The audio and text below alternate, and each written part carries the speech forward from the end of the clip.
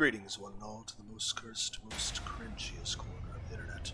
A YouTube channel content creator, actively alienating everyone of the analog and digital world. I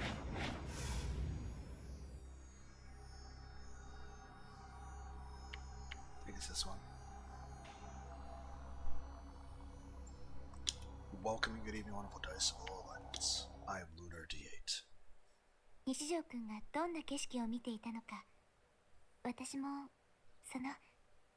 知りたいから。I want to know what it is you were always looking at.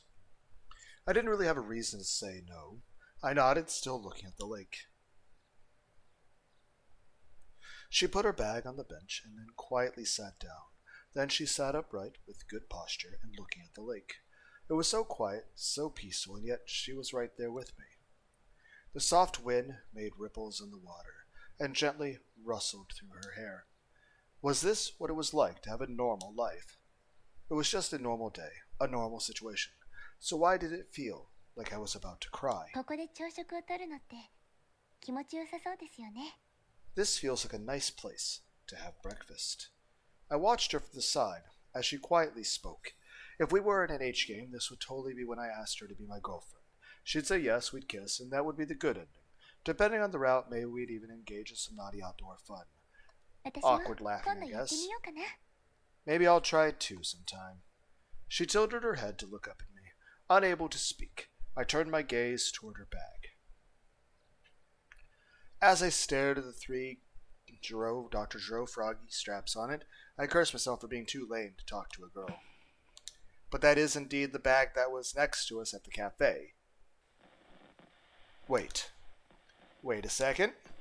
Did I just see something? What was I looking at? Giro Froggy, a character popular with high school girls.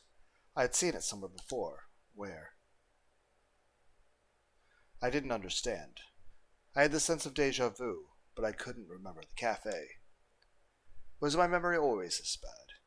I was pretty good at memorization. I always got good grades on my tests. I was pretty smart. So why? Why couldn't I remember something so important? At least it felt important. Where I had seen them.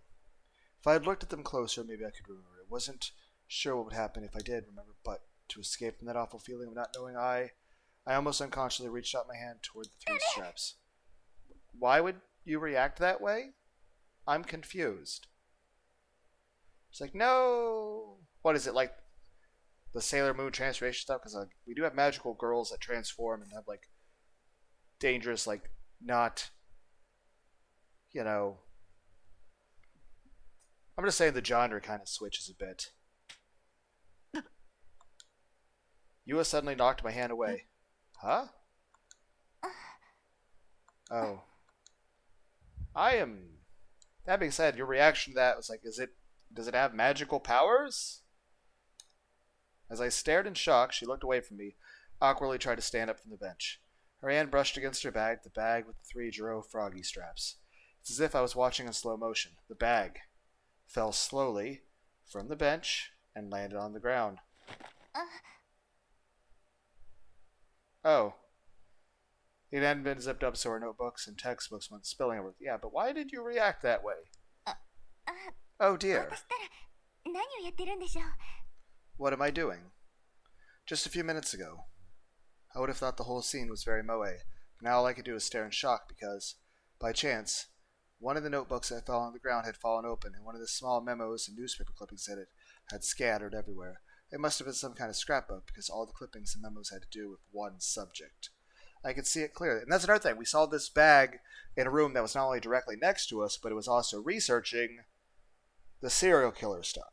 So one, all the other stuff aside, there's the fact that she was in the cafe thing right next to me, which means she knew exactly where I was. So you know a little bit too much information. Also, you were researching serial killers. New gen. Why? My voice was hoarse. She was hurriedly trying to pick up the clippings and notes and stuff them back into her bag. Here's the thing, if you're out on a date with whether it's a person that's just your friend or a potential girlfriend or a girlfriend, and you find out that their hobby is researching serial killers, How are you going to feel? What's the normal response? What do normal? Because I'm not an authority on what is normal, so I'm relying on random people in internet land who have stumbled across this video. What is normal? Music's definitely changed, but that's non-diagenic, so I can't really count that. She stood up, holding it tightly to her chest. Her smile was... I didn't get a chance to read it. Her smile was gone, replaced with an awkward expression. What is that? She didn't answer me. Why won't you answer me? Come on, say something. If you don't answer, I'll think you're hiding something. And just when I was about to believe you, just when I thought you were going to be on my side, just when I was starting to believe that...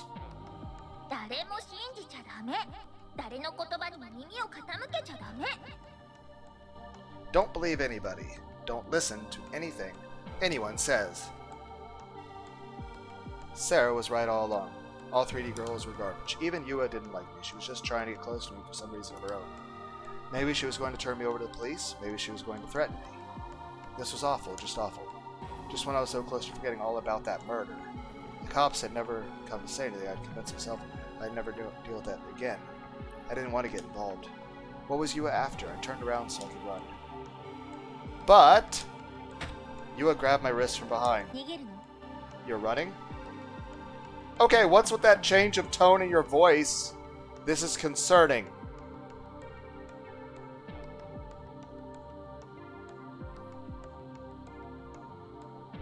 Because that's out of character for everything I've heard up to this point.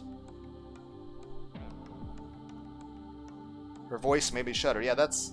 Her tone is definitely... It was so cold I thought I might freeze. She didn't seem anything like the girl I've been talking to. Yeah. Definitely a bit of a character change. And... She was gripping my wrist with incredible strength. She was holding it so tightly that it was physically painful. I thought for a moment that she might crush my bones. It hurt so bad. I tried to shake her off, but she wouldn't let go. Instead, she pulled me closer and I almost fell backwards. You're running? I don't know, what would everyone else out there in internet land, what would you guys do in this scenario? She whispered in an emotionless voice right behind me, and then right into my ear. I shivered and slowly turned around. Well, those eyes seem kind of fucking hateful.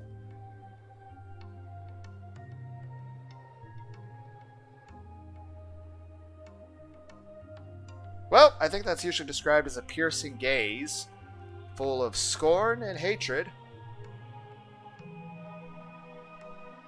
Contempt? We'll go with contempt.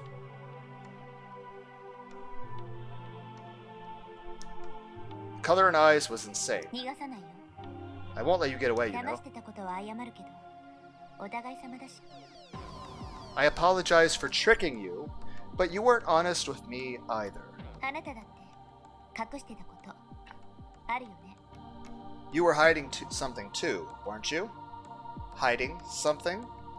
There was only one thing I could think of. Somehow, for some reason, she knew that I'd witnessed the crucified corpse of the killer. She probably found that tiny crucifix cross in our room. That's why she approached me. She really was a clever one. Everything she'd ever said to me was a lie. That she'd gotten curious about me when she saw me for the first time. That she liked blood too. That she wanted to go buy the Sarah post-waking figure on the day it came out with me. When she smiled at something I said. When she'd said she wanted to get to know me better. When she said she was worried that I didn't come to school. Even when she said I'd impressed her by coming to school. It was all lies. I clenched my fist in rage and anger. Damn it, damn it, damn it. Why was I ever willing to believe her?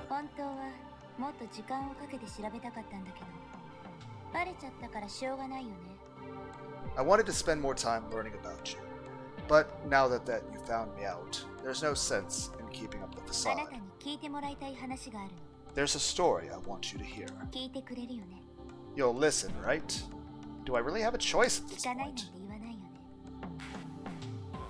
Well, I mean, it's not like there's a lot of background noise here. So it's not like we're at a concert or something, so I can hear you very clearly. So, sure. Let me just like get a can of Pepsi or something out of the purse. You have something to drink. Don't tell me you're not going to listen, alright, right? You should listen. I want you to listen. You'll listen, won't you? 聞かないなら If you won't listen... If I won't listen, then what? She was like a totally different person now. The peaceful, easygoing manner she'd had was completely gone. Now she looked cold and unapproachable, with a terrible intensity about her. Her words were cold as cold as death itself. The signs of weakness and helplessness she normally showed were nowhere to be found. I didn't want to hear those words. I tried to close my ears, but I couldn't. She still had my wrist in her grasp. She wasn't gripping it as tightly as before, but she still wouldn't let go. I couldn't move my hand. With her free hand, she reached into her bag, took out something metallic, and showed it to me. Yep, I know what that is. I gasped in shock. My heart felt like it was about to leap out of my chest. My mind began to race. I had my free hand over my ear, but I let it drop and heard her voice sounding slightly この disappointed. 十字架に見覚えあるよね You recognize this cross, right? Of course I did. I knew exactly what it was. It looked like the cross, but it was actually a stake. Not many stakes had such elaborate design. At least I'd only seen some once before. That night, scattered on the road. That night, pounded by the demon to the wall. That night, pinning the corpse to the wall. やっぱり知ってるの So you do recognize 知っ it. てるんでしょ You recognize it, don't you? Didn't you find that in 知 my ってるに room? 決まってる Of course you 知 recognize ら it. ないなんて言わせ I ない won't let you say you don't 知っ recognize てな it. くちゃおかしい You have to recognize it. 知ってるよね You recognize it, right? 知ってるよね You recognize it, right? I shook my head desperately. An awful sweat was forming on my brow. All I could do was try to wipe it off as I shook my head こ no. れあなたの部屋にあったのよ This was in your room. あなたの部屋 In ベッ your ド room. の下 Under the bed. 床に落ちてた On the floor. 落ちてたの Lying there. 落としたよね You dropped it there, didn't you? それとも捨てた Or did you throw it away? とにかく落ちてた Either way, it was there. 落ちてたの Lying there. When did she search my room? When she said she saw the hentai. It wasn't hentai she reacted to. The day we first met when I hurt my leg and she walked me home. When she was staring with shining eyes and a cute face at the Sarah こ figure. の杭外国製のすごく珍しい杭なのよ This steak isn't made in Japan. It's extremely rare. それとニュージェネ第3の事件で使われた杭と同じ And it's just like the steaks used in the third New Gen 同 killing. じなの It's the same. 同じよね It's the same, 同 right? じなのは間違いない I'm sure it's the same. 同じよ It's the exact same. 遺体を壁に貼り付けにした杭と The same as the stakes that nailed the body to the 同 wall. じ The same. I was sure of it. This girl thought I was behind the New Gen killing. She thought I was the murderer. Was she trying to be some kind of detective? You a Kusunoki teen detective? You know what I thought? Die bitch, I meant it too. They weren't just empty words. I mean, this stuff might have worked in an anime or a video game. But I knew that her theory had a fatal flaw. I'd seen the killer. I'd seen her with my own eyes, that demon. The girl whose name I didn't know. She wore a Sume uniform. She was close. So what? She looked down and sighed softly. Her grip relaxed. At least I was freed. それ以上でもそれ以下でもないです Nothing more and nothing less. ただ I just あ wanted な to たが知 see ってる if か you ど knew う or かを not. 確かめたかっただけ I wasn't actually planning to ask you yet. 本当は Anyway, まだ言うつもりじゃなか what った did です she mean by yet? それじゃあもう一つ確認させてください Let me ask you one more あ thing. なたには予知能力がありますか Can you see the future? は My jaw dropped. See the future? What the hell was she talking about? What did that have to do with the murder? I stood there confused as Yua reached into her bag and pulled out several 予 full-color 知能力 printouts. があるって思わなきゃ納得できないような画像データをあなたが持っていた If you can't see the future, then I don't know how to explain you having these images. The Guro photos of the Shogun sent me. Why did Yua have them? これ These あ are... なたはどうしてニュージェネ第3の事件の再現画像を持っているんですか Why did you have a recreation of the third New Gen killing? しかもこの画像が And 流 these 出した were の from は the day 事件の before 前日で the す murder, too. あなたの使った PC にキャッシュが残ってました They were in your computer's cache. How did you even do that? You were...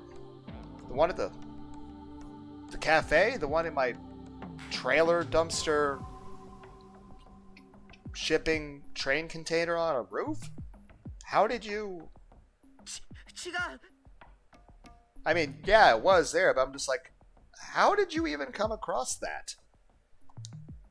I got those photos from some guy named Shoto that I'd never met before. I didn't make them. They should still be in my download history. I know, I could show that to Yua. Wait, where did she get these? How did she know they were still in my computer's cache? When she came to the room, there wasn't long enough to search my ま computer. さか Wait, are you 君 Shogun? が将軍か Was she trying to set me up? Was Yua behind this whole thing? Was she the one of the new gen killers trying to use me as a scapegoat to distract the police from the truth? 助けて But please don't hurt me. This wasn't fair. Why me? Because I'm a creepy loser? Because I don't have any friends? Yua just shook her head silently. その画像はアットカフェルーム37の PC から拾ったんです。 I found these pictures on the PC in room 37. I mean, we did just kind of bolt out of there. And you were あなた there の PC specifically. もできれば調べたかったんですけど、その機会はさすがにありませんでした。 I wanted to search your computer too, but I didn't have time. How did you have time to search the computer there and still meet me on the street? You must be really good at cardio. The room next to 37, the one I had used as a cafe, she really did think she was some kind of detective. She looked just the slightest bit sorry as she stared at me. For just a single second, she looked like the old Yua. She kept that expression on her face as she rustled through her bag again. This time, she took out a sheet of printed text and offered it to me. I had an awful premonition. The logical part of my mind told me I shouldn't look. But I had to. If I didn't find some way to resist, they'd pin it on me. それが That あなたのすべてです。 is everything you are. Everything I was? Did she steal all my private information? Was she a hacker? My heart pounded as I looked at the printout, but instead of my private information, it was just a chat log. Oh? It was a log of Nightheart and Shogun. Holy shit, you sent a lot of fucking things to me, man. そのログ There's something strange about that log, right? Somebody sent me like 30 fucking links? Yeah, that's a bit excessive. What's strange? It was just a normal chat log, I remember. I mean, there's the weird, like, equation thingy that I thought might be like measurements of my shipping container. ナイトハルトと将軍の Look at how Nightheart and Shogun talk.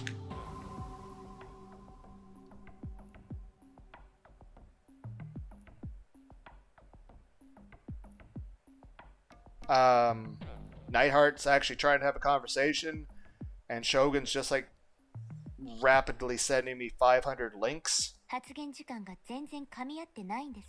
Timestamps don't match. What?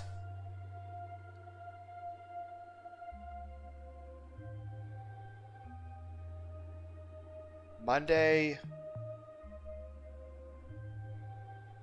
That would mean the person's in a different time zone, right? Is that what's being shown to me? I mean...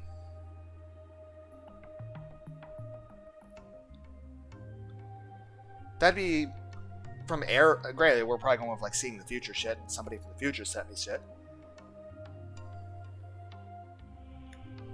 Which means Shogun might be the serial killer who then sent messages to me into the past. But it would make more sense that it's just a date recording error due to time zone differences. So the person lives on the other side of the planet. Oh. What was this? What was going on? そこにあるナイトハルトは西条君。発言時間は9月28日の午前3時台。 True. そして翌日、あなたはアットカフェに行ってます。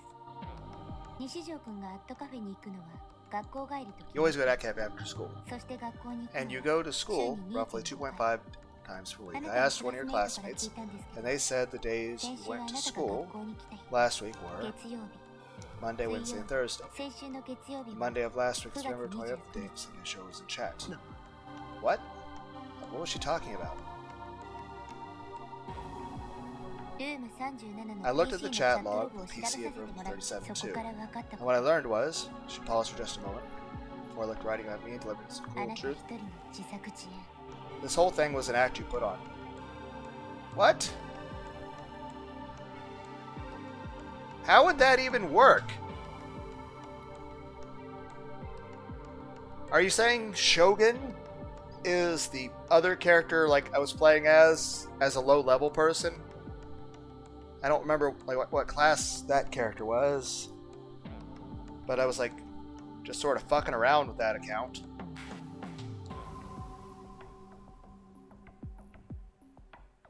Shogun What? Does my main character have split personalities? Shogun is. Don't look at me. はあなた自身 You.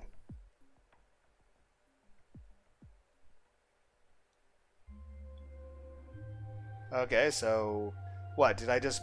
Am I not really a high-level person on a MMO and it's just... We're just having like a Tyler Durden moment in Fight Club of like, hey, the reason why you can't sleep at night is because you're actually out working at this other job or making soap. You're not just sitting there watching TV. Instead, you know, you're actually out and about. Still, how the hell did I put... Like, if... So what, am I imagining myself as my waifu going around serial killer murdering people? What? And even then, even if that's the case, how did I drive a fucking metal stake into concrete? And did we black out? Did we faint? 何も見たくない。 I don't want to see anything. Did we? 何 don't も want to see 聞 anything. きたくない。 I don't want to hear 時 anything. 間は一定じゃない。 Time isn't 記 constant. 憶には矛盾が。 Memories can contradict. Can we like manipulate time? Do we have superpowers? We're gonna shoot like Kamehamehas.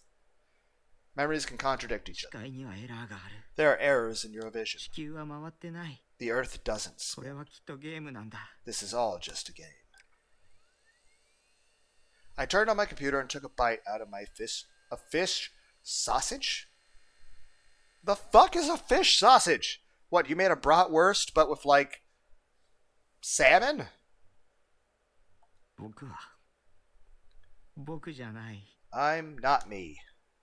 The Saratan wallpaper came up on the monitor. 僕がいるべき世界 The は world where I belong. I booted up ESO without the slightest こ hesitation. こじゃないんだ。 Isn't this one? Chapter 1, Eyes and Eyes. Chapter 2, Click Me! Okay. Beep beep. Anybody going on a field trip? Get on. Takumi Nishijo lay on the top tatami mat, a colored pencil in his hand. This time it was yellow. Just a few minutes ago it had been red. He was happily scribbling with his pencil across the whole of his open sketchbook. Takumi liked to draw. Even during class, he was always scribbling something in the corner of his notebook.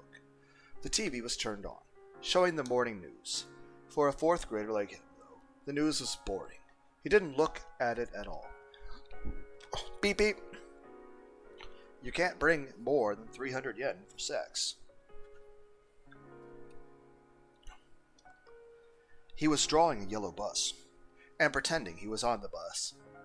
I mean, yeah, that's just what kids do. Everybody did that as a child.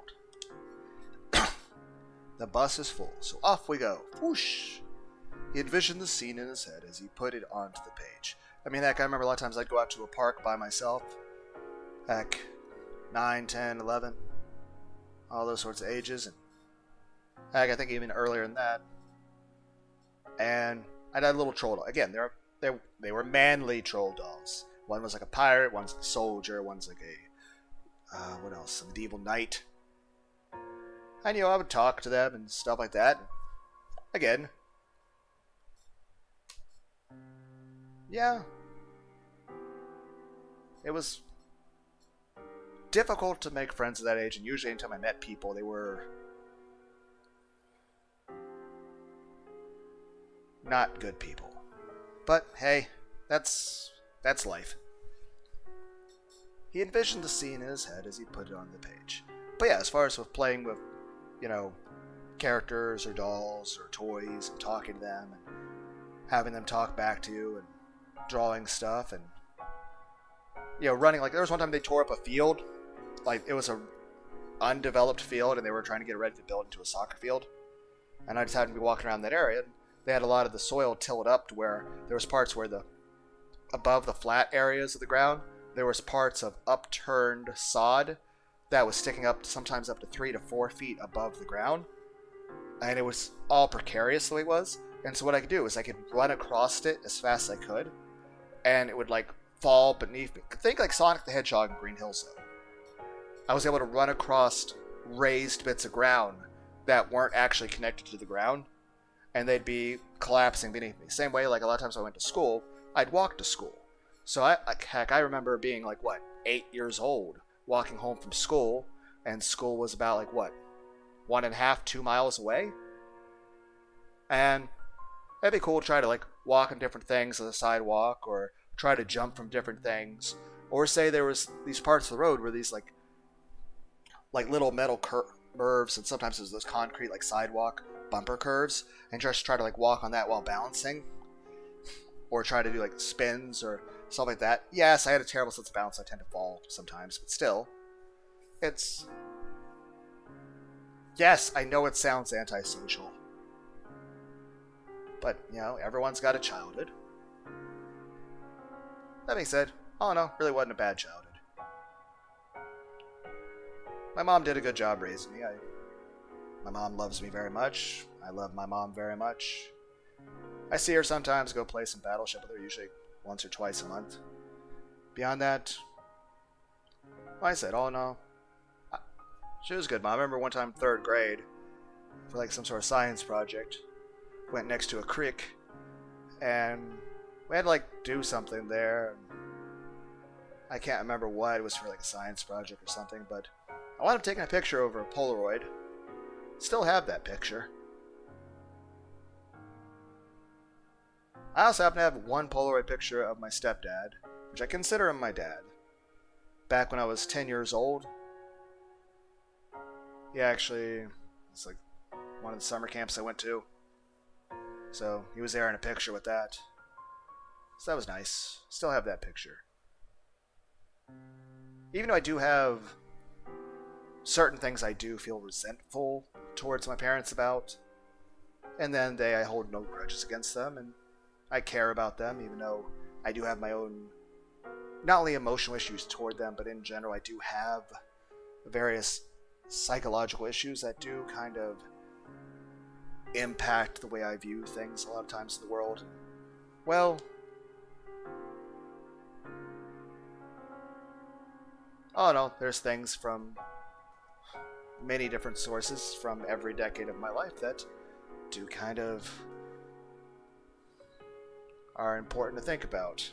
But all in all, like I said, things are okay. I made friends through scouts, even though they're all like 2 or 3 or 4 years younger than me. They were all my best friends. I enjoyed spending time with them, playing Halo and all that stuff with them.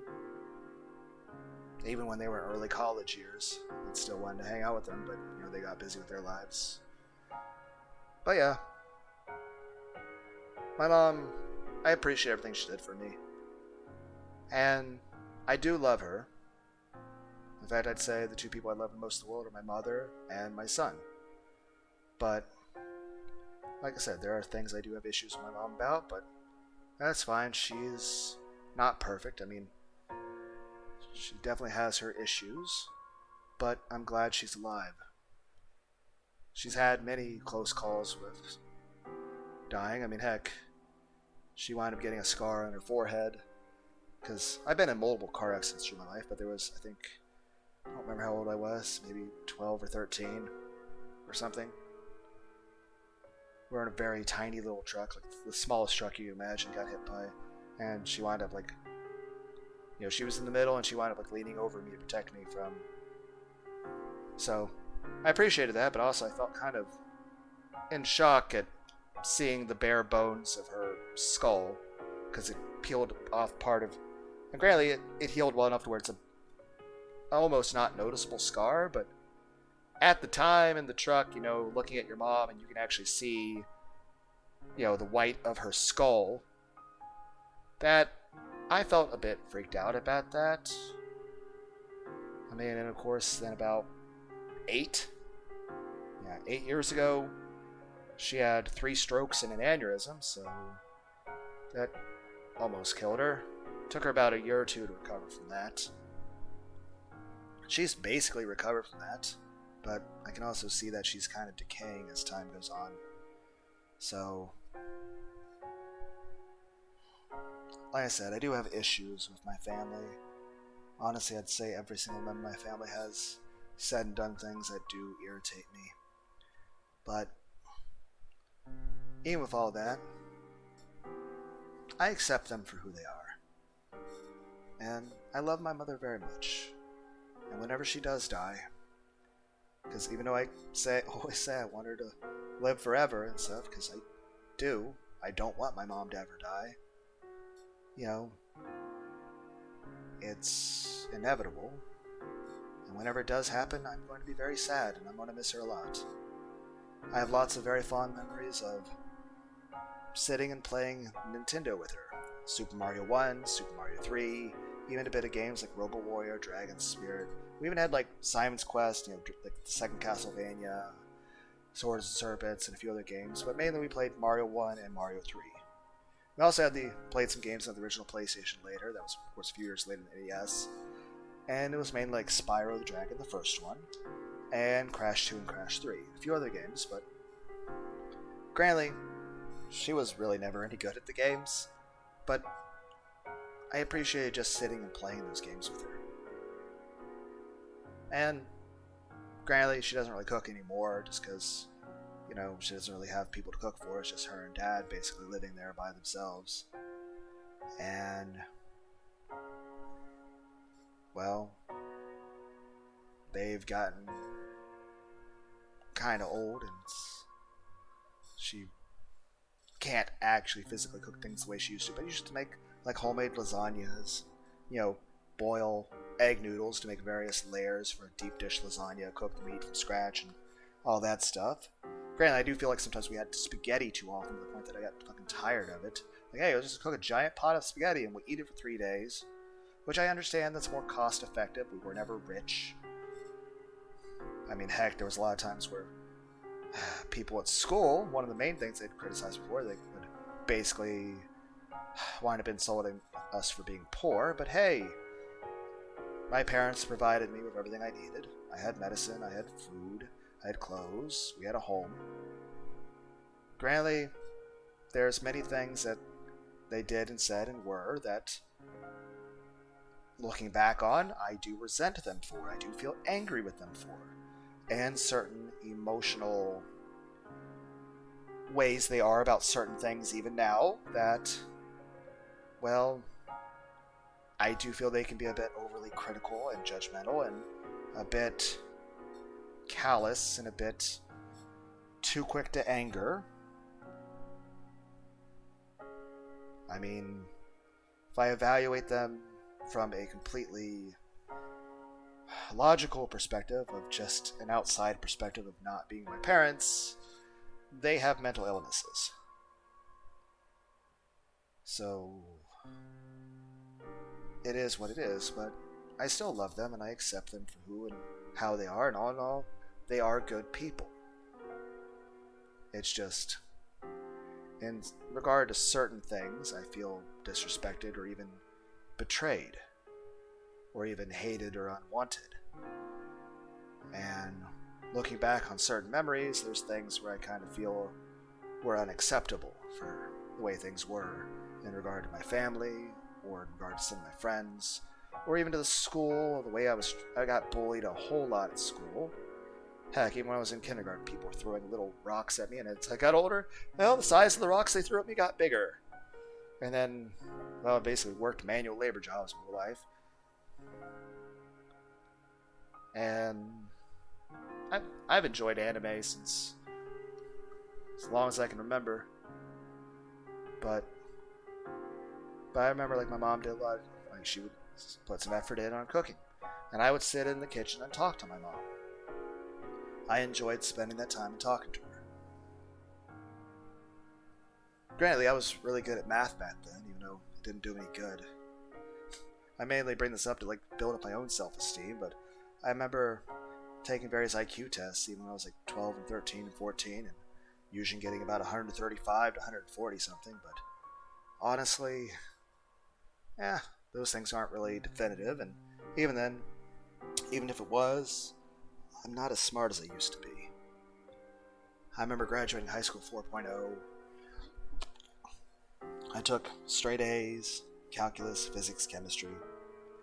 I remember when I was like I was 12 years old, my mom did a little bit of college classes of algebra and stuff, and I was helping my mom with her math homework.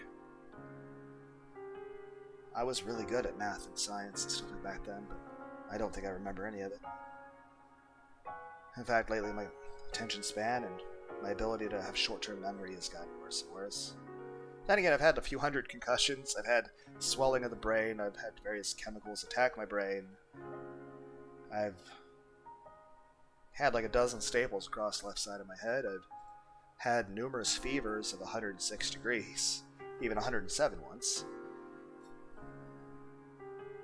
And so yeah.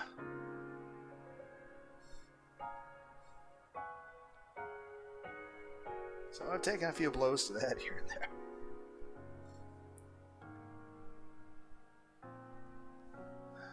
Honestly, most of them should have killed me. I've had at least 1,000 times where I could probably, if I were to consider every little thing that's ever happened, I've at least had 1,000 different times in which I've been injured in some way that should have killed me, and I survived it. Hell, I even had palsy when I was 13 years old. Technically Bell's palsy, so I guess not as serious, but had that for 2 weeks and then I recovered. But that's kind of sucked. But I've never been athletic. I've tried, and I never seemed to make any improvements. But I guess basically between a lot of things with family, friends, school, I was always lonely. Even though I was also very withdrawn. As I got older, I got more used to the idea of, well, people didn't want around, people yell at you, people get angry, people are dangerous. So, you withdraw. Why would you go out in a world that doesn't appreciate you? Why would you talk to people that hate you? Why would you go out into a world that hates you and wants to hurt you?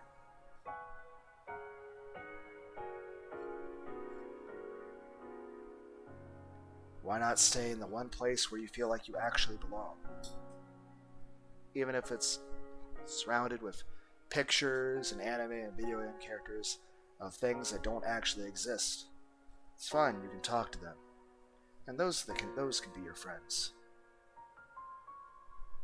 Then again, I'm also the kind of person that, a lot of people criticize people in churches for not taking the Bible seriously enough. I'm the opposite end of the spectrum.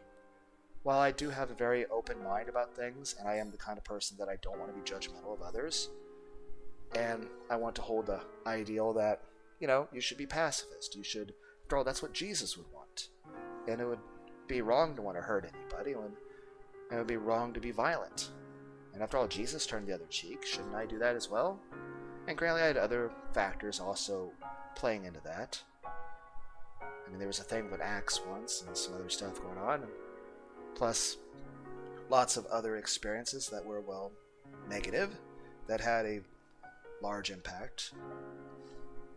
But, for the most part, I've always been the kind of person that was a mix of being a lonely person who always asked questions about everything, couldn't stop thinking about everything, wanted to read everything he saw, but also I've always been a bit of a timid, docile person. Even though I like fighting animes and mangas and I like trying to learn martial arts and stuff, I'm the kind of person that if I ever fight anybody, I only want to do it as like a sparring match sort of thing. I wouldn't want to hurt the other person, and I don't want them to hurt me. I just want us to improve our skills, and if anything, it'd be like a little bonding thing, like, hey, we're, spending time hanging out, we're just playing, just fun. And I know this sounds really stupid. I remember being 7 years old. Even then, I had a group of like 6 or 7 people, like a few years older than me, all gang up on me and try to beat the shit out of me. But I didn't see it as a bad thing at that age. Yes, it felt painful when they would punch me. And sometimes I'd have a little bit of a pain when I'd punch them back. But I regarded the pain as normal. We were just playing.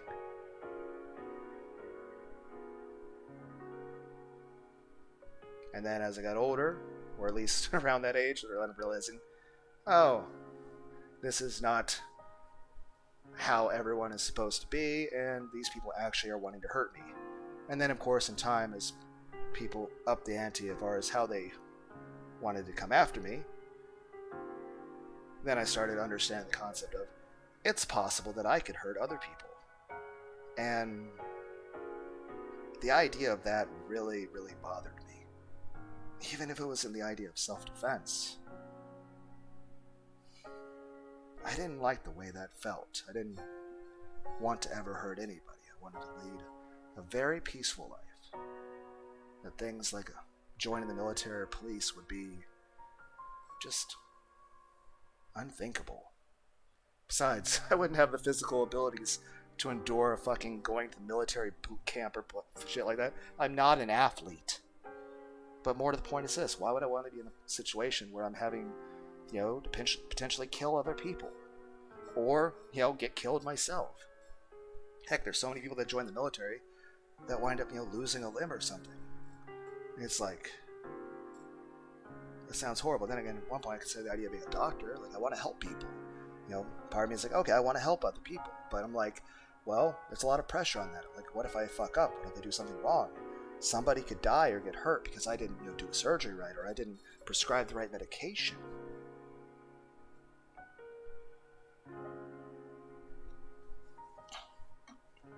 At this point, I basically was like, what is this? Turning into a PSA to say, hey, when you have kids, don't let them leave the house by themselves without supervision. Then again, there were a lot of times back there where both parents were working. So, and besides, society was different then. Besides, I enjoyed the bit of freedom with that. I enjoyed walking around the town quite a bit, going out in the fields and the woods and just walking around, looking at the trees. I know it's nerdy of me to say, but I enjoyed just sitting there and watching the trees move in the wind. I liked just, running my hands along the grass and touching the grass. And I know that's nerdy. I know it's nerdy to just want to sit outside and, enjoy nature. And then eventually you learn that every time you go outside, people try to hurt you. And you're like, okay, I'm just going to stay inside now. And then, of course, you have concerns of other people. And it's like, you eventually just withdraw more and more. Granted, I still try to be sociable with a lot of people. But either that went badly, or people just have their own stuff going on and they're just too busy. All my friends wound up having their own families, lives, careers, places they wanted to travel. Which, that's good for them. I'm happy for them. I just wish they would text me sometimes.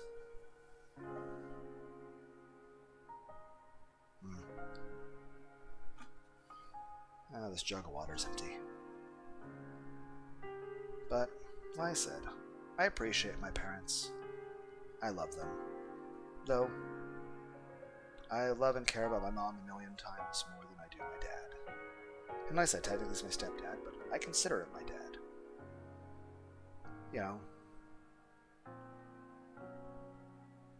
Can't say there's can't say there's any good memories of my biological father. I have memories, but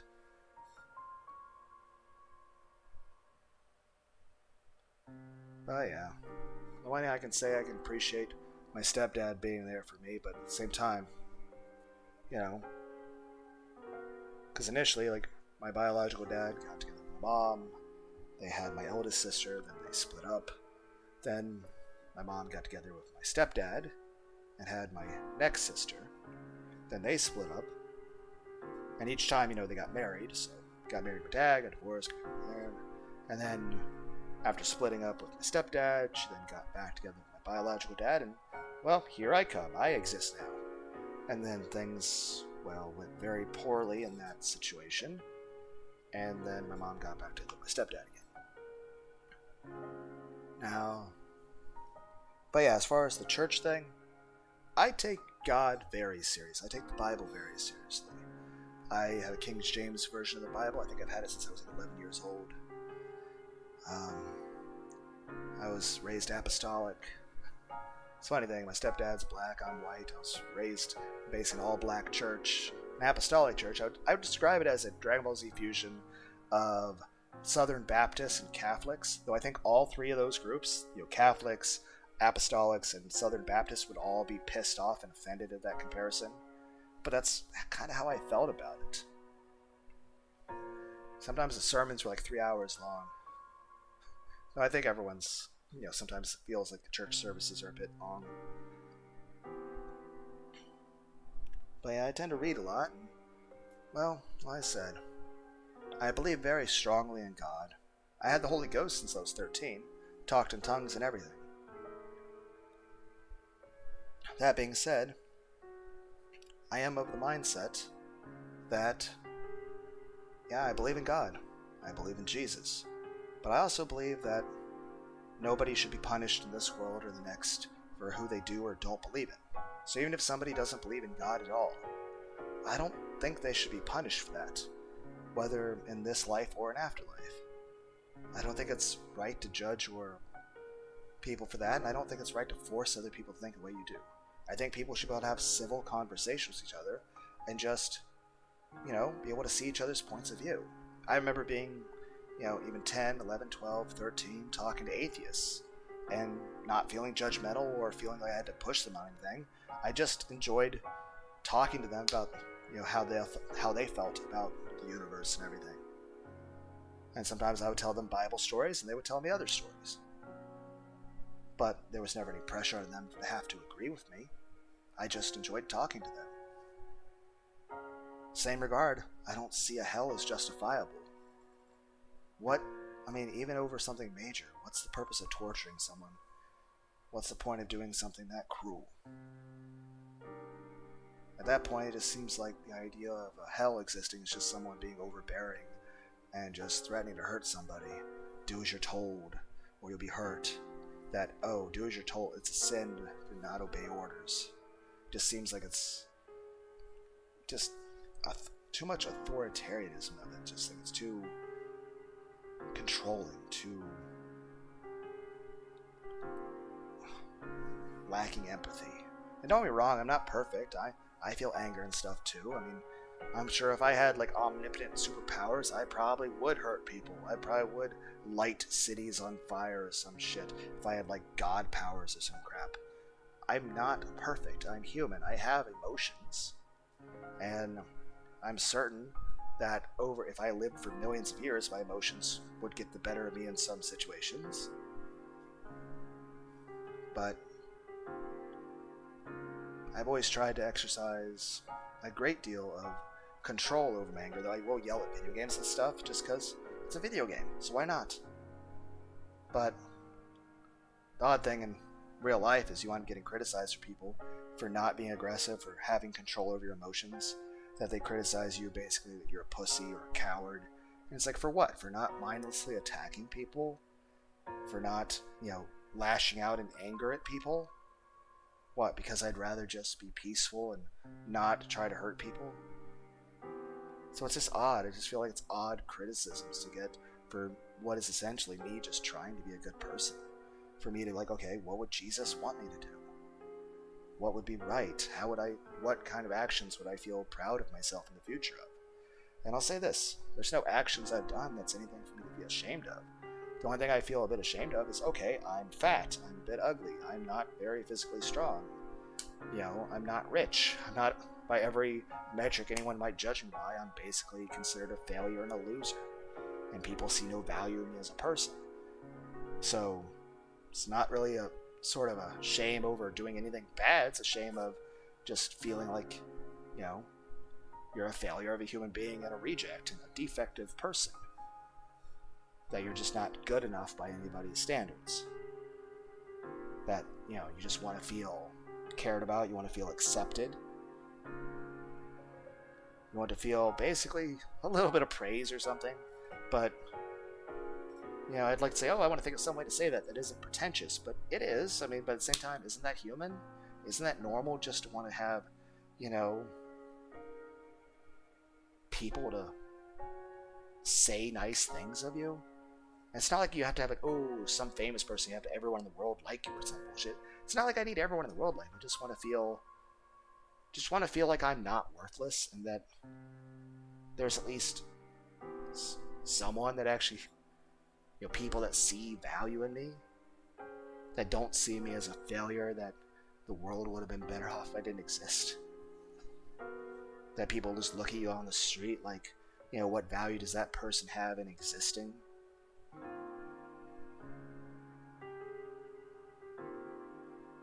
But yeah, I'll say this. I appreciate the friends I made. Heck, even though they all went badly, I appreciate every relationship I ever had. It, if nothing else, had some good memories and was a learning experience. And in many of them, some good things really did come out of it. And yes, yeah, at least there was learning to be done through the bad things, but at the end of the day, I'm grateful. You know? But at the same time, it's just looking forward in the world and everything going on, I really don't know what to expect anymore. I do enjoy the anime and video games. This story's been really interesting so far. And like I said, as always, like, if you guys have any suggestions for games, I'm at least trying not to go off topic, but I don't know. For some reason, this game is just makes me feel a certain way, and then I just sort of start talking. So, but again, one of the major points of the channel is just so I can talk without a filter. I can just talk, because in real life, I usually don't have a chance to really talk to anyone.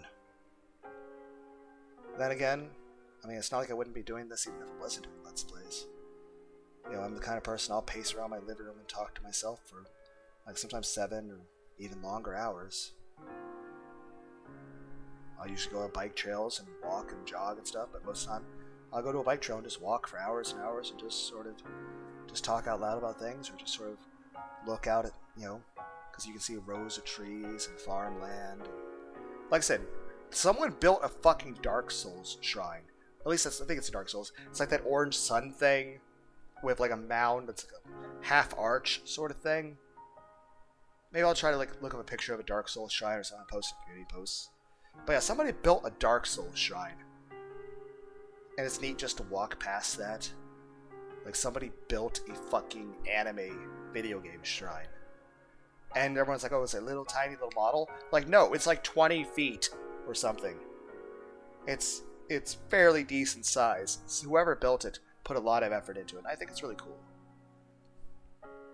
But, yeah. But I think that's normal of all kids. Like, all kids are going to talk to their toys.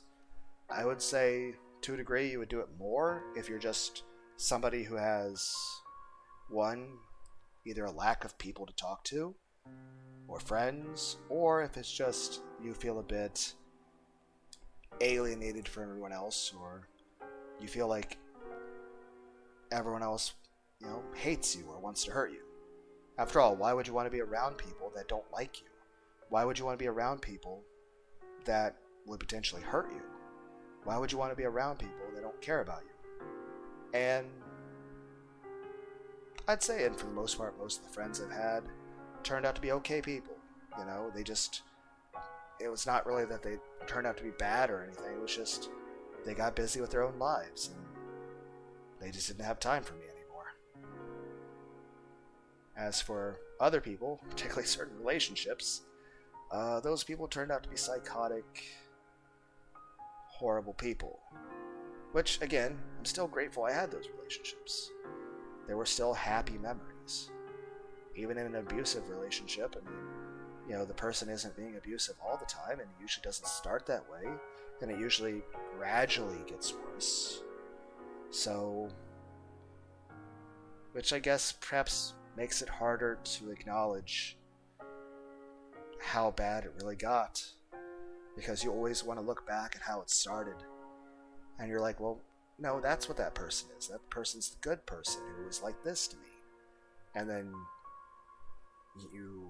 but you have to actually, you know, you can't just be blinded to the truth of just how they were at the end and how they really were.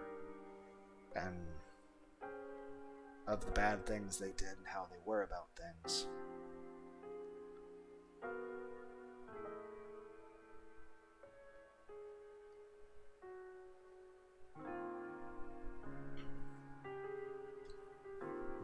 I'd say in the future, whether or not I have relationships or not.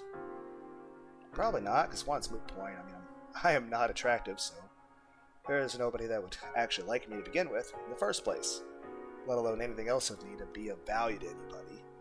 But more than that is, even if that were ever the case, even if there was anything of me for somebody to value, well, I would say emotionally and psychologically, I'd say I'm probably not ever going to be well enough to actually be in any kind of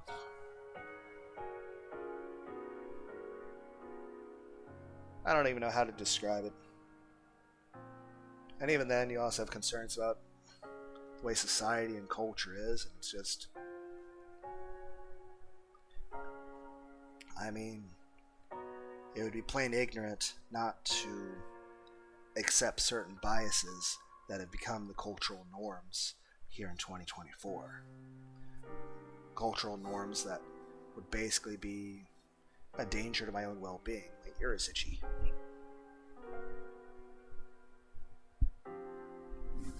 But at the same time, at the end of the day, it's simply an issue of me understanding the world I live in and just expressing my thoughts or feelings. No one out there should make a decision on their own lives based off of mine. At the end of the day, I just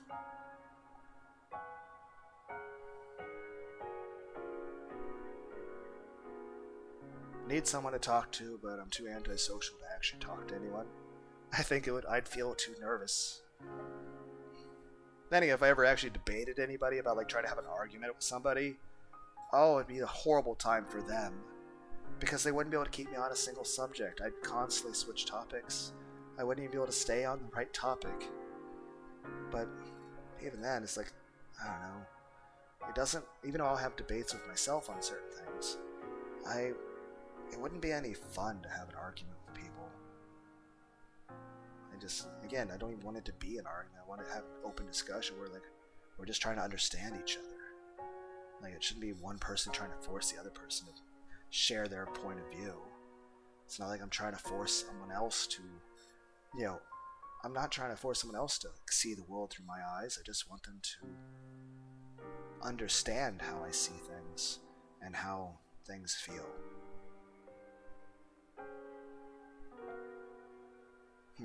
I know it probably doesn't make any sense. It's funny, I was good at math and science and stuff. The one subject I always needed help with was English, which like everyone's like, how do you struggle in English? It's your own language. Well, it was more so the fact that, like sometimes people struggle to like write a long enough essay. Anytime the English people would, have us, the teachers would have us do essays, I would write essays that were way too long. And I would go on multiple different subjects. And the biggest thing is my mom would actually have to read through my essays to not only trim out the things that were completely unrelated to the topic, but a lot of times not only would have run-on sentences and run-on paragraphs, but my sentence structure apparently was considered odd. Like the way I would phrase things in paragraphs and sentences apparently was unusual, but it's just how it's how the sentences would form in my head, and that's how I would think. But apparently the way everything was structured was apparently very disorganized in a way that was grammatically weird, so it had to be like reordered sometimes. So I appreciate my mom doing that. Heck, sometimes she had to type it out for me just because, we had a typewriter and, well, we couldn't afford to buy a ton of extra ink, so, because back then, you had to actually type things out on a typewriter, so if you made a mistake, well, that was going to be an issue. But, I'll say this. My parents weren't perfect, but I appreciate everything they did for me. I certainly have my issues with them. I do feel upset with them on certain things, but I do appreciate them. And I love my mom. And I wouldn't trade my mom for any other mom in the world. Everything being what it is, I still accept and love her for who she is.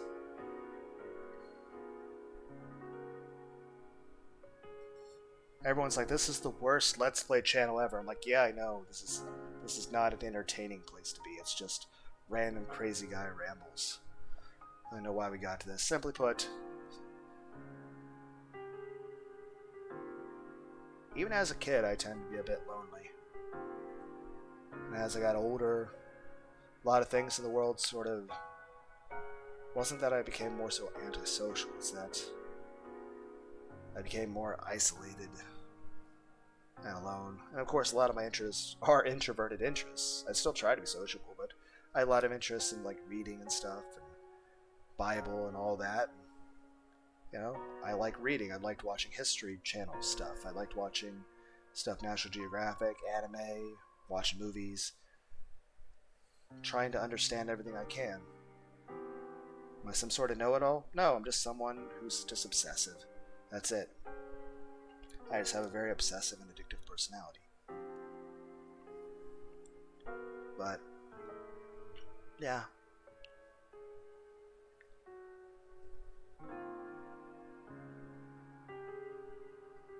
But life is what it is.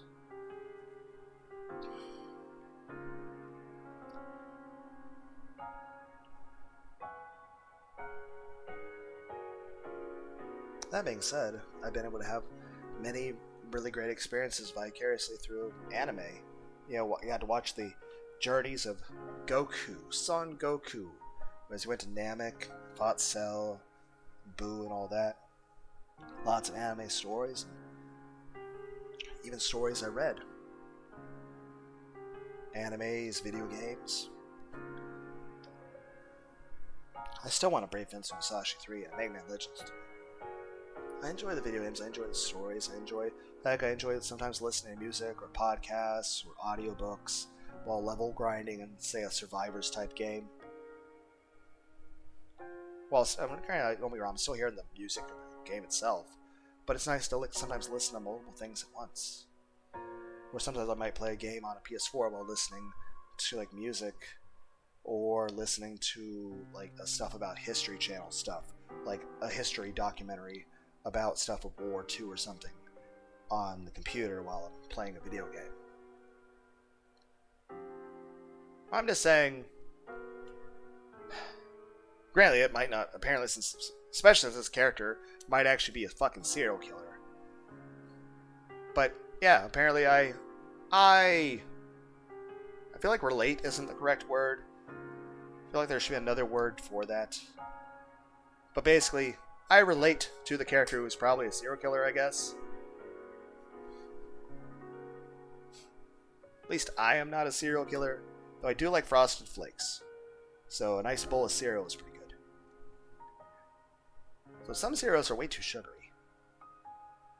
I'm just saying I can understand the whole being alone a lot sort of thing. And just sort of, I guess, not absorbing... What is it? What's the word for that? Immerse. For sort of immersing yourself into a video game world or an anime world. There's so many times where I've thought about what ifs of animes, like what if Goku is this or something, or imagine myself in a video game world, even as the characters there, or as different combinations of the different personalities of characters, to where either I take on some of their aspects, like, oh, I'll be like Ichigo, I'll be like, yeah, and try to be like, I'm awesome. As opposed to also sometimes thinking, okay, there's these different characters of different animes. What personalities do I see parts of myself in? To where, what combinations of what different characters would become me? For example, if you took Yusuke Urameshi from Yu Yu Hakusho and Sailor Moon and Dragon Ball Z Fusion, combine them, that'd be me in personality. Same way, like, my personality is the Dragon Ball Z fusion of Yusuke Urameshi and Sailor Moon. Or the Dragon Ball Z fusion of Stolfo and Jack Hanma. Or the Dragon Ball Z fusion of Shinji Ikari and Zelos Battalion. Or the Dragon Ball Z fusion of Chip the Cable Guy, as played by Jim Carrey, and Ernest, as played by Jim Varney. Or the Dragon Ball Z fusion of Date from AI The Somnium Files and Mikon from Danganronpa 2. Or the Dragon Ball Z fusion of Goku from DBZ and Tsukasa from Dot Hack Sign. Or the Dragon Ball Z fusion of Vegeta from DBZ and Old School Testament from like 2003's Guilty Gear. Or, say, a Dragon Ball Z fusion of Vash the Stampede from Trigun and Chrono Gorgon from Soul Eater. Or take another Dragon Ball Z fusion of Stein from Soul Eater and Nagisa. Can't remember the rest of his name. Nagisa from. So Stein from Soul Eater and Nagisa from Assassination Classroom.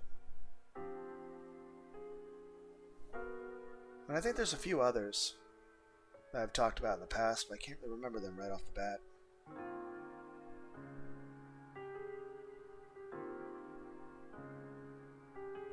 But you guys get the idea. It's just interesting to imagine like what mixes of different characters would actually be how I feel.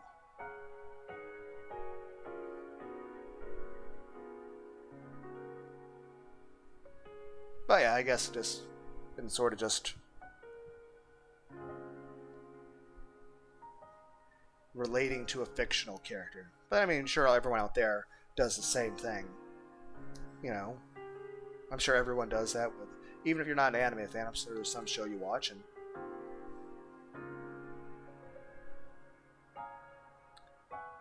I can't remember when this game came out.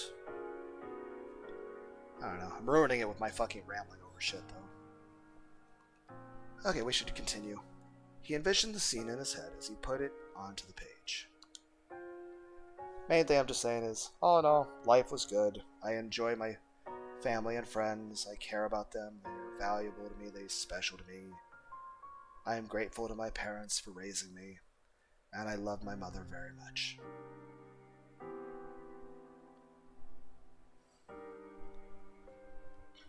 And I enjoy all this anime and video games that are really awesome. The fact that I live in an era with things like air conditioning and Pepsi,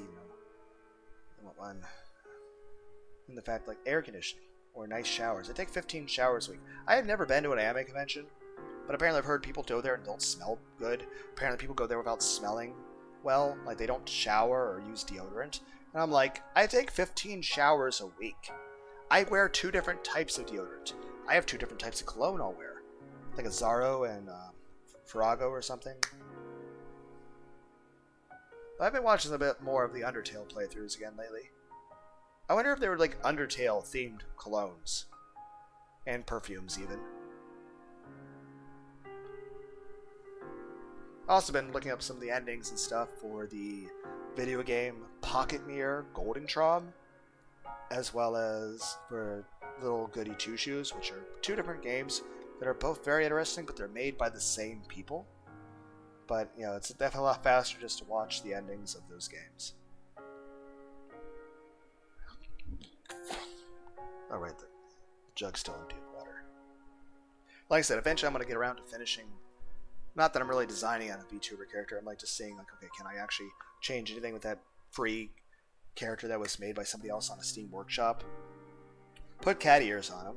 Made a video showing the cat ears in the distance, hadn't really showed it off, and just like was like, hey, here's a couple other stages. Like, there's a bunch of like Wardo's a free thing, so the program itself is free, the recording stuff's free, the environments, the props, the characters, they're free, and of course, if you were to make your own stuff in VRoid or VTube Studio, you can import them.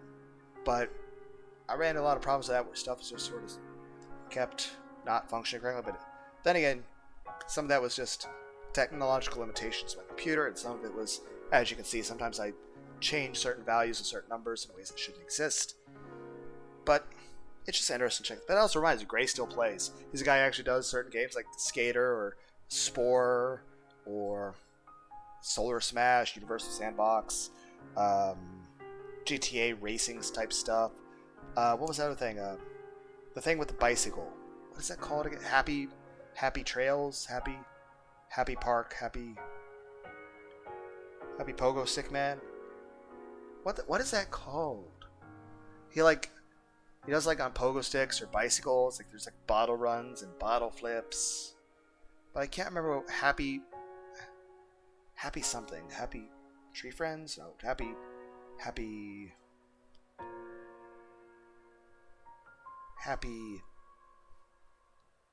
I can't remember, but it's like it's something that looks like it's a very like almost like a Flash game. Like it's just like geometric shapes and a random like hey, you're just a random dude riding a bicycle. And he got props like axes and spikes and stuff. And but yeah, Gray still plays. Hilarious. Though he puts a lot more effort in his videos. He's actually editing stuff and doing stuff with computer programs. It looks awesome. And I'm just some guy who just rambles about bullshit. And I'm trying not to ramble about stuff, but I'll try in the next part to not go off on tangents and stuff. But I don't know.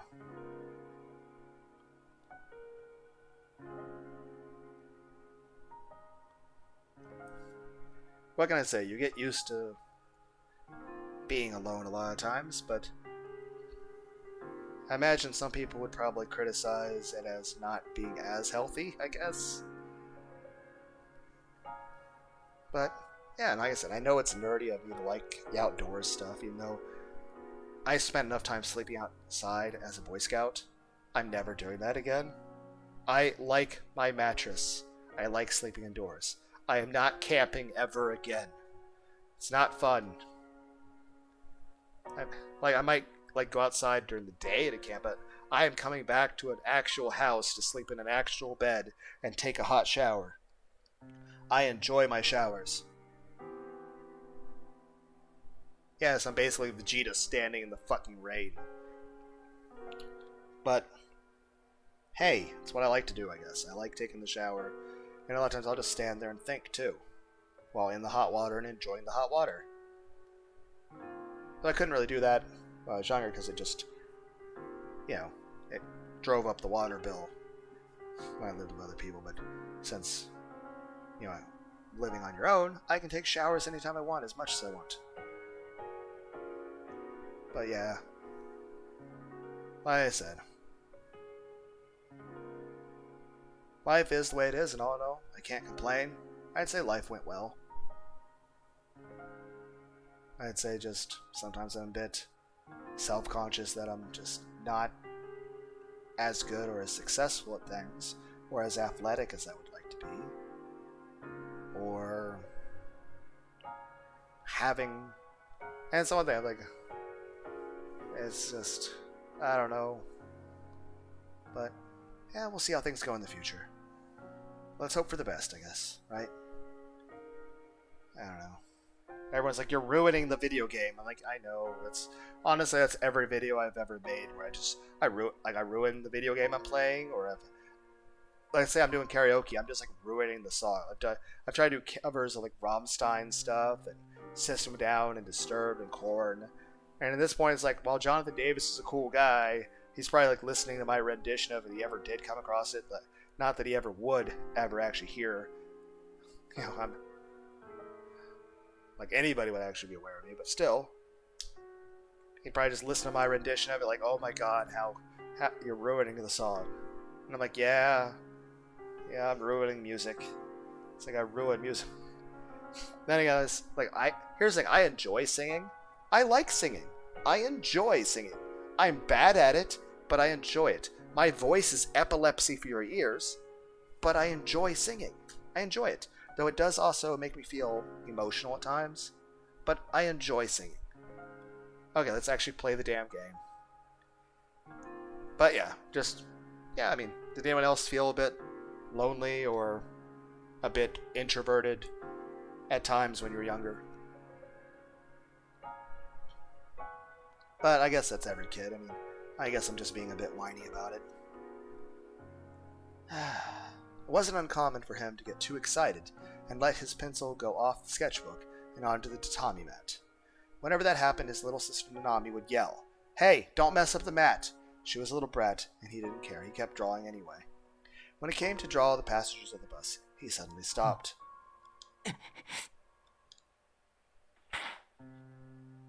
And then he ripped the sketchbook up. Yesterday, the day before he was supposed to go on the class fall field trip, he had suddenly been told by his parents that he couldn't go. He had been looking forward to it for a long time. He had been excited the whole day. So when his parents told him, he refused to accept it. He cried and said he was going to go no matter what, but it didn't matter. No matter what he said, his parents wouldn't listen. "We're saying this for your sake. It's impossible for you." That's all they would say. So he hid under his covers and got mad. So mad, he thought he might tear his blanket apart. He hated his parents from the bottom of his heart. That's how important, how critical the field trip was to little 4th grade Takumi. Everybody else got to go, and he didn't. From his perspective, it was totally unfair. In his mind, there were 2 words: a lonely world, where he was the only resident, and a fun world, where everyone else got to be. He hated his teacher and his classmates for going without him, and he hated his parents for telling him he couldn't go. It wasn't long before that hatred boiled over. He bit his lip so hard it drew blood, and he began to mutter a curse over and over. I wish nobody got to go. The next morning, the phone started ringing really early. His mom would pick it up and answer it, seemingly shaken by something. What, did everyone on the bus just die because we ripped up a piece of paper? So you're telling me, okay, yes, we're a depressed person that's lonely, and we feel isolated and hated by everyone else in the world. But you're also saying if we just rip up a piece of paper, it has real world consequences, and that our fictional toys are becoming actual human beings that have Goku powers. We're just gonna talk to a picture of Kirby, and all of a sudden he's gonna be screaming Big Bang Attack, and all of a sudden parts of America will explode.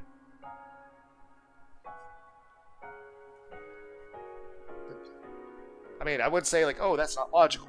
It's a video game.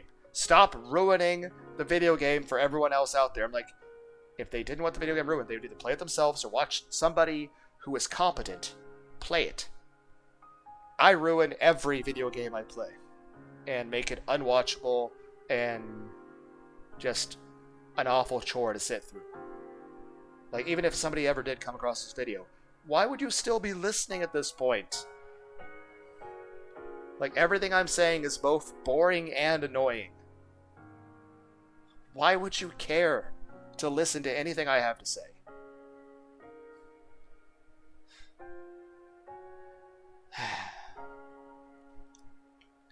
Takumi couldn't sleep at all.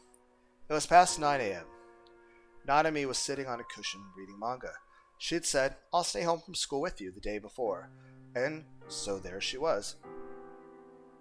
Okay, thank you. Were you doing that because you thought I'd be lonely?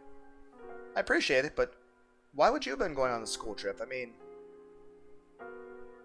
Oh, stay home from school. Okay, so, yeah, because, okay, people in my grade should be the only ones going, right? Okay, so you just stayed home from school, which, again, on the one hand, maybe ulterior motive because you just don't want to go to school, but still, you stayed home to be here with me.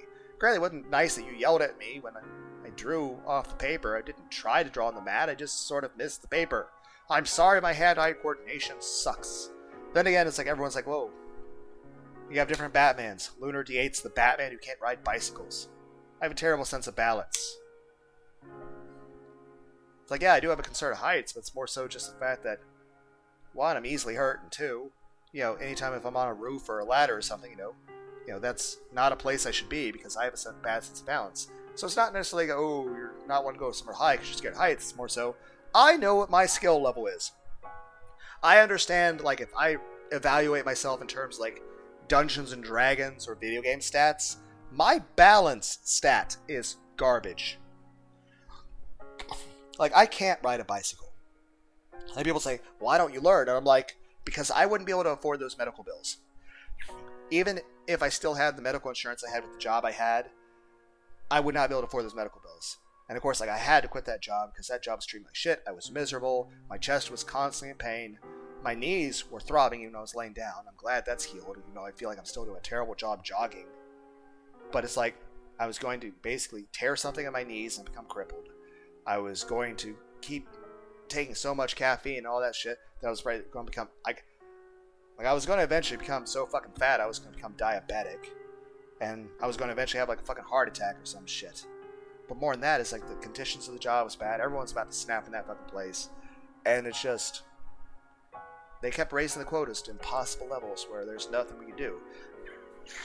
And even then, the company I worked for was also starting to have financial issues. They were starting to have to lay some people off. And it's like, yeah, I can see the writing on the wall. There's no future for that company. In 2 years, that company's either going to be bankrupt or a shell company owned by completely different people with all the shares sold to people. As is, I see no future in that company. And even then, they're treating everyone like crap and the overtime. And again, I can understand working extra hours. I mean, it pays better overtime hours. You know, you get paid a higher wage. But at the same time, you're being worked so hard where you're being told to push such a high quota to where like you're working as hard as you possibly can. And even at your absolute best, even while chugging energy drinks and Advil and caffeine pills and Tylenol, you can't do the job at the pace they want you to do. And even then, that's killing you. It's an unsustainable. It's like, okay, at that point, I'm going to die of a heart attack, and I'm so incredibly miserable doing that job. So I'm glad I don't build T-800s for a living anymore. Like I said, I might have to find something else, but at least thanks to all that damn overtime, I was able to, you know, be able to just relax like this, catch up on sleep. I went up to sleep like 3 hours a day for such a long period of time. That being said, I don't know if I'll ever be sociable again. I mean, here's the thing. I feel like everything changed since the whole pandemic thing in 2020. I mean, how you guys listen to this? If anyone actually is listening to this, how do you guys actually be sociable? Where do you actually go to talk to people and try to be normal? I don't know. Then again, I like to just sit and play games like this. And like I said, I really like Let's Plays. I was watching Let's Plays back in like 2007. I remember in 2010 watching Ultra J-Man play the very first Battle Kid game that came out. He did a 24-hour long stream. I don't know if it was Twitch or anything. I don't even know if Twitch existed back then. But I just remember watching, you know, YouTube back before, you know, there were commercials. I remember a time on YouTube in which commercials and ads did not exist. I remember the time in which Markiplier sent his very first videos out, like Nightmare House 2 and stuff like that. And it was hilarious, and I enjoyed it a lot. I remember watching people play Mario ROM hacks back when there was old school ROM hacks, like before Mario Maker existed. Before, I don't think a Nintendo Wii existed. I don't think PS3s existed. I don't think... Was it Xbox 360? Not sure. Maybe the Xbox 360 was like just brand new coming out. And internet was still like really slow. I remember like dial up and shit like that, and just... But it was nice. I mean, I remember suggesting to lots of people to do various Let's Plays, like Zeta Plays and DDR Maniac 007, Sir Eldrick IV, lots of other people. I remember Zakana 13, and just, it was nice to be able to sit there and watch Let's Plays, be sort of immersed in that world. And I was listening to Let's Play, and like people would, even the reactions of the Rage game where they're dying over and over in Super Mario World ROM hacks. It was hilarious. It made me laugh. I enjoyed it. Plus, not only did I get to enjoy the wonderful worlds of many video games I couldn't afford to buy myself, but I get to listen to these people talk. And yes, I know it sounds like a stupid, you know, pathetic way of saying it, but it kind of felt like I was there hanging out with them, like we were friends, like we were actually, you know, they were talking about stuff and I was there and I could actually talk to them a bit. Granted, back then, that was back when nobody knew YouTube existed, so you send a message and, you know, the person who made the channel, you know, they'd respond to you because there was nobody else on the internet. Like, we're dealing with a time back before, like, Twitter didn't exist. Online dating didn't exist. Electric cars didn't exist. There were still payphones everywhere. But yeah, I remember, like, it was crazy thinking back to a time where YouTube didn't have any ads. There were no ads, no commercials, no links to other sites or anything. It was just a bunch of people posting, you know, cringe YouTube poops and edits and parts of animes and fan theories and factions and just stuff about like, ooh, here's my little, you know, novel I wrote about a game. Heck, I remember Stefan Gagne, I made a video about it myself. Like reading those novels and just sitting there and reading thousands of pages. Like I said, I mean, I do like to read quite a bit. It's just I also have trouble just staying on one subject, and that's gotten worse and worse as I've gotten older. Heck, I jump around from game to game. But I don't know. I don't really know what we're talking about. I don't know. I know the Gex Remastered Trilogy is going to come out at some point. I don't know if it's going to be console only. But even if it's Steam, I want to try it, but I don't know if my computer would handle it.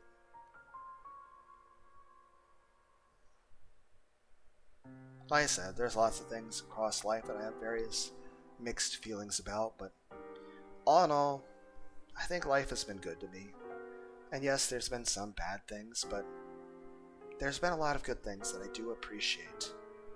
And don't think for a second I take those things for granted. It's just, like I said, I mean, I certainly want to live a long life, be happy, and be successful at things, and have a social life at the same time. You know, sometimes I do tend to be a bit depressed or sad, both due to circumstantial things, and also sometimes I just feel emotionally a certain way. Doctors have repeatedly, many times, suggested the idea of antidepressants, and I've turned that down every time just because, granted, there are other medications I have to take just for health reasons, but still, I don't want to be reliant on chemicals that I don't have to. But I feel like in time I'm eventually going to have to take blood pressure medications and stuff like that. Just part of getting older.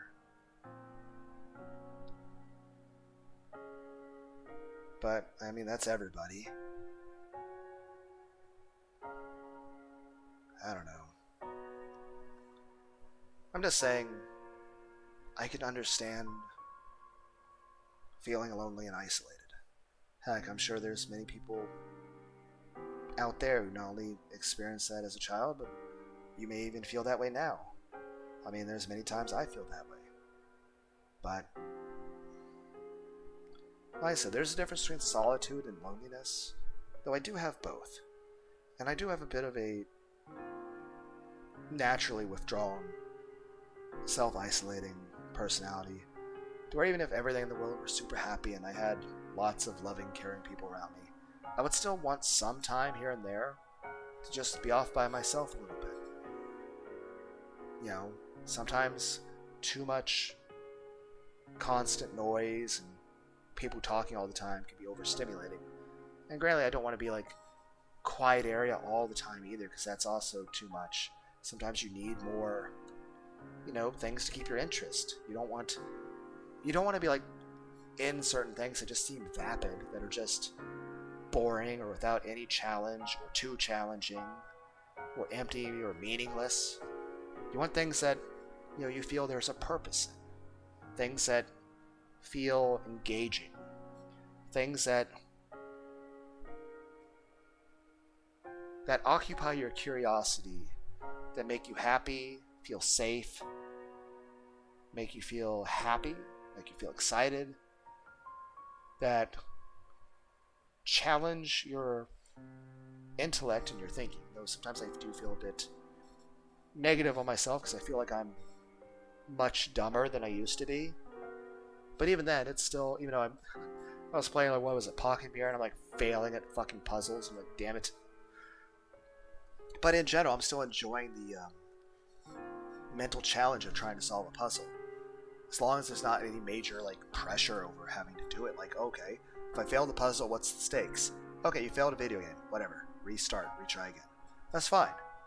And that's the other thing. Like, it's fun to like race around in a video game, even like Grand Theft Auto, like drive really fast. Because one, it's cool. You get to see everything move really fast. You're like, whoa, it's exciting and adrenaline. Yeah, like whoosh, woo, mirror and miss. Whoa, yeah, it's exciting. Whoa, yay.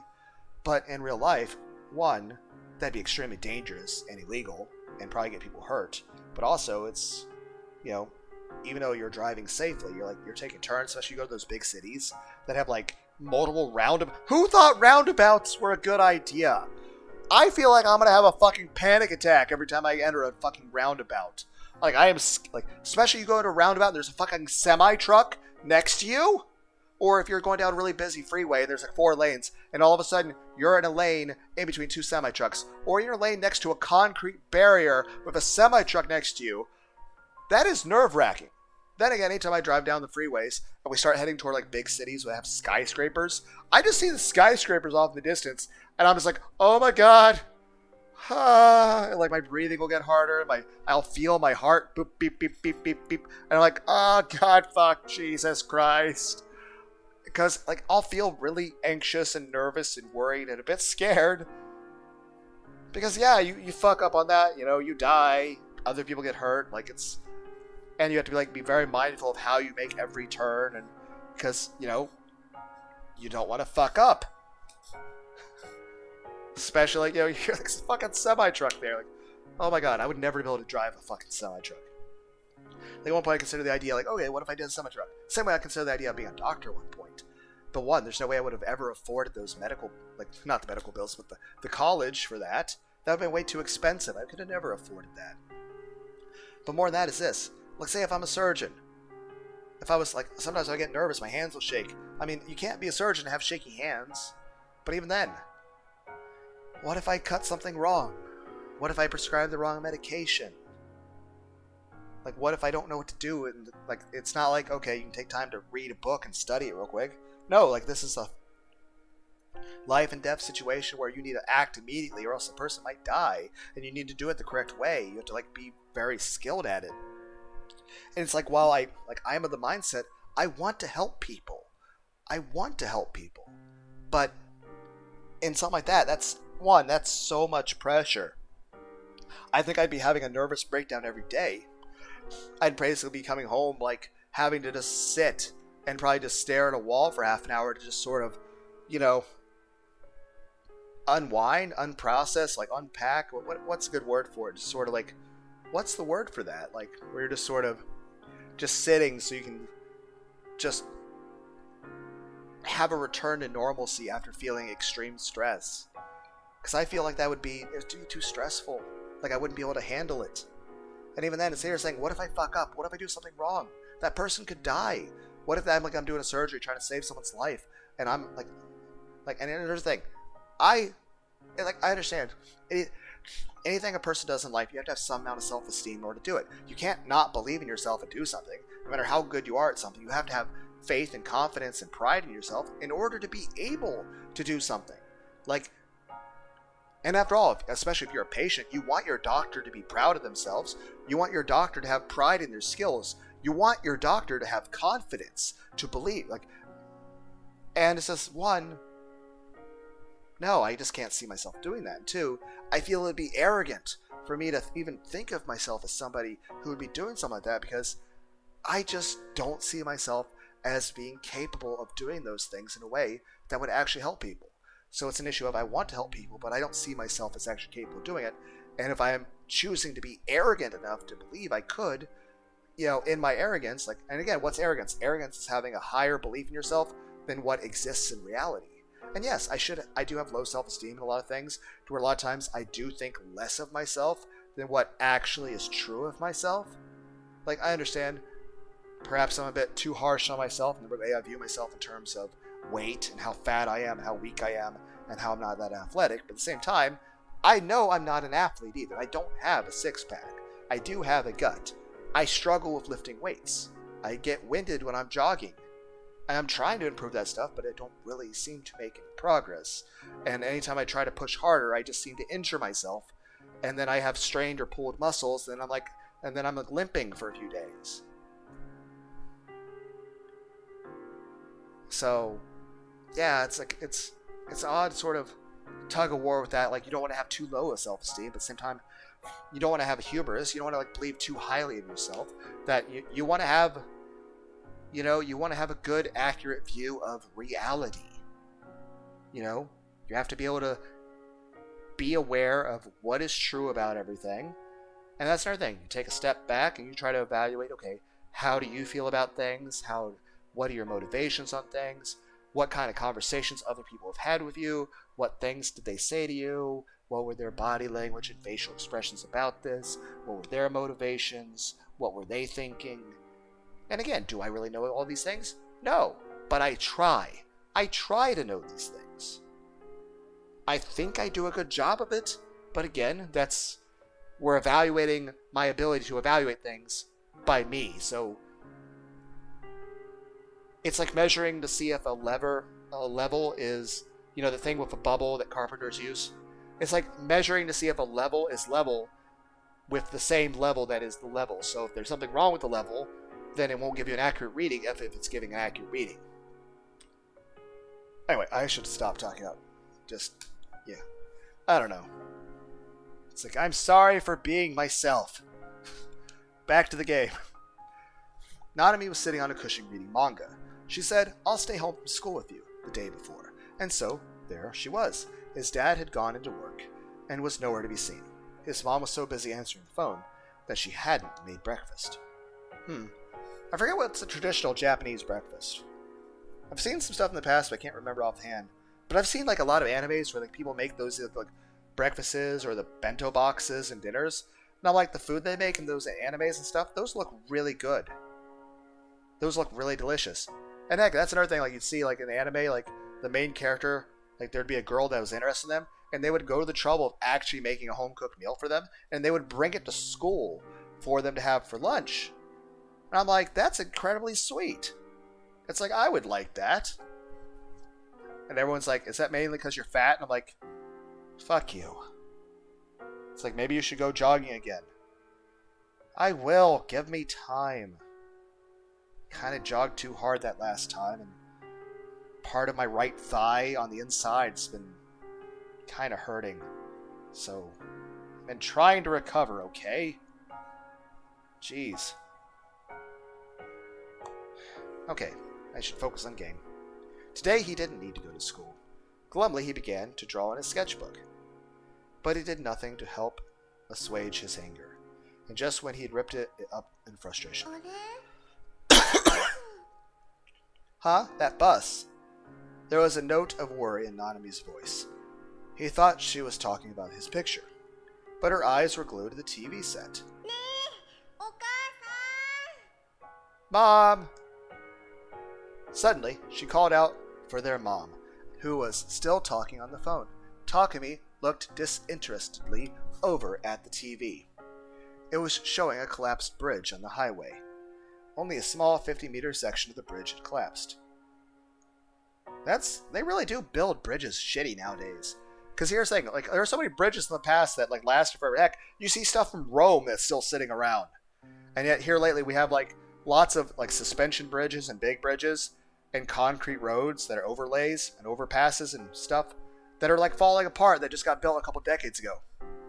Why is engineering going to shit in recent years? Heck, there was, like, news stories a few months ago that there were planes in the sky that actually bolts and stuff weren't even, like, either they were falling apart or they hadn't actually been put in. Like, there's planes falling apart in the fucking sky. Like, why are the cars, especially planes and bridges, why is our infrastructure falling apart? Why are the major things, like how planes are built, going to shit? Then again, maybe I'm not the only person in the world getting dumber. Like, I know I'm dumber. Like, I know 13-year-old me was much smarter than, current me. Maybe everyone in the world, maybe we're all just like, maybe TikTok's just rotting all of our brains. I don't know. Heard something like their TikTok's gonna get like banned or being sold to other people or reformatted or something. I don't know. Don't use it, but I watch like, sometimes I'll see clips that were made on TikTok that are posted on YouTube. Okay, so I focus on the game, Lunar. Stop getting distracted. Only a small 50-meter section of the bridge had collapsed. A bus had been traveling right over the bridge at the time and fallen through the hole. I mean, there's probably water below, so everyone's safe, right? And everyone lived happily ever after. They also went to Dairy Queen. It was the bus Takumi was supposed to have been on.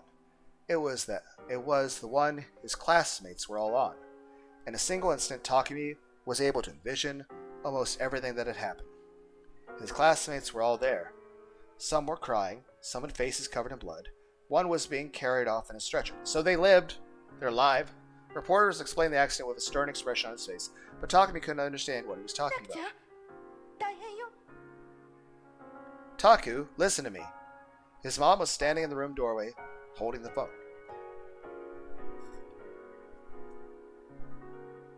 In her hand, looking deathly pale. 遠足のバスが高速道路で事故に遭っちゃったんだって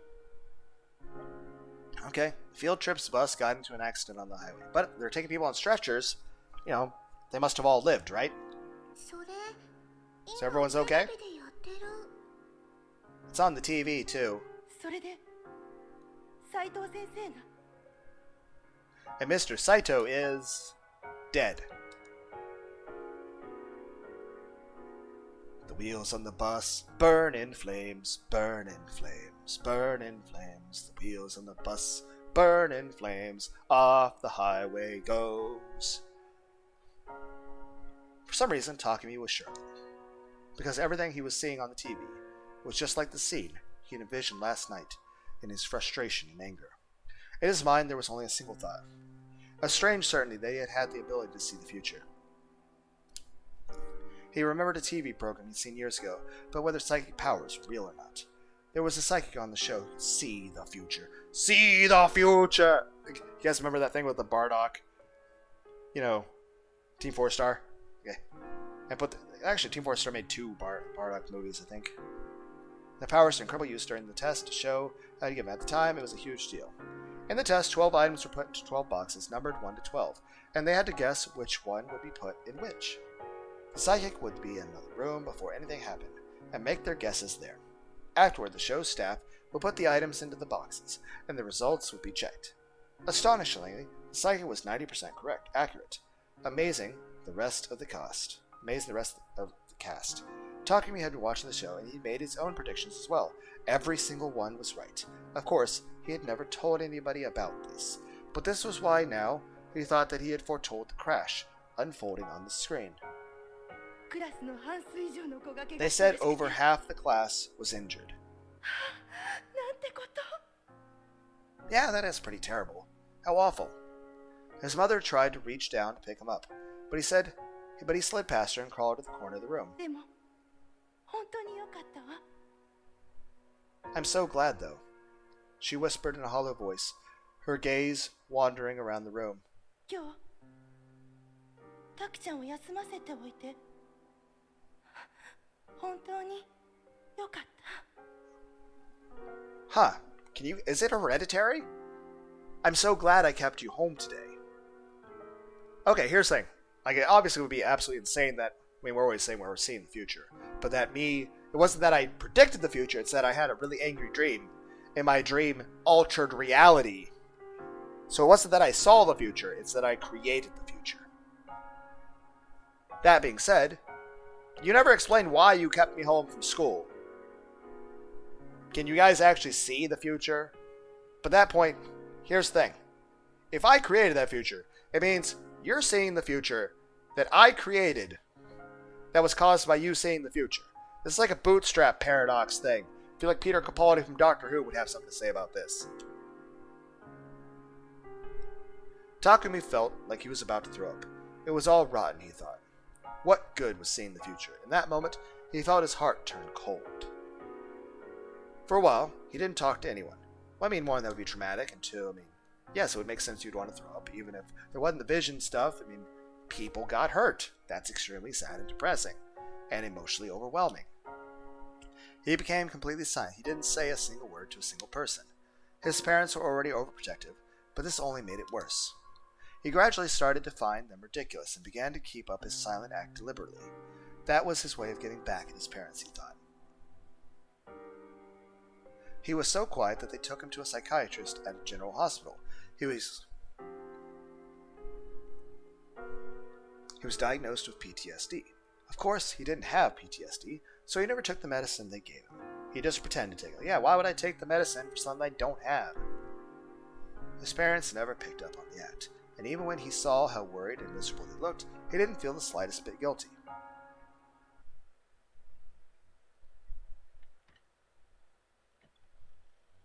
It all felt like a lie. The whole world was filled with fiction. It was filled with evil, evil that was out to get me. いつもあなたが使っているチャットルームへログインして自分で調べてみてください。 Log into the chat room you always use and see for yourself. Okay, during this flashback, did we walk to my shipping container on a roof and we're just sitting at my apartment, air quotes, apostrophes, and you're just like standing behind me, reading my dojins and drinking my soda as you're like leaning over my shoulder, telling me to log into my fucking chat room. 私の言っていることが間違っていないってわかるはずです。 You'll see that I'm telling the truth. それと And 私が言ったことは everything I said, 本心です。 I meant. これだけは If nothing 信 else, じて。 I want you to believe that. After her bizarre speech, she added that last sentence and then left. Of course, I couldn't believe her. How could I believe her when she'd lied to me? And everything she had shown me was something I refused to accept. No matter what, I wanted to believe there was no way I could be Shogun. But from what the timestamps in the chat log, it was clear that the conversation didn't make sense. Well, here's the thing. If I am Shogun, then, like, this is my Nightheart character right there, right? So, shouldn't I be able to find the login on the other computer at the cafe and see it as being sent from Shogun? Like, wouldn't I be able to do that? How does this work? Was I sleepwalking? We did spend 24 hours straight playing this game. And then we went on playing it more. And then we're playing it at a cafe as well. Your concept of time might be a bit flawed at this point. At the time that Shogun had sent these messages, I hadn't been asleep.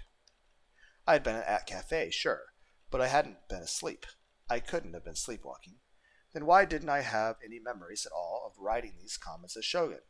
Was my body under someone else's control? The very idea was ridiculous.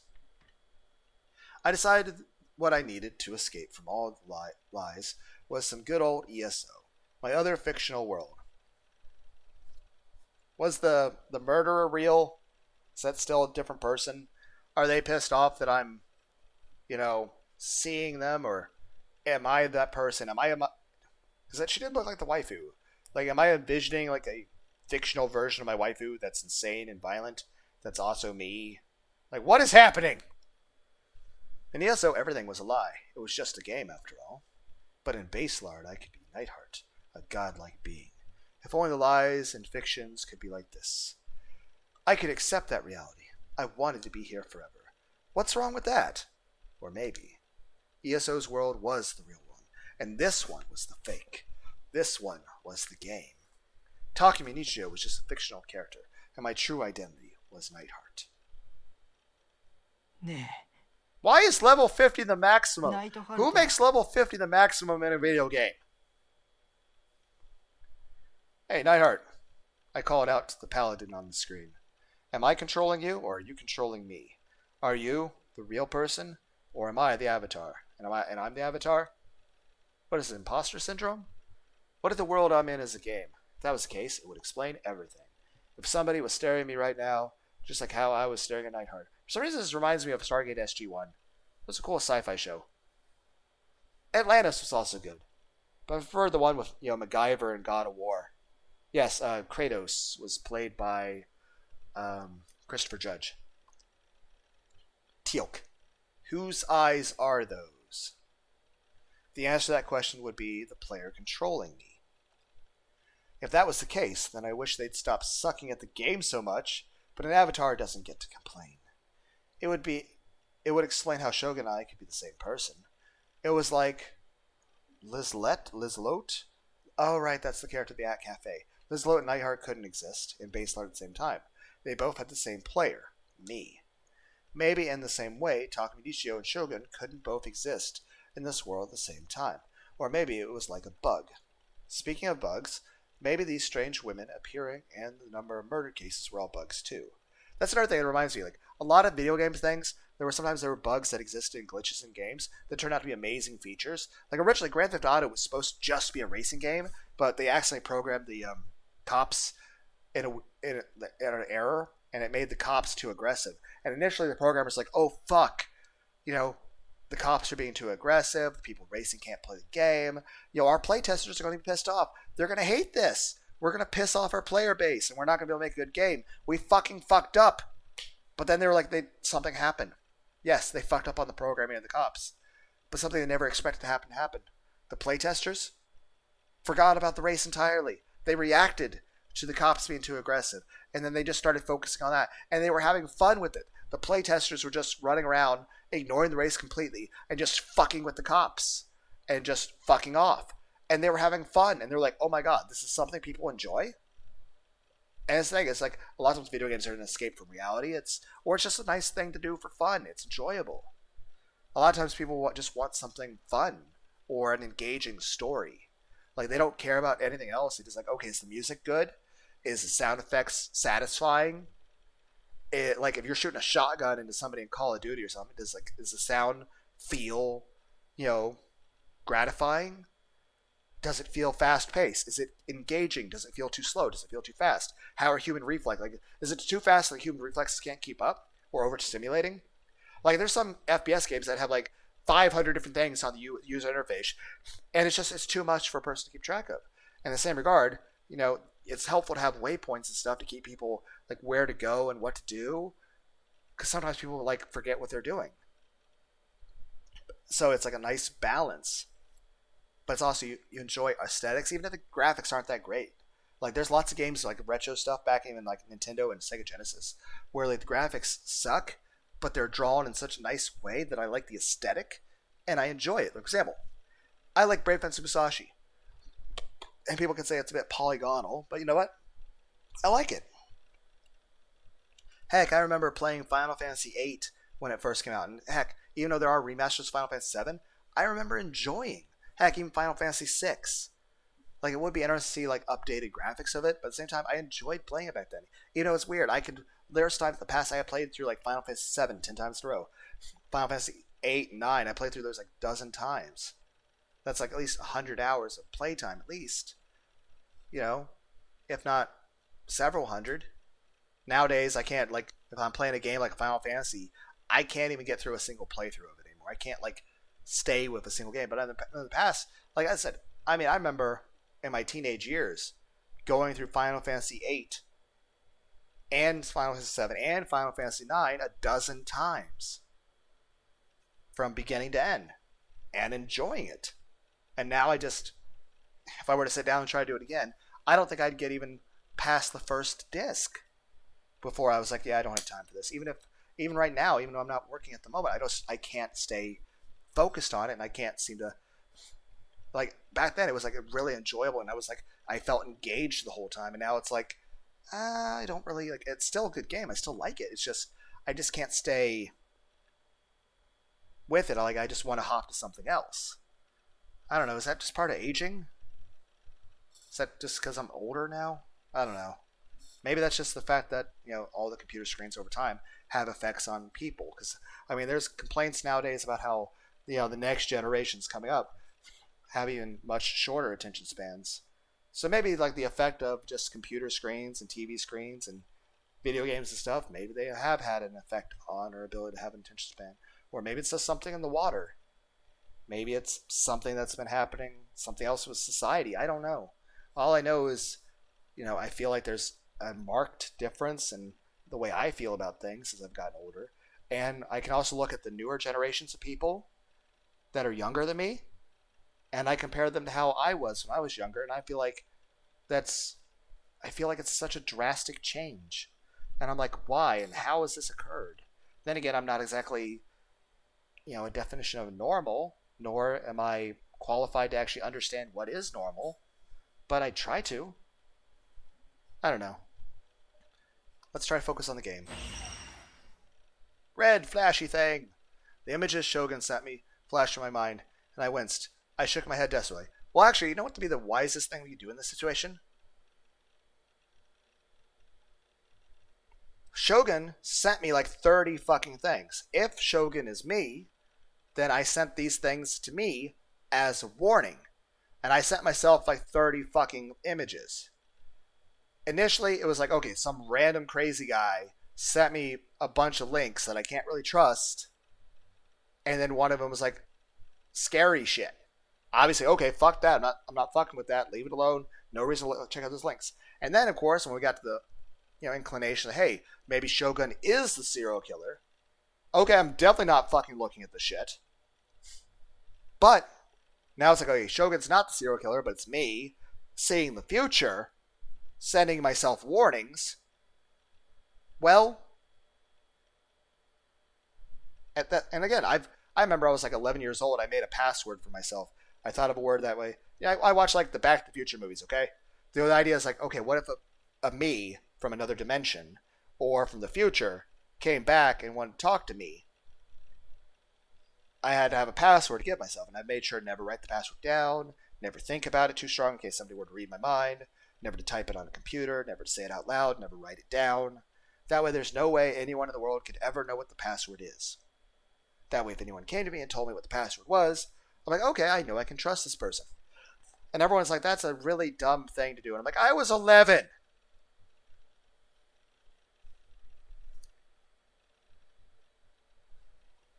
Okay. But I'm just saying, in this situation, the wise thing to do, given the information we have now, is we should start going through each of those links sent by Shogun, and we need to see what were those pictures that we sent to ourselves. What are the other pictures? There's like fucking 30 of them. In this situation, we need to see what those pictures are. I wanted to run away from everything. I mean, obviously it's stressful. It's very anxious what's happening. Also, is my sword clipping? No, that's gold hint. Okay. Let's say I was about to criticize the fucking graphics of the fictional game within the game universe. Though that map kind of lacks some details. Okay, we don't need to criticize the user interface of the fictional MMO that exists in the fictional world of the fictional world. I'm just saying it's not... Okay, that's it. You're ever going to play Last Epic? I don't have the extra space on my computer for a game that fucking massive. And even then, I don't know if I'd be any good at it. I don't know if a computer would handle it. But, yeah, we need to look up those other pictures to see what the fuck's... That's what we should do. In this scenario, what we need to do is we need to look up the other pictures that we sent to ourselves. If there is a player controlling me, then please reset the game. But that's just depressing, man. Just start over from character creation. Okay, I'm about to say, did we? Okay, we should have looked up the other 30 picture. What is happening?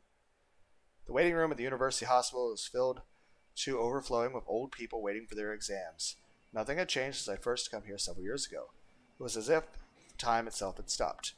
Everyone wore a gloomy expression between that and the stench of disinfectant. The air was heavy and stale. 5 minutes in this room would be enough to make you want to kill yourself. I didn't like hospitals. And I'll say this. I do have depression, but I don't want to die. I just feel kind of sad sometimes. Maybe sometimes I'm tired and need a nap. You know? Everyone's like, cheeseburgers and Red Bull are not antidepressants. I'm like, okay, I get it.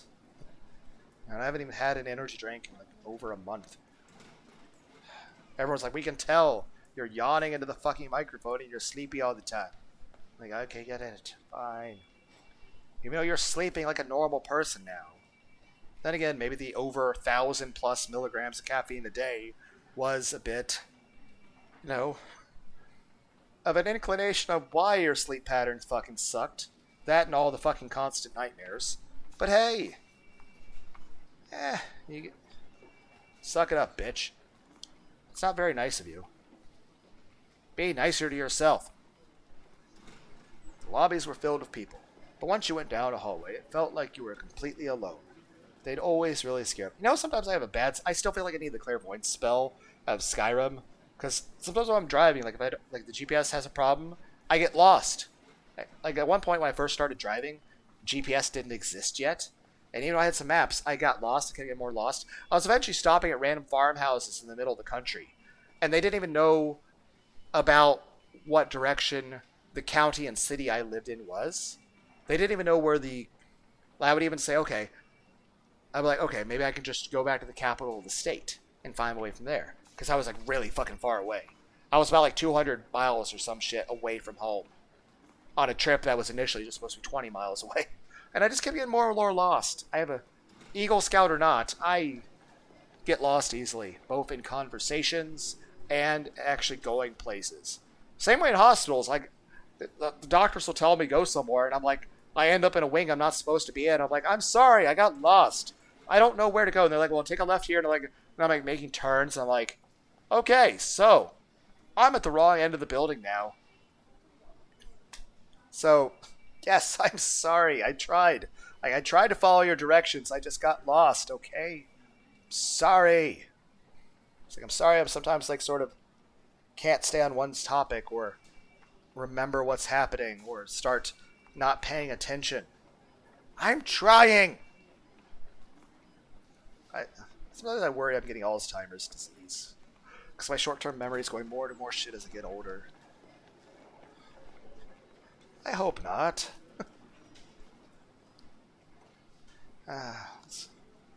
It felt like the hallways were full of stench of death.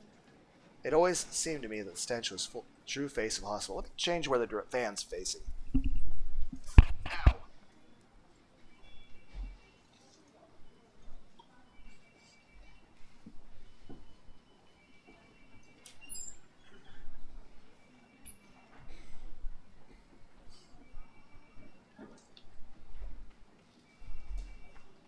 Oh. Okay. I'm back.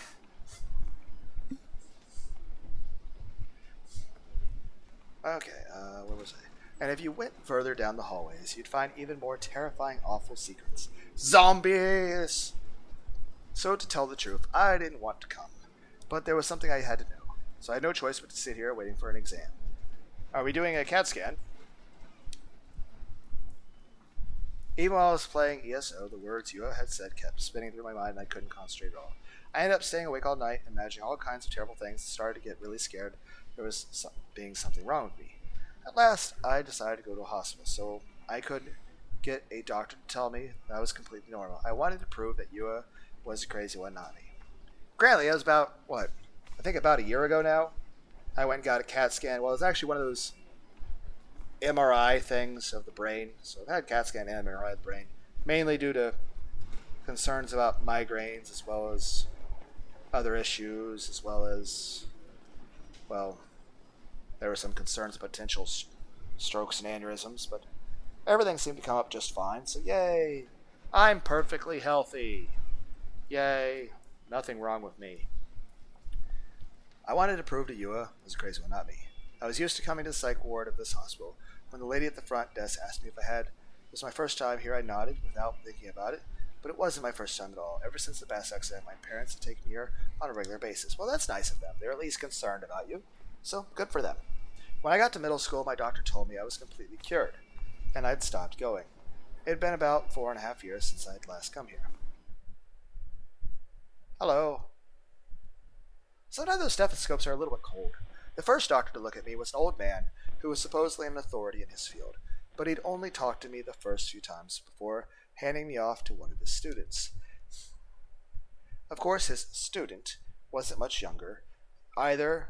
If anything, he looked older than the first one. That doctor, Dr. Takashina, had said something to me I'd remembered last night. ここは病気や怪我だけじゃなくて心にも効く病院なんだよ。 This hospital doesn't treat just illnesses or injuries. It treats the heart. Okay, well that's very endearing. I didn't like the hospital, but he was really nice. Yeah, I know, I actually do like it when people are, caring or polite. I value those traits. I like it when people are polite, and I dislike it when people are rude. He seemed like a really good guy. Not that this had stopped me. I kept up my act of deceiving the adults. It was Dr. Takashina who had seen through my deception, though, and had given me an official diagnosis of completely cured. あの人に If I could get him 調べてもらえ to れ take a ば look at me,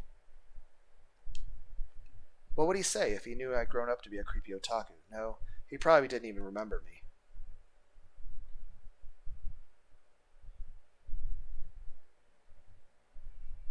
I waited another 3 hours before they finally called my name.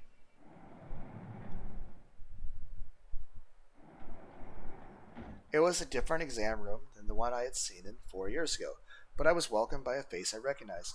It was the very image of a trustworthy older man. He looked older than he probably was, but he had a kind expression, and that kindness came across in his mannerisms and way of talking. I like that in people. I appreciate that in people. He hadn't changed at all in all 4 years since I'd last seen him. Yay, we got Dr. Takashina again. Nice to see you, man. I appreciate you. I wonder if he'd even aged at all. Not that I was even sure how old he was. The desire to beg him for help grew stronger and stronger within me. He was somebody I could count on. He was somebody who would save me. I was so happy to see him again.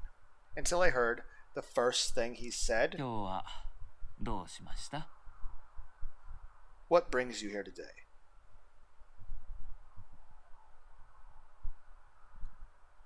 Am I unsure about my reasoning for coming, or do I feel sad that he doesn't remember me? His voice was soft and gentle and put you at ease, but there wasn't the same sense of friendliness I've seen when I come here before. He's probably a bit jaded. I mean, he's probably seen a lot of really bad things working as a doctor, so he's probably a bit traumatized himself. It was like he was talking to me for the first time. I couldn't handle it, so I decided to remind him. I'm Nishijo? ん？ああ、これはご丁寧。 Oh, nice to meet you. 高階です。はじめまして。 My name is Takashina. Let's get started. I've met you before, sir. He bowed to me and I couldn't say anything. Nice to meet you. That's what he had just said. He'd forgotten about me. It made sense. It's been 4 years. He'd probably seen thousands and thousands and thousands of people. It'd be unrealistic for him to expect to remember me. But I thought he of all people would remember me. I kind of had hope, whether it was... I mean, yeah, it isn't very fair of us to expect that, but I would hope that as well. Like, if I went to see a doctor I'd seen in the past, if I remembered them, I'd want them to remember me, but then it's a good chance there's doctors who remember me that I don't remember them. So, it works both ways. I mean, I guess there's... Maybe the patient's a bit more hopeful on that, just because it's their health. When the hope was shattered, it just made me sadder. It felt like I didn't matter. He looked me in the eye as he spoke, but I looked away. 無病かどうか調べてほしいと書いてあるが、 You said you want to find out if you're sleepwalking. 何かあったのかな？ Did something happen? That's right, that's what I had said on the form. But it didn't matter now if he didn't even remember me. 別にいいじゃん。 Who cares? So are we actually hearing the fictional voice of our fictional waifu? Are we actually hallucinating her too? 先生が覚えてようが覚えてなかろうが関係ないっしょ。最初の目的を忘れちゃダメ。 Who cares if the doctor remembers you or not? Don't forget why you came here. At least the voices in our head are positive and reassuring. They're also sexy. I'm balancing between looking at her eyes and looking at her tits. Also, her hair looks nice the way it is. And I still like the attention to the different, accessories that are in the outfit. It looks cool.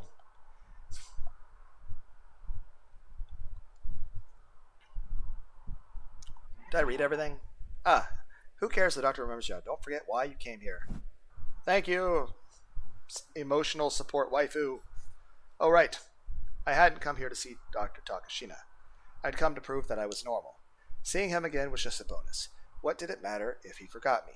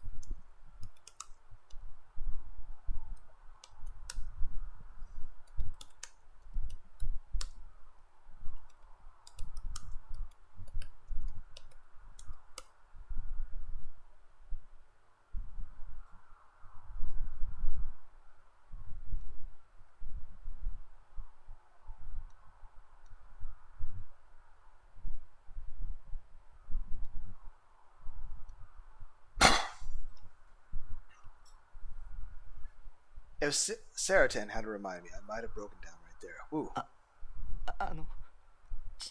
自分でも知らないうちに外に出かけててパソコンで文章打っててそれを全く覚えてないなんてありえますか？ Is it possible that you could say, leave your house, go to a computer, type a message, and then not remember it at お all? お。知り合いからそう指摘されて混乱しちゃって。 Somebody I know told me that I was doing that, and it really confused そ me. の知り合いの人が冗談を言っているっていう可能性はあると思うかい？ Do you think it's possible that they were joking? No, she seemed pretty serious about it. Yu's eyes had been dead serious. She didn't look like she was teasing me or anything. If nothing else, she certainly seemed to believe what she was わ saying. かりません。 I don't know. なるほど。 I see. ちなみにその知り合いとはどういう関係だろ Can you tell me more about your relationship with this person? A girlfriend, perhaps? What was this guy talking about? What did that have to do with anything? I don't know. う？いや、言い方が悪かったかな。じゃあ言い直そう。 I mean, maybe. It might have been the right way. I don't know. All I know is I feel very confused by it. So I don't know what you're asking me. I mean, obviously, yes, literally asked what she is, but I'm processing, like, one, especially given the circumstances, how am I supposed to say it? But even then, even if she just was a normal girlfriend and there was less odd circumstances, I still feel confused about exactly how or why you're asking what you're asking, or what I'm supposed to respond with, even in a normal circumstance, let alone it's not. So yeah, I don't know if that was the correct way to phrase it. All I know is I feel confused. That was probably not the right way to phrase it. Let me try そ again. の知り合いの人は君が意識もないまま歩き回っているのを実際に目撃したのかな？ Did this person actually see you up and walking while you weren't awake? Possibly. I would say probably not. But there's the timestamp issue and the fact that she at least would have seen me going in and out of the... Because she knew which, part of the cafe I was in, so she would have seen me get there, but... So possibly? Oh, was that what he meant? I shook my じ head. ゃあ証拠はないわけだ。 Then there's no evidence. I have timestamps. I shook my head again. そいつ探偵気取りっていろいろ証拠を突きつけてきて。 She thinks she's some kind of detective. She showed me all kinds of evidence. そういうことか。 I see. ちなみにこれまでにも無遊病の兆候はあったかい？ And has there been any evidence or history of sleepwalking in your past? いえ。 No. 朝目覚めたらいつものベッドじゃなくて違う場所で寝てたっていうことは過去に一度でもあった？ You've never woken up to find yourself not in your bed, anything like that? No. いえ。じゃあその知り合いに言われたのが初めてっていうことだね。 Then you didn't notice anything until she told you. I mean, maybe she, doctored the numbers in the computer. I mean, hacking and stuff, right? Nodded weakly before forcing myself to speak. 僕、寝てないんです。 I wasn't sleeping. もしかして怖いのかな？でもそんなに深刻になる必要はないよ。 Are you scared? You don't need to be so worried. いや、その。 No, that wasn't it. That wasn't what I was wanting to say. But I wasn't sure how to explain it and couldn't get my thoughts together in my head. I lost my chance to speak. At least he's being patient with us. Thank you, man. He scribbled something on his chart before spinning around to turn away from me, and then leaned forward and then toward the back of the exam. 葉月くん、ちょっと。 Hazuki, come here. はい。 Hello. Four Eyes fan. Made Hazuki wear glasses. What do you mean made Hazuki wear glasses? What do you mean made Hazuki wear glasses? Why was that an achievement? Are you Shogun? Are you Grim? Is she Grim? I think she's Grim. Are you Grim? Is this Grim? Yes, sir. A young nurse came over. The doctor showed her my chart. Are you real? And said something softly to her. Then she quickly went back further into the room. What was that about? He turned to face me again.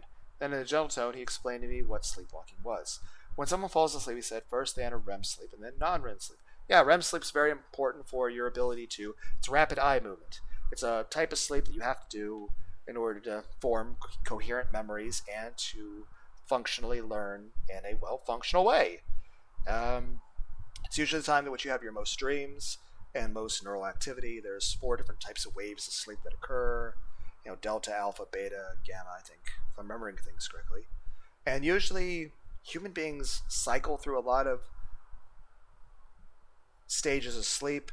Normally you have to at least get a solid 4 hours of sleep in order to get a functional sleep pattern. Because usually you'll fall into REM sleep in the first half hour to 40 minutes of being unconscious. And then you might even talk a bit in that form of sleep or move around a bit. But usually it's about 4 hours on average before you really truly enter delta wave sleep. Though if you're in a sleep deprived state or not sleeping well, usually you'll enter that much sooner because your body needs that in order to not die. So if you're really sleep deprived, usually you'll maybe hit it about an hour and a half in. But I'd say on average, most people probably hit it between 3.5 to 4.5 hours, or maybe 3 to 4 hours. Though ideally a person is supposed to sleep 8 hours a day. But technically, in order to have between 7 and 9, especially if you're trying to recover from injuries, you're supposed to try to sleep 9, or if you're really stressed. But ideally, a person is supposed to sleep a absolute bare minimum of 7 hours of sleep a day, of solid, uninterrupted sleep without distractions, and preferably without blue light or other things that would interfere with your brain's responses to neurochemical interactions, as well as things like maybe you shouldn't have a shit ton of caffeine, or maybe it's a bad idea to eat something spicy or greasy before bed, because that can affect the certain neurotransmitters. Plus, who's to say really the effects of all these computer screens or electronics or the processed food diets we all have. Then again, there's also people out there that do drugs, so that's also another thing too. REM sleep was when the body was asleep, but the brain was close to fully awake. Non-REM sleep was deeper sleep, usually delta waves, when the brain also rested. 無遊病はノンレム睡眠の時に起きやすいって言われてる。 Sleepwalking is said to occur mostly during non-REM sleep. Basically, your brain would still be able to function in regard to the other things, but it's just the prefrontal cortex would be sort of a bit dormant at that time. After all, your body has to be able to do that stuff to recover. Besides, your brain can never really fully shut off or else you'll die. It's kind of that issue why people OD on stuff like heroin, because it'll cause a depressant of, say, lungs and stuff. So people, what'll happen is their lungs just sort of relax too much and they stop breathing and they die. Then again, your brain tends to be a lot of your blood goes to your brain. Proportionally to a lot of animals, the human brain is bigger and more dense and more neurochemically, and the neural network for a human brain is much more complicated than it is for any other animal in proportion to the animal. We also have the biggest proportion ass to any other because we are bipedal, and your glutes do influence your ability to run, sprint, jump, and stuff like that. Also, if your glute muscles are too weak, which I do need to try to train my glutes a bit more, because it helps to alleviate back pain. So a lot of times, especially if you're doing standing manual labor all the time, you're overtaxing certain muscle groups, so it kind of causes muscle imbalances that can cause pain. But your brain does use 20% of the calories you use. No, actually more than that. Your brain, I think, has 20... Okay, so I think about 60 to 70% of your body is water. But 20% of the blood in your body, 20% of all the blood in your body is actually in your brain at any given time. And I think it's about 1350 to 1500 calories is how much an adult human, my size, I'm 5'11", and I'm 214 pounds at the moment. So 5'11", 214 pounds. So it'd be about 1400 calories that just the brain alone needs in order to function correctly. And then, of course, there's your digestive system, your organs, basic movements, as well as anything used for training and trying to lift weights and stuff. I'm sorry, I got distracted. We'll focus on the game. The brain isn't as active as it normally is, so you can't really engage the person in conversation. 階段 but など they're を able 踏み to 外 answer さずに questions and 上り下 walk り up す and る down ことだって stairs できる。 without missing a step. 原因として It は happens often during 精神 periods 的な of ストレスを extreme 抱えている時 psychological になりやす stress. い子供に多い症 Sleepwalking 状だ is けど most common in children, 成人でも but よ happens to くある adults as 症状 well. なんだ You よ。 understand now, right? It's not something これ you で need わ to かっ be ただ so ろ worried about. I see. But I wasn't sleeping. And yet I was still doing things I didn't remember. We have a fucked up sleep schedule, Nichijou. The whole time I've been supposedly typing into that chat as Shogun Room 37. I thought I'd been playing ESO. What was that when you call it? Was that what you'd call sleepwalking? I wanted to ask, but the doctor just kept talking. 無遊病かどうかを調べる方法としてはいくつかある。一 There 番 are 手っ several 取り ways to 早 test い for のは sleepwalking. The fastest こ would こ be の to ベ have ッ you ド fall で寝 asleep てもらう in こ this と bed だ right ね。 here. Ha ha ha ha ha. ただ But sometimes 特 it's 定 only 条件 occurs じゃな under いと発 specific 生しない conditions, 場合もあるかも such しれ as ない。 when you're sleeping 例えば in your own bed, 自 for 分のベッ instance. ドじゃ意識が Another ない question 状態 is で出 whether 歩く when に you're しても walking about 目 while 的もなく unconscious, ふら you ふら just と walk 歩 around き続 randomly, けるの。それとも or if 何 some らかの kind of 脅迫観 obsessive 念があって それ compulsiveness に影響され compels you て何 to らか follow の a certain 一連 series の目 of 的を持って actions. 出歩いているのか。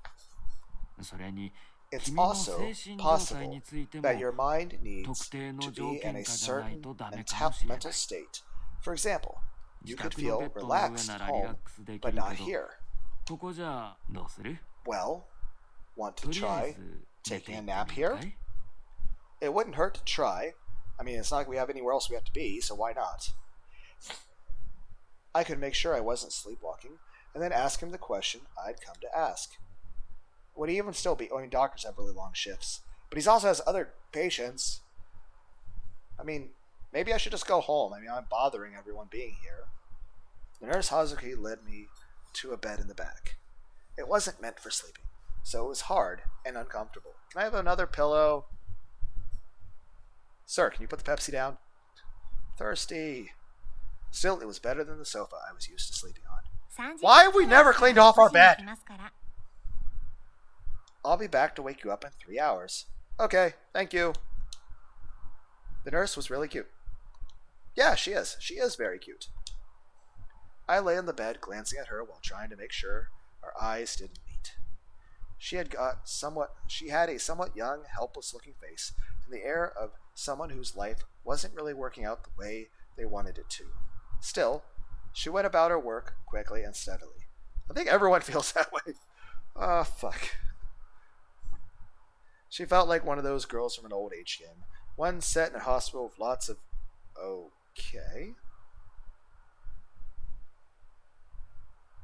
Why? What?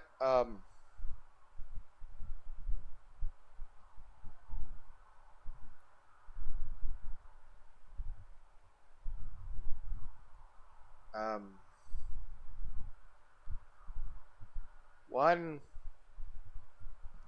part of that made me uncomfortable. Then the fact you laughed right after that, like that's Nishijo, you made me feel uncomfortable, man. できるだけ目は離さないようにしていますので、安心して眠ってくださいね。I'll make sure to keep an eye on you as best I can. So don't worry about a thing. Just get some sleep. In other words, she'd be watching to make sure I didn't get up and start walking. I mean, yeah, we're here to make sure we're not walking around. I'd be kind of odd if they left me alone and all of a sudden I was like breaking into the medicine cabinets. Like, what are you doing? I am creating Jesus. It's like, everyone, that didn't make any sense. I don't know. It's not supposed to それ make では sense. ごゆっくり。 Good night. Thank you.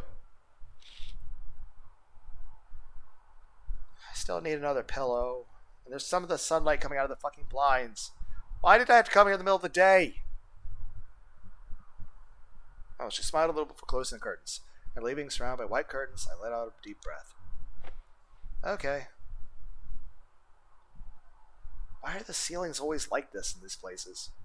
At least I have a privacy guard, but I mean, if you guys want me to sleep, shouldn't you turn that light off? I'm just going to stare right in. It hurts my eyes. Why is that poster over there medical chart stuff? Like, just, oh, now you're going to look at this is where the stomach is. Why do I want to look at that? Why is there stuff here on the wall about like different medical procedures and the inside of a human anatomy? What importance is that? Is the patient going to need to look at that? Like, why am I looking at that?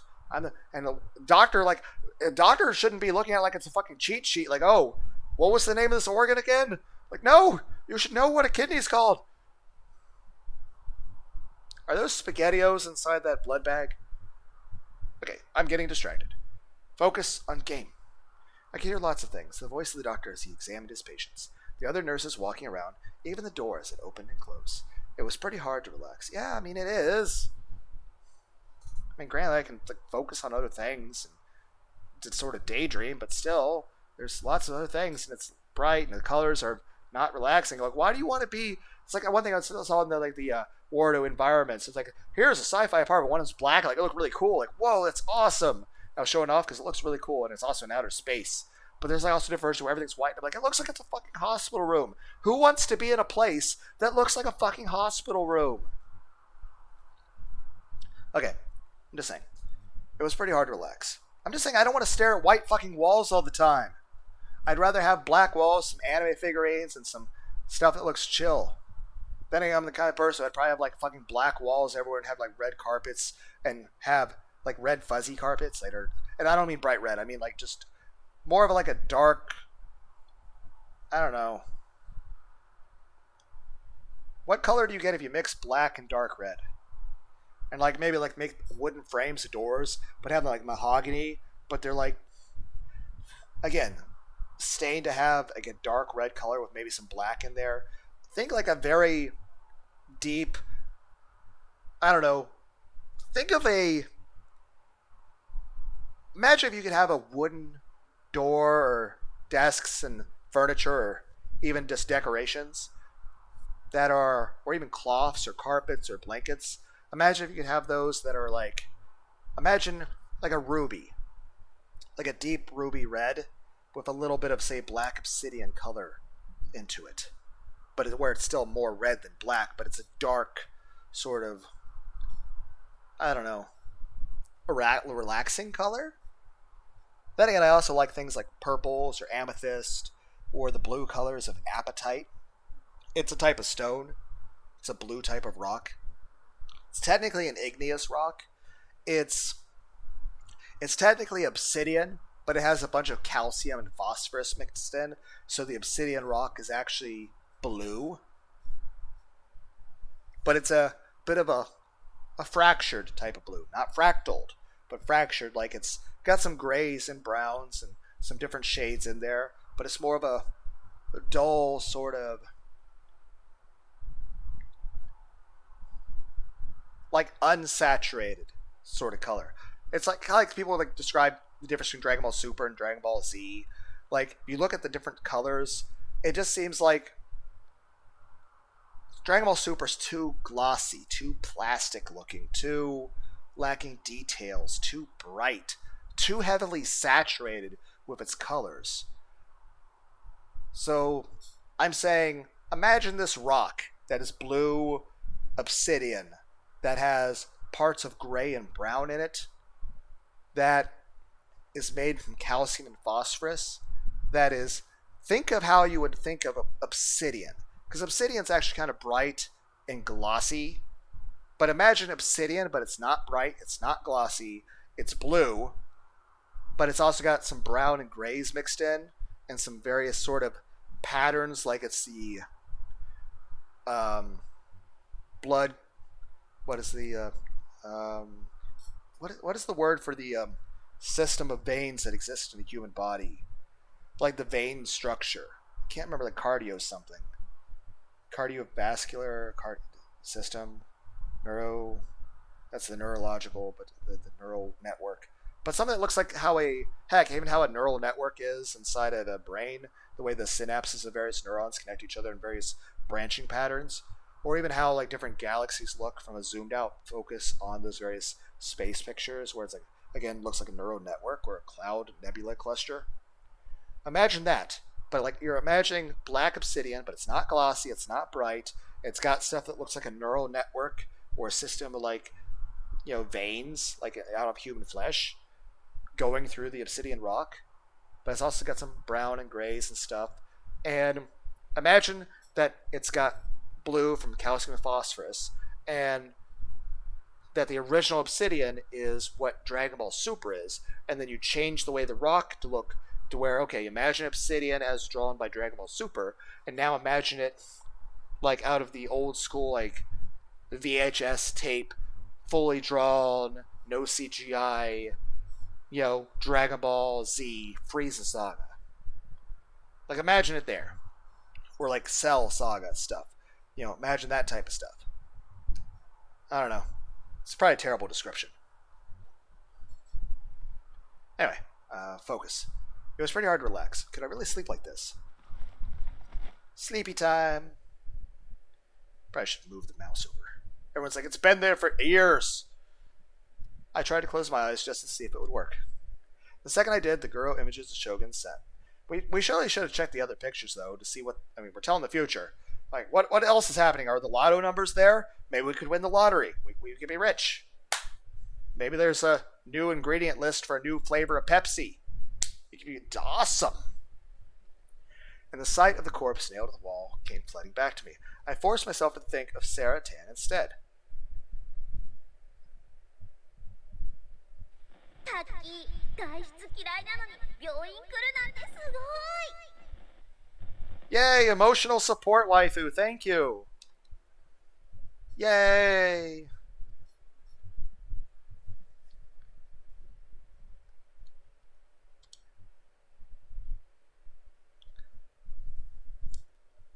Does this count as an AI girlfriend?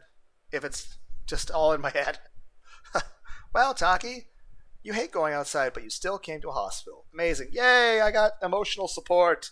Someone's saying nice things to me. 私前から思ってたんだけどさ、タッキーって実はすごく強い男の子だよね。You know, I always thought you were a really strong boy. Thank you, that means a lot. I appreciate it. Inside my delusion, she was happily bouncing up and down. And now I'm imagining the jiggle physics. Okay.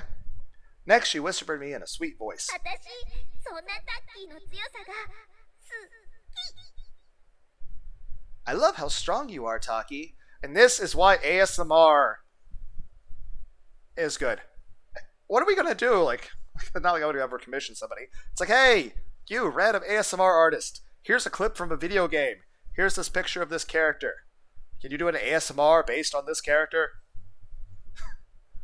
Everyone's like, you're imagining the jiggle physics again, aren't you? Yes! I'm staring right at her boobs. Now I'm staring at her lips. Now I'm staring at her eyes. Now I'm looking at how her hat is on her hair, and I'm imagining her hair moving around in the wind. Now I'm looking at, like, what are fucking infinity stones of her traffic light of a fucking baton that's, again, even though it's like, oh, look, it's a lighthearted anime, but, like, let's look at her weapon.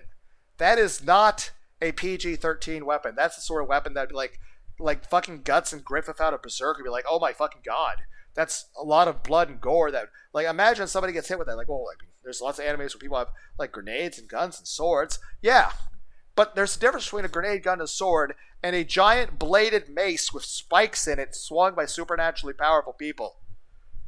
Like, the amount of, like, it's literally going to the point that fucking the Eclipse out of, Griffith's Berserk, would be like, oh my fuck, that's a bit harsh. Like, you guys maybe need to tone down the blood. Then again, I was also reminded of that stuff because of the ending.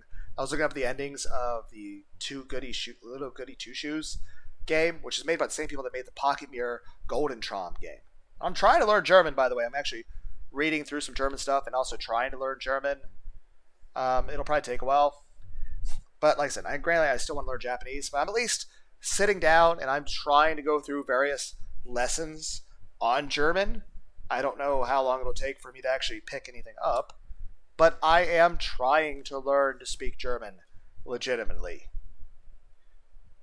I feel like I'm making slow progress on it, and it does feel a bit mentally draining to do. Like, it's exhausting. Like I'll just work on a few words and I'll just start not be able to focus as I burp into the microphone. それにタッキーは無遊病なんかじゃないよ。私毎日タッキーのこと見てるもん。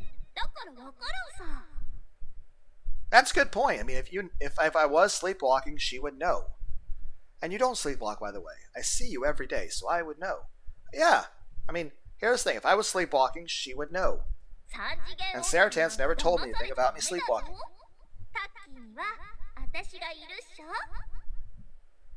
Don't let any 3D girls fool you. You got me, right?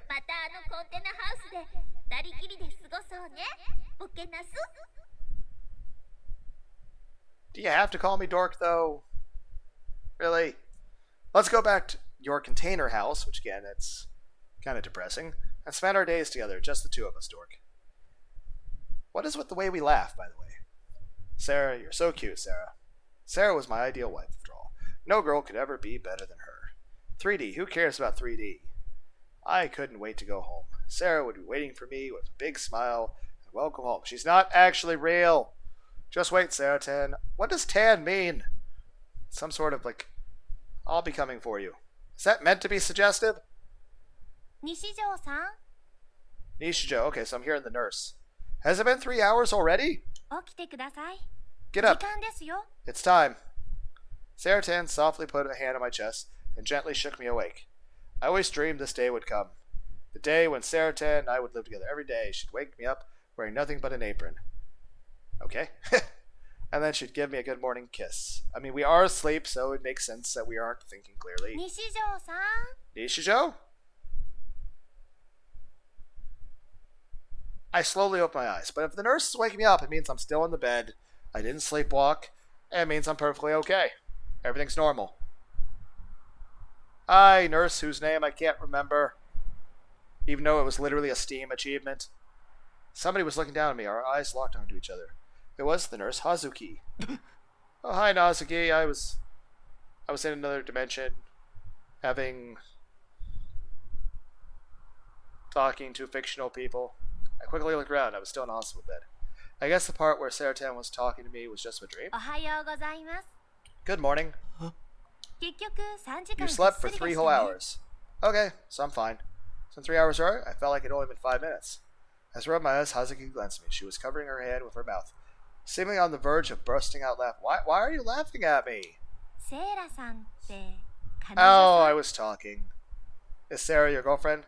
No, she's a video game anime character that I have a crush on, despite the fact that she doesn't actually exist. What? Kept whispering her name while you were asleep. I could feel the blood draining from my face. Yeah, that'd be a bit embarrassing. I screwed a big time. I let a normal person hear me talking in my sleep. And I've been saying Sarah Tan's name of all things. Time to go kill myself. But there was no sign of sleepwalking. I can tell you that. As she spoke, she opened the curtains. Well, it's possible that you just didn't show any symptoms. Okay, we can't be 100% certain. Well, I mean, are you a real person? Because a message I said to somebody on an online chat room 2 weeks ago made you wear glasses. But I also said something about you wearing a swimsuit, so... Are you real? Are you a real person? Am I imagining you? Was I imagining the doctor talking to you and the doctor didn't talk to anyone? Are you real? No, I'm not a sleepwalker. I need to ask the question I came here for. But I didn't see the doctor. Did he go home? He probably went home for the day. Hazuki offered me a sheet of paper. I looked at it. There were various questions for me to answer. それはあなたの心理状態を把握するためのチェックシートです。心理テストのようなものね。それを書いてくれたら今日はもう帰っていいって先生が。This is a worksheet that will help us understand your current mental state. Think of it like a psychological test. Once you fill it out, the doctor says you're free to go. 先生は Can I talk to him? ごめんなさい。 Sorry, ずっ he's と busy 診 with 察が other 続いてて patients. 来週まで様子を見て、まだ改善が見ら I れない don't よ know う if な I ら have もう a 一度来 week てくだ given さい。 everything that's happening. So he says to wait a week, and if your symptoms don't get better, to come back. To be fair, it wasn't my personal physician or anything like that, and I mean, there's no reason for them to think we're a high priority, so it's fair. I mean, honestly, usually they tell you to come back in a month or something. Honestly, the doctors are much more attentive than they are in the real world. So, I wonder how much we have to pay for this visit. It's probably really expensive.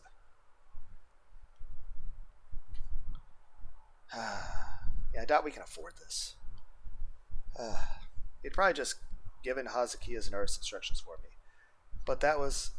Well, then what was the point of him even coming to this hospital? I wanted to ask, and it's delegation. It's called teamwork. I wanted to ask about the awful possibility that I was being controlled by somebody who wasn't me. Yeah, it's more of a derealization thing than imposter syndrome at that point. But Hazuki looked so apologetic that I didn't have the courage to demand to see the doctor. And yeah, he has people that are probably actually bleeding. Besides, we're not really that important anyway. So I decided to just fill out the worksheet she'd given me. I'd write out the symptoms I was experiencing on the back. I decided then I could come back next week to talk to him チェ again. ックシートは質問に対してイエスかノーかだけを答える簡単なものですから、 It's a simple form. You'll be asked a series of yes or no 当てはまる questions. 点があったら If any イ of エ it ス applies に to you, チェック please してくだ check さいね。 yes. 今後の西条さんの We'll 治 use 療 this に to 対する determine if 参 you 考 need にし any ますか further ら、 treatment. じっく So り考 please え think て答えて carefully くださ about い。 your answers. Hazuki was kind enough to give me a full explanation. Some of the questions on the test were weird, not the sort of things you would expect to be asked at a hospital. It was almost like one of those online personality quizzes. What would answering these questions tell them? Hazuki was staring at me. She wasn't getting ready to leave. It didn't seem like she just had nothing better to do. She was observing me. No, watching over me. Okay, thank you. I appreciate it. Thank you. I mean, yeah, thank you. Being watched made me nervous, and so it was hard to think about the questions, but I suppose that was just a nurse's job. Yeah, I mean, that's just her job. But I do appreciate it, job or not, I appreciate it. And it would make sense, it makes us nervous. I mean, we got other stuff going on, and we are a bit of a person who lacks a lot of social interaction, so being in a situation where we are being watched would make us feel self-conscious. So that's just normal. I decided to just forget about it and fill out the sheet. Yeah, I think that's what everybody does in that situation. I actually am interacting.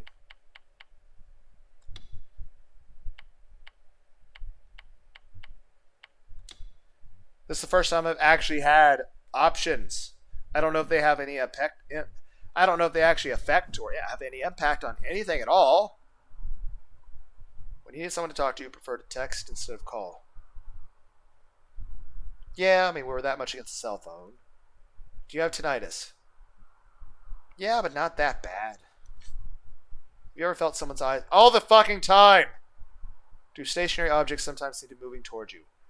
Yeah, that's called gravity. That's even if it's like horizontal, that's how the world works. It's how physics works. Have you ever had a premonition some turn out right? Yeah, I mean that's just deja vu. Have you ever that's just again, that's normal. Have you ever checked a digital clock and seen the same numbers repeat? Yeah. Have you ever cried? I'm pretty sure I've cried every single day of my life for the past like 20 years. Maybe 30.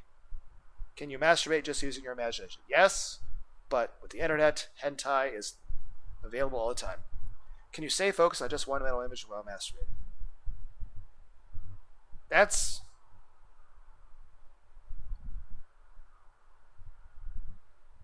No, but... This... I feel kind of embarrassed answering that. Can you fantasize about something with your eyes open? Yes, that's I mean, like, here's the thing. I can imagine an apple. Like, right now I'm holding my hand out, and I can imagine an apple. I can see the apple. I can imagine, like, if there was something wrong with the apple, I can cut the apple in different shapes. I can close my hand, and I can actually physically feel the apple. I can imagine the sound it would make if I were to throw it against the wall. I can smell the apple. I can imagine the smell of the apple. I can imagine how the apple would taste and how it would feel of chewing on it. I can imagine various geometric things in my hand. Like I can imagine, like, okay, I got a baseball in my hand, or a cube, or a different, say I make it a triangle. I can move it around in my hand. I can imagine my hand underneath water. I can actually feel the water. It's normal. It's called having the ability to think. I know there are some people that have some sort of mental condition that makes it where they can't imagine things, like they can't imagine a picture of something. But, that's a very small percentage of people that can't do that. But I can just I can imagine an apple, I can see the apple, I can feel the apple in my hand. I can move it around in my hand. That's normal. So yes, I have a basic functioning brain. Does the front of an automobile ever look like a face? Well, yeah, the headlights are like eyes. That's normal. I mean, it's the sort of thing, you look at clouds, you can see faces. You look at like curtains or a wall or trees or grass, you can see how things move together. Again, that's just, it's also part of why uncanny valley is such a thing that really affects people, is because the human brain is set to see patterns. And that's why if it's something that looks close to human but isn't, you know, your brain is telling you, hey, something's fucking wrong, and to be on, guard about that. The same way, your brain is geared to look for patterns. And usually the most common pattern you have is a human face, which is how we really emote different emotions. That's why emojis, hell, that's why even basic text emojis that aren't even pictures, that we've even been seeing in like the I think I even used one in a fucking title of the previous video for this game. That's why emojis and little various shapes work, because the human mind can put, patterns together. So that's normal. That's again, that's part of like, it's not saying, hey, does the front of an automobile ever look like a human face? It's like, hey, do you have a normal functioning human brain? Like, do you see faces in different images? If you look at just, like, say if you take a crayon and just sort of like scribble in a large space, can you see like actual people and things existing in the fucking just shades of colors? Yes, that's normal. Do you have difficulty going to the bathroom after watching a horror movie? Yes. Hell, there's sometimes I'll be like in the shower and I'm washing my hair, and like every time I close my eyes, I feel like someone's going to be on the other side of that curtain, and I've like, okay, make sure, like, I'm like a fucking scene from the American Psycho where a person gets stabbed to fucking death. Then again, I'll be looking at my mirror, my reflection. I'll make sure the reflection isn't going to try to hurt me. In the same regard, I'll be like brushing my teeth and looking at the reflection, and I'm constantly looking, down the hallway to the stairs, make sure nothing's coming up my stairs. But before I go outside, I'll look outside the peephole of the door to make sure nothing's outside in front of my door before I go out there. I put my headphones in my ears. I'll actually, run my fingers along inside the headphones to make sure there's no like spiders inside there. Every time I go lay down on my bed, I'll make sure to check underneath my blankets, everything, make sure there's nothing there. That's just normal shit. Like if I go into a restaurant, I'll do it discreetly. No one can fucking notice. But I'll make sure to look at the faces of everyone in the building, see where all the doors and exits are, see the facial expressions of everyone in the building, where they're all sitting and who they're talking to. And even if I'm sitting there talking to somebody, I'll also be paying attention to where, okay, did that person go to the bathroom? Is that person talking? What's going on with this? What's this noise occurring? But I will say this. A lot of times I went to the restaurants past few years, I'll hear, little kids crying, like babies or toddlers, especially with their parents, and I'll feel kind of sad just because, I'll be thinking about my son and stuff like that. And when he was young and he was a baby, like sometimes I'll be at a park and I'll see, kids playing at a park, and I'll remember back when I was at a park with my son back when he was that age and running around playing with him. But again, that's more of a parent thing, especially given the whole divorce stuff and all that. But that's just, emotionally sad stuff about that, and just thinking about the past. I'm sure parents of families that didn't get divorces and you actually had your kids grow up in the house with you, you still, you'll see kids playing a park and you'll think back when, your kid was that age and how they were. And because like I said, I can still remember holding my son when he was born, watching him be born, holding him, he was so tiny back then.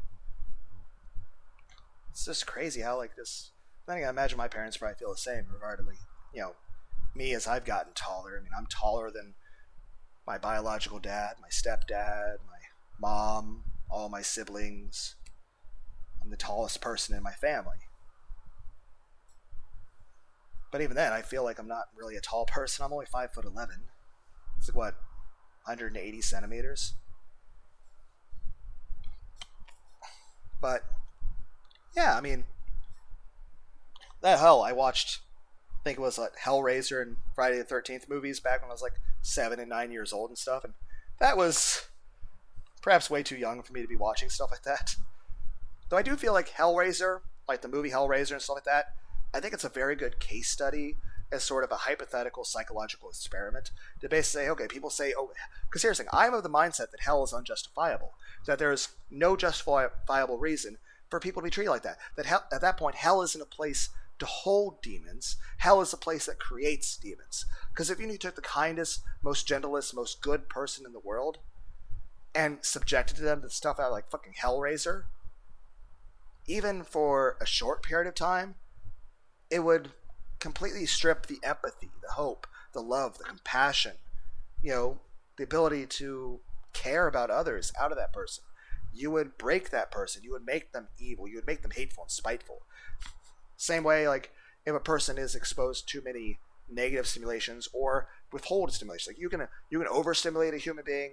You can also deprive a human being. Like, if you put a human being in a room that's all white with nothing to interact with, nothing to look at, with no stimulation at all, even if that's no negative stimulation, the fact that there's no stimulation at all, it can be like a form of torture and it can drive a person insane. Heck, putting a person like solitary confinement is considered illegal for most prisons nowadays because it causes severe psychological problems. Heck, you put somebody in a place of absolute sensory deprivation, they have like separate sensory deprivation tanks. If you put a completely normal average person in one of those, they will start hallucinating their fucking minds off. And here's the problem. Everything they hallucinate will usually be the most horrifying shit possible.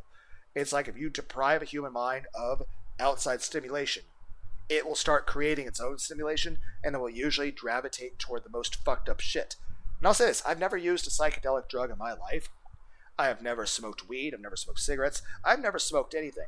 And I've never taken any illegal drug at all. Any drugs I've taken have been prescribed to me by a doctor. And even then, there are some drugs that doctors want to prescribe to me, like antidepressant stuff, that like I don't take just because I'm kind of worried and scared about how my mind would react to it. And even then, that sort of stuff is like, if you start taking antidepressants, you have to keep taking them.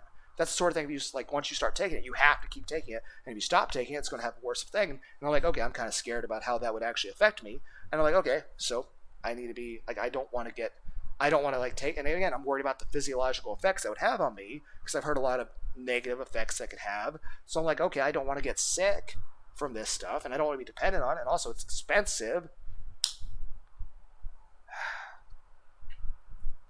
And of course, I've had lots of real world things occur that make me feel a bit paranoid. Plus, I've just had a lot of circumstances of just low self-esteem in general myself. Plus, just, a lot of people have expressed to me that I was very negative things.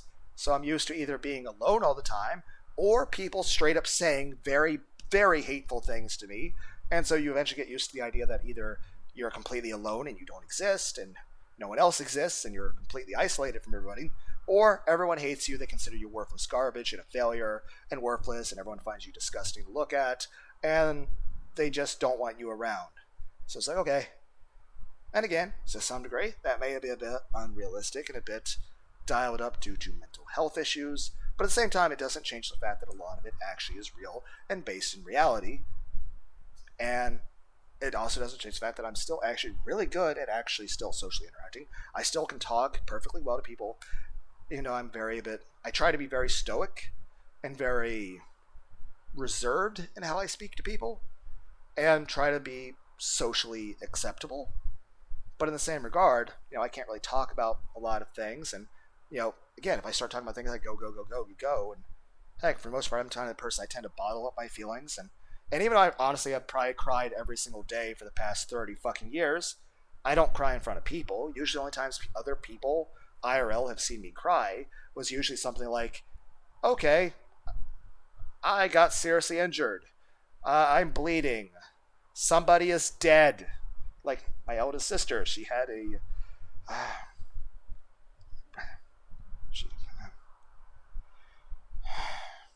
she had a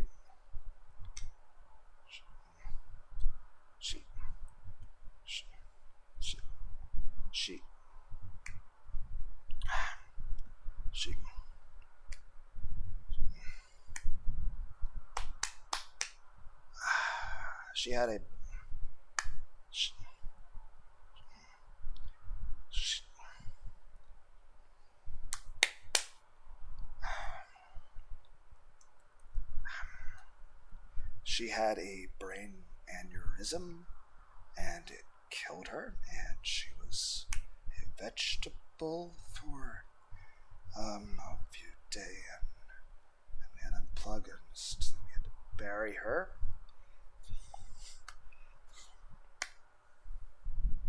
And heck, Grantley, she had a lot of trouble actually having children herself.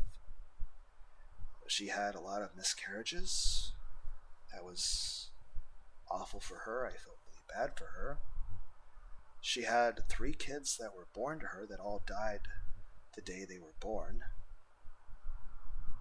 Going to a funeral and seeing a 1-foot long porcelain marble white casket the size of a fucking shoebox, having what's your nephew, that's an odd feeling. I didn't like that feeling. Because like I said, she had 3 kids who were born, died the day they were born. The one that was the one I was mentioning with the foot-long casket thing. Just seeing that thing being carried and buried is, and of course family and people in churches and your sister's reaction. I have multiple sisters.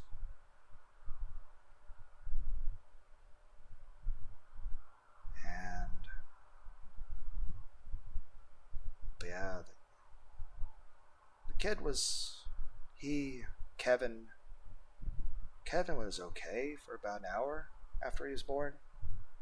Then all the blood pooled to one side of his body. Think Zetsu from Naruto. So like vertically, all the blood is one half of the body than the other. So one half was kind of looking pretty wrinkle pale, and the other half turned super dark purple. And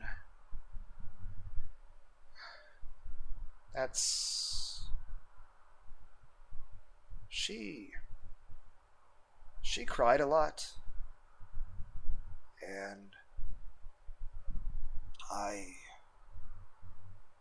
didn't feel well about that. She eventually did have a child that lived and did okay. She had a daughter, and around the time her daughter was about 10.5 months old, my sister had a brain aneurysm and then she died.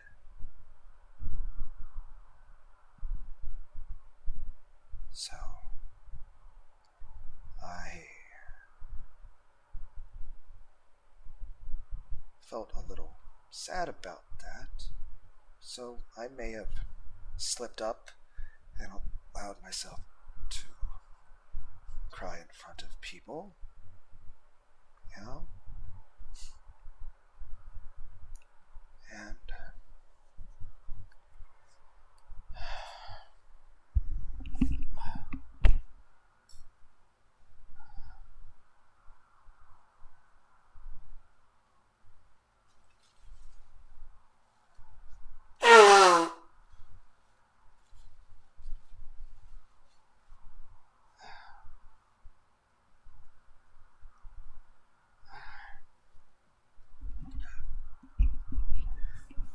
okay, I'm back. Moving on. Not a fan of haunted houses. I'll tell you this. I believe in God. Grantley, like I said, I am a strong believer in God. I'm a strong believer in the God of Abraham. I'm a strong believer in Yahweh, the Lord of hosts. I'm a strong believer in Jesus and him dying on the cross. I believe in God very strongly. God, Jesus, the Holy Ghost, all of that. And I am of the mindset of have very strong respect for God. For example, my Bible, I never put anything on top of the Bible. I feel like you can never put anything on top of the Bible, even another Bible. You have to treat the book with a great deal of respect. Like the Bible, I would never put anything on top of it. Because you can't say anything on top, because that's rude. Like, I'll say goddamn and all this shit, but you will not set anything on top of a Bible, even another Bible. I can't do that. It's not okay. It's not acceptable. God, it's not okay with that. But I'm also the mindset that, I want to be open-minded, understanding of other people. I also have a fascination with reading. I have to read everything I see. And I'm also, I like to read the stuff of other languages and other, even though I don't understand it. I also like to read the, scriptures of other religions. Heck, even Greek mythology, Egyptian stuff, Hindu, even Quran with Muslims, stuff about Jewish stuff, even Apocrypha. and even just like I like reading about everything and how everyone else sees things too. Now I don't agree with them on that, but at least I'm very curious, and I want to understand how everyone views the world, even if they don't view it the same way I do. And because like say if you take the Hindu religion, if you look at that, it maybe gives you a better insight to try to understand the people of India. Plus, if you look at what years the stuff was written, you can understand it. Especially like what was it, Kodahar Harambe, like original, like it was like the first real set of codified law that existed for major society. It at least give you a better understanding of what were people like back then. Like I still think it's interesting to look at. Take Abraham or Noah. What was their childhood like? Heck, Noah was 500 fucking years old before he started building the fucking ark. Like that's a long period of time. Like even up till even when he was a child, what was he told about God? What did he believe about things? What was normal? Like what did they do for fun? What did they eat? How was human interaction? How did people talk to each other? What was the culture? And it's the same thing with Abraham. Like when Abraham, like what was really being like, what did he know about God? Like when God called him to do, like what did he actually know about God at that time? Then you also got to figure like when they're around Egypt, the Greeks, the influence that has on people, especially the Babylonian, Persian empires as well, and even Romans, and of course everything since then. Heck, I think a lot of people's idea of hell is based relatively on Dante's Inferno more than actual fucking biblical shit. Most people are, heck, it's more like people's current understanding of the Bible is more about like memes and shit, or what your evangelical pastor tells you. Heck, the whole point of the Protestant Reformation was the idea that, people just wanting people to be able to read the Word of God themselves rather than just taking the random preacher's word for it, at which point then the politicians and rich people could just tell you to believe whatever. It was just, but then again, he also wrote books that were like, holy shit. Some of it seems like early versions of fucking Mein Kampf. It's like, holy fuck. Then again, different years, different ages. And again, I don't have any judgment of people like that fought in wars and stuff and past, because again, those are special circumstances. Those are under circumstances they had a lot less information available to them. They a lot of times were conscripted, so these people were forced against their will to where they're in this scenario where if they say no, they get killed. And even if the people that are forcing them to fight don't kill them, the people that are being forced to fight against them are also being forced to fight them, so that if they don't fight back and kill them, they're going to be killed themselves. So at that point, who am I to judge them for that? They're just doing what they have to survive. But it's really fascinating to look at history, to try to understand, and just to know, okay, what was art like? What was music like? What kind of instruments did they have? Like think back in like, say, King David. How did you teach people music? Like how would he have learned how to play the harp? Did he learn from a person? Did he improvise himself? How did people learn how to tune that stuff initially? How did you record music? Or was it everything oral tradition at that point? Where like you're just teaching somebody by showing them. It's just, I don't know. The main point is this. I believe very strongly in God, but I also think that no one should be punished in this world or the next for who they do or do not believe in. Like if somebody is an atheist or believes in a different God, I don't think they should be punished in any way. And I don't think they should go to a hell or be punished in the afterlife for what? Just simply having a different opinion than me? They shouldn't be punished for having a different opinion. And you certainly should be punished over trivial things like whether or not you ate bacon or pineapples or shit. Oh no, you ate shellfish. It's like, what? That's such a... And a lot of rules in the Bible is that, here's the thing, I believe the Bible to be a historical, accurate thing about everything in the Bible happened. But I don't base my sense of right and wrong over the Bible. I base my idea of right and wrong over what is logical and what is kind and compassionate. Simply put is this. One, what is logical? That's where morality comes from. You base morality off of this. What is logical and what is kind? And also, what actually serves my best interests? That being said, it's also interesting to try to understand how societies and cultures worked. And I feel a lot of the rules that were created in the Bible were more so, they weren't rules based on morality. That the systems of laws created in the Bible are not about morality. They're not about ethics. They're about efficiency. They're about how to make society and culture function correctly, especially if you want a kingdom that's going to grow and be powerful and to be able to conquer its neighbors and be able to have a functioning economy. At which point, it's not about caring about people's feelings or about what's right or wrong. It's about what guarantees the survival and prosperity of the people and of the king. But main point is this.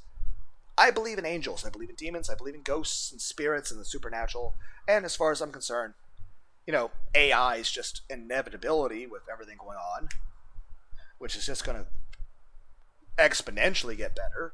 And of course, aliens. Could aliens exist? They could. Do they? I don't know. But as far as I'm concerned, if aliens exist, that doesn't mean God doesn't. It just means God created them. Heck, at that point, it's like, where do the aliens come from? I don't know. I have no clue. Could they exist? Maybe. Is there a chance they don't exist? Very likely as well.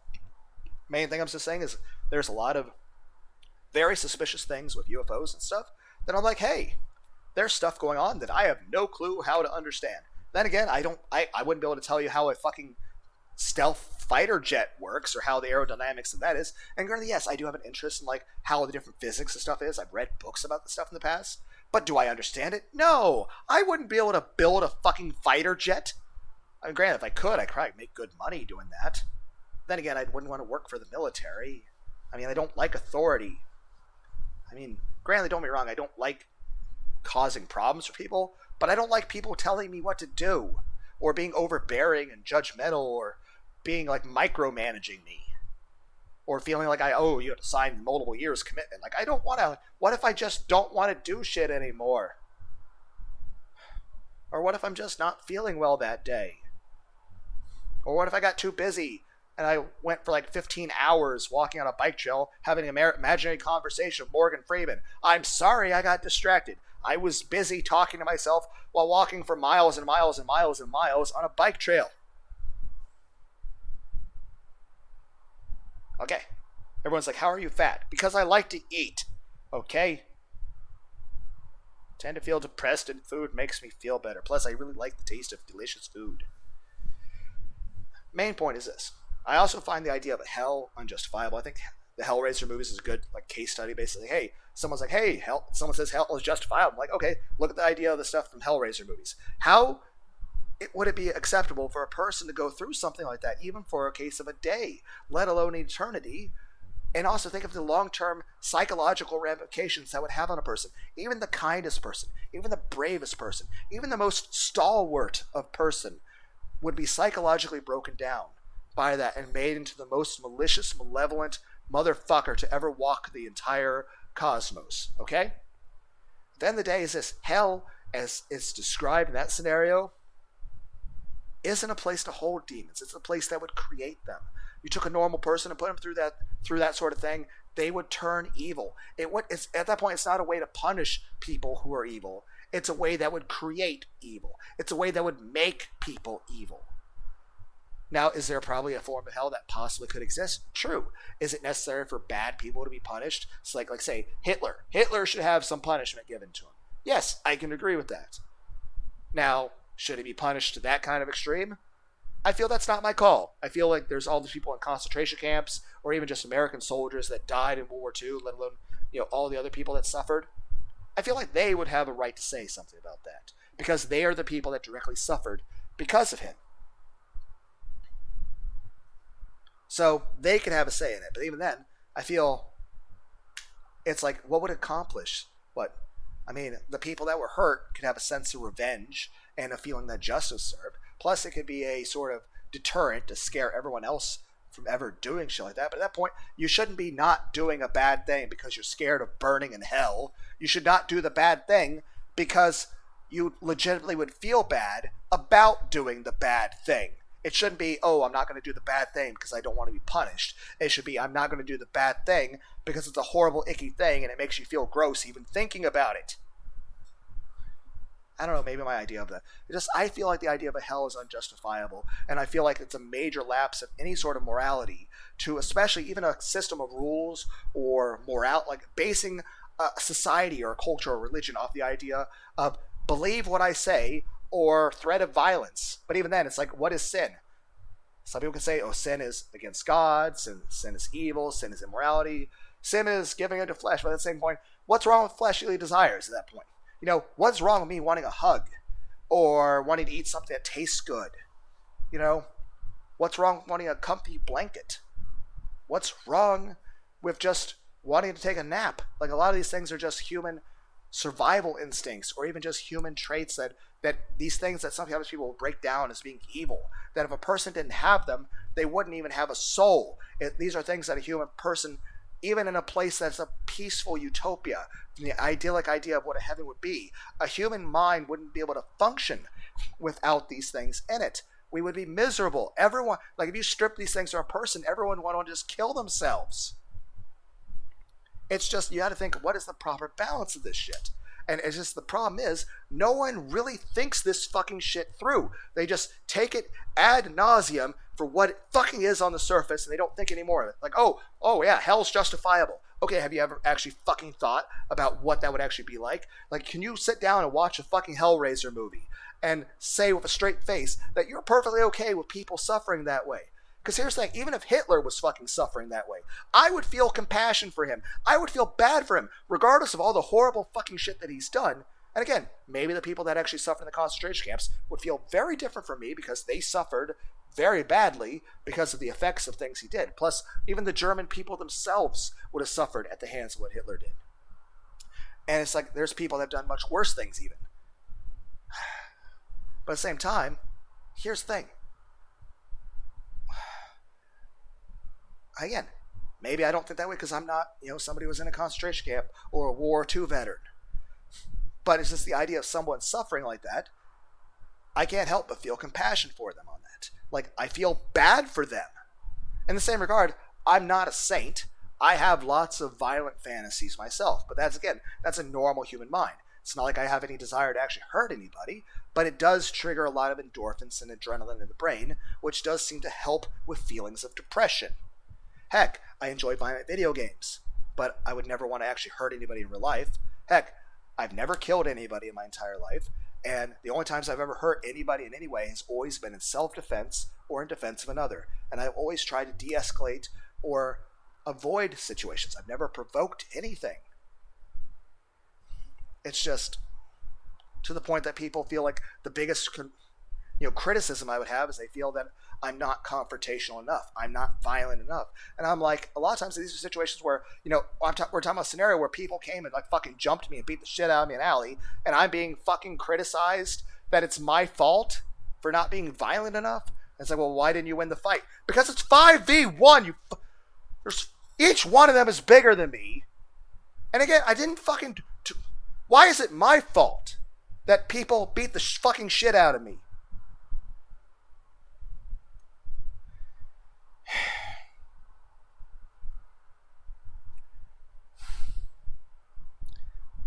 Main point is this. I think hell is unjustified. I think it's wrong for people to be hurt like that. Also, I don't see anything wrong with people being gay. I get into that, but that's a long conversation of itself. Main point is this. I believe in God, but I base my morality off of just what's logical and what's kind and what serves my best interests. But, yeah, the main thing is this. Do I believe in haunted houses? Yes. Do I believe in haunted or supernatural things? Yes. Do I believe in the supernatural? Yes. But here's the thing. Am I the kind of person who goes out and seeks it? No. I'm the kind of person that if I know a house is haunted, I am not going there. If I know a place is haunted, I'm not going there. If I know an item is considered cursed or haunted or possessed in some way, like if there's something supernatural, like, oh, here's a dagger, it's supernatural, it's haunted by a ghost or something.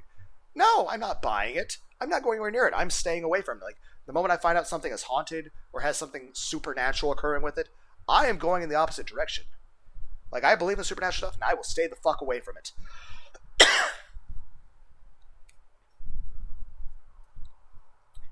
Same way if, like, aliens start landing in the middle of the field, I'm not running toward the UFO. In the same regard, if, like, the government's doing shit, I'm not gonna fuck with the fucking CIA or shit. That's way above my pay grade. I'm just a random guy that's worked in fucking factories and fast food places in the past. It's like, it does not benefit me in any way to fuck with that shit. Now, that being said, Bruce Campbell would fucking hate me. For as much as I say I would not go anything around near anything supernatural, you get the fucking Necronomicon in front of me, I'm going to have to read it. Bruce Campbell will be like, no, don't do it. And I'm like, sorry, I have to make Evil Dead 27. Same way, like, if I was a politician, the first thing I would do is I would find all the information about aliens, and I'm like, yep, aliens exist. Here's all the proof. Here's all the spaceships. Yeah. Main point is this. No, I'm not a fan of haunted houses because I take that shit seriously. When you start reading a book, do you lose track of time and immerse yourself? Very much so. Same with music and books and anime and video games, or even just me talking to myself. Do you think aliens are real? Yeah, might as well. Like I said, I don't know for certain. There's a good chance they might not exist. But as far as I'm concerned, yeah, aliens exist. I believe aliens are real. I mean, heck, I believe angels and demons and all that. Like, and here's the thing: I believe everything that occurred in the Bible is accurate. Like, I believe everything that's stated in the Bible actually occurred. That being said, I also feel that someone's an atheist or believes in a different religion. You know, as long as their religion doesn't involve telling me I'm a piece of shit or trying to hurt me or disrespecting me or threatening me, I don't care what they believe. I don't think they should be punished for believing differently than me. Everyone can have their own opinions. And heck, if someone does have a different opinion than me, I just think it's to be exciting and awesome to have that discussion with them. And again, neither person's trying to force the other person to think the way they do. It's just nice to understand one another or just talk to people. Even though I'm probably overwhelming everyone, but it's not going on. But it's just, that's the problem. Most of my life, I'm very, very bottled up. I don't really talk about things. And then when I do, it starts coming out and I just can't stop. When you look at horoscope, is it always right? Oddly enough, yes. I don't believe in horoscopes or the whole Aquarius, Sagittarius, what are the rest of them? You know, the whole zodiac thing. But when I look at it, it does tend to work. But I don't believe in it. But I think stars and constellations are really pretty. I like looking at the night sky, okay? I'm a nerd. I like nature. Even though I don't want to fucking camp anymore. I like my bed and modern comforts and AC and showers. Oh my god, yes, I do get motion sickness, like Curved Space, Red Out. I've been playing various games, and the video games make me have... And granted, yes, I enjoy those high-paced games that move really fast. It's awesome. It's exciting. But it's overstimulating. It also makes me feel sick and dizzy. Heck, there was a couple of games where I had to stop immediately because, one, they weren't fun. But also, like, there was one I was tilting the perspective of the world. And it made me feel like I was going to vomit because it was like really making me dizzy. Do you think God exists? Of course God exists. Do you have a sixth sense? Yes, but I have no fucking control over it. When you sleep, do you dream in full color? Absolutely. Sometimes I see colors that don't actually fucking exist. Also, I can use cell phones in my dreams. I've shot fireballs. I've used swords. I can fly. I've fired fucking kamehamehas in my dreams. I've also had a shit ton of really bad nightmares. I've had nightmares where, like, everyone's in blenders and then we get liquefied and torn apart and well, I just say having a dream of yourself being inside a blender isn't fun. So, yeah. But yeah. Heck, I can change the lighting with light switches in my dreams. Like if I flip a switch in my dreams, I can use cell phones in my dreams. Like I can use a phone in my dreams. I can use a computer in my dreams. I can mess with light switches. I can look at mirrors in my dreams. I can read books in my dreams. Granted, they're not about anything important, but still. When you are asleep, do you ever understand that you're dreaming? Sometimes, but usually no. Have you ever experienced partial memory? I have had like 100 fucking concussions. And like 106-degree fevers. I've had swelling of the brain. I've had meningitis and encephalitis of the brain. I've been hit by a fucking truck going 75 miles an hour. And I had like a dozen staples across the left side of my skull. I couldn't move my left arm for a couple months. All my ribs were bruised. I was on Vicodin. And my legs were covered in purple and black bruises that looked and felt like basketballs. Do you have trouble making eye contact with others? I mean, sometimes I feel nervous, but... I mean, kind of. Does the sight of a lemon make your mouth... Yes, but that's normal. That's like Pavlov shit. When other people yawn, do you too? Yes. Heck, sometimes I yawn and start making myself yawn more. Okay. はい、お疲れ様でした。 You're welcome. Well, I checked out the last few questions. So Hoagie spoke to me before I had a chance to say anything to her. I've been really embarrassed. Yeah, I mean, as you were when watching me fill out the thing. But thank you, I appreciate you being here. It's less lonely that way. Having her watch me the whole time, maybe my face had been red. I mean, she is really pretty. I quietly handed over the worksheet, trying not to look at her face. Hadn't had the time to write my symptoms on the back. But yeah, she is really pretty. それでは待 Now 合室 please でお wait 待 in the ちく wait. だ I さい。 wanted to write stuff on the back of the sheet though. お薬が出てますから。 You'll be given some medicine. What kind of medicine are you giving me? 薬 Yeah. What medicine? Is it like an anti-anxiety? I was getting some kind of prescription. The doctor hadn't said a word about it. ええ、先生の指示で。 Yes, those are doctor's 弱い精神衛生剤 instructions. です。 Some mild sedatives ぐ that'll っ help you すり sleep. 眠れるよう They に don't な have る any し side. 副作用などもありませんよ。 Are you actually like also a detective person? Are you Yua in a wig? In makeup? Is the medicine laced with drugs? Is the drugs laced with drugs that aren't drugs? Woohoo! Thanks, Doc. I was appreciative. I also thought of waiting in that lobby again made me feel miserable. Okay. Value of death? Life is suffering caused by desire? To end the suffering, we must end desire. Start 11:24. Start. What the fuck is this? What is even the point? What is occurring here? Oh, I forgot to read things. I was reading other things.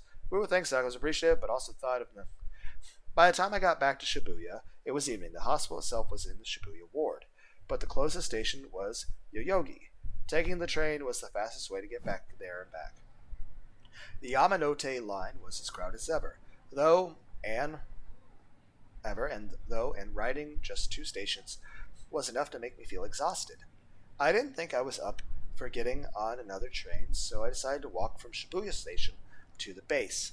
There were just too many people at the stations. I hated crowds. They always made me feel like I was going to pass out. I didn't want to spend any more time there than I had to, so I quickly tried to get across the scramble crossing. That area was so packed, it was so hard to even walk in a straight line. If you didn't keep a steady forward pace, you'd run into people walking beside you or get from behind. There were also people blocking your path, trying to hand you packs of tissues with ads on them. They'd even force them into your pockets, like reverse pickpocketing. I ignored the first one, but the second was a cute lady, so I took some from her. These tissue people were just the worst. They shouldn't have been allowed to stand in the middle of the sidewalk like that. It took the tissues away, though, since they were free. I mean, you guys ever see those people in the middle of Walmart that are selling things? Like, why does Walmart allow that? Because they're really pushy. I looked at the tissues I'd been given. This pack came with a small flyer with white text on a red background. It was a pretty weird color combination, kind of spooky. It wasn't a combination you saw often. That much I was sure of. I read the flyer as I walked along. There is a shortage of type B blood. There is currently a serious shortage in Shibuya. We may no longer be able to deliver blood to all the patients that need it, and people may die. Without your blood donation, we will not survive. Please come to the Blood Donation Center, Shibuya, and Naka Lane. Flyer blood donation service. As I looked at it, I thought back to the worksheet I'd been given at the hospital. I hadn't seen anything like it when I had gone there 4 years ago. Maybe it was some kind of new diagnostic that had only gotten popular over the last few years. But still, I felt like I'd seen it before. Deja vu again. It felt like that was happening all the time lately.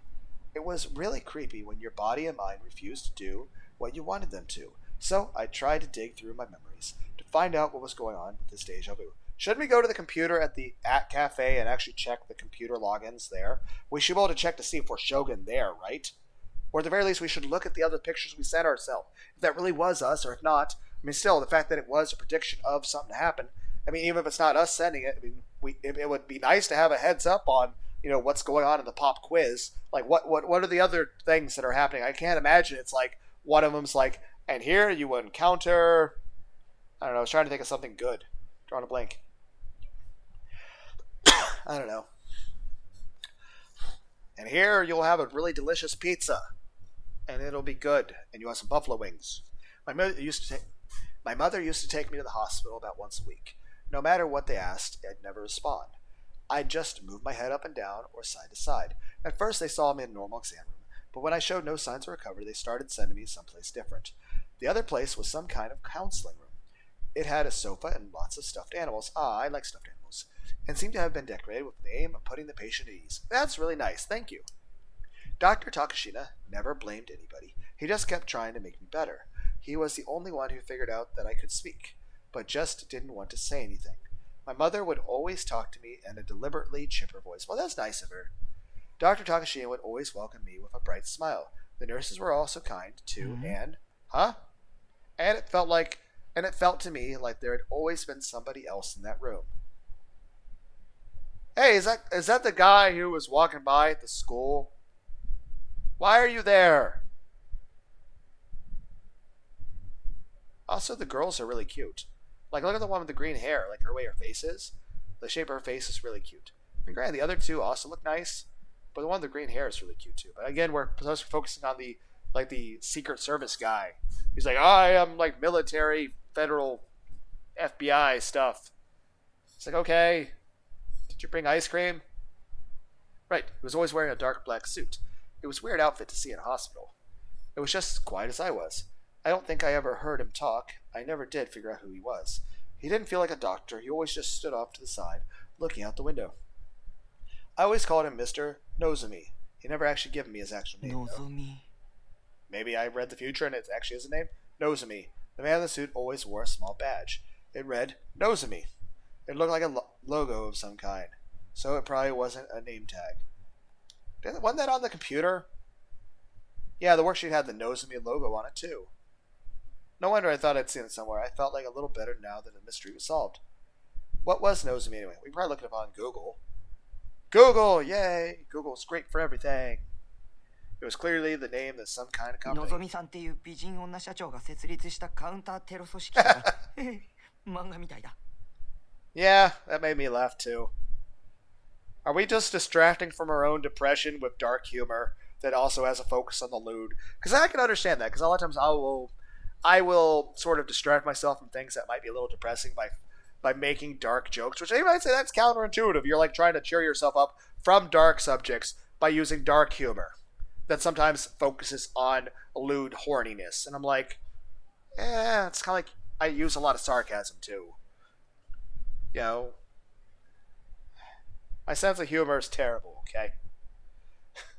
Maybe it's a counter-terrorist organization founded by its hot female CEO, Nozomi. Like in a manga. Well, we're home.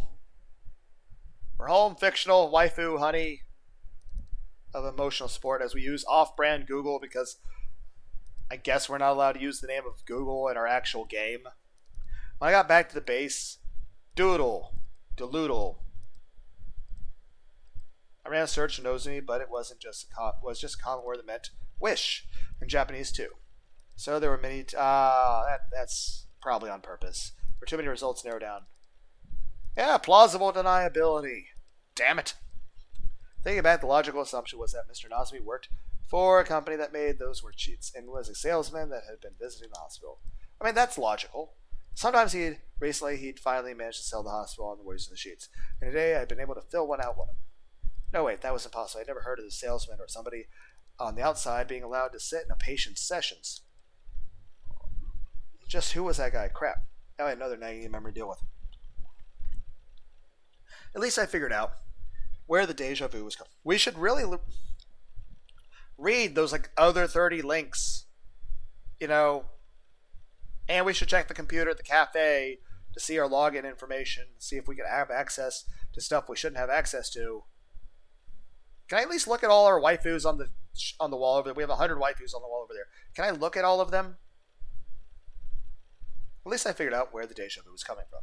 I decided that next week I would ask the doctor about my memories. Until then, I'd forget about school and just stay in. We still have to actually go to school.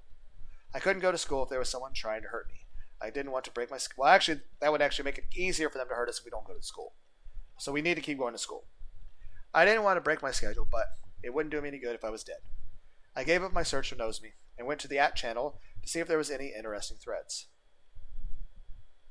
The news board was filled with nothing but new generation madness threads. Okay, new gen, group dive, pregnant man, crucified, new gen, to be continued, gua, ESO board recreated the new gen murders. Murder and ESO thread going. I was getting sick of it. When I logged in ESO, Grim was there. Shouldn't we look at the links, or what, did links time out? Do they expire? Are they like corrupted links now? Can we not click on them? We didn't even at least acknowledge that we tried. What the fuck is wrong with this map? Like, I see a river leads into a lake and some buildings in the middle of it. How big is this compared to like most like MMOs?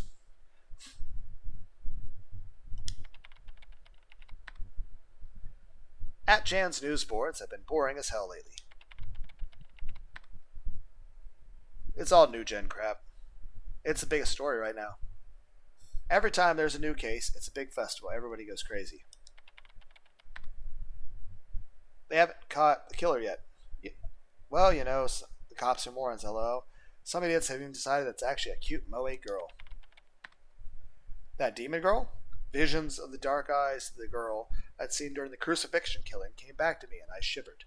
I didn't want to remember it at all, but the slightest little thing in the memories came flooding back. I had seen the killer's face. I knew who she was, and she knows who we are. Should I have told the cops? But I didn't want to get involved. Demon Girl? Is that the latest variation? That's going a little too far. Anyway, New Gen is just fascinating stuff. I joined New Gen community on Furapara. You're getting too much, getting into it. The only one in the guild weren't into it are you and Big Sis Geji. Yeah, seriously, that's true. I wonder if the Big Sis Geji is actually our little sister in real life. I wouldn't be able to keep up with the discussion on our chat channel. New Gen just really messed up stuff. It's just crazy to read about. I know you're into the Guro stuff. But don't tell me you're into the kind of guy who wants to see art in his murders.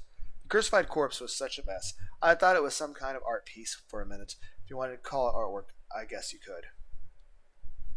Nah, it'd be better if they had some perverted sexual element to them, right? It's like the ultimate kind of S&M. The guy is a gooner, or goner. This guy is a goner. Somebody needs to do something about him. Once you lose your virginity, you'll understand. So you're telling me you're not a virgin. I don't know what that face means, but I at least understand that's a face. But I don't know what that emotion is.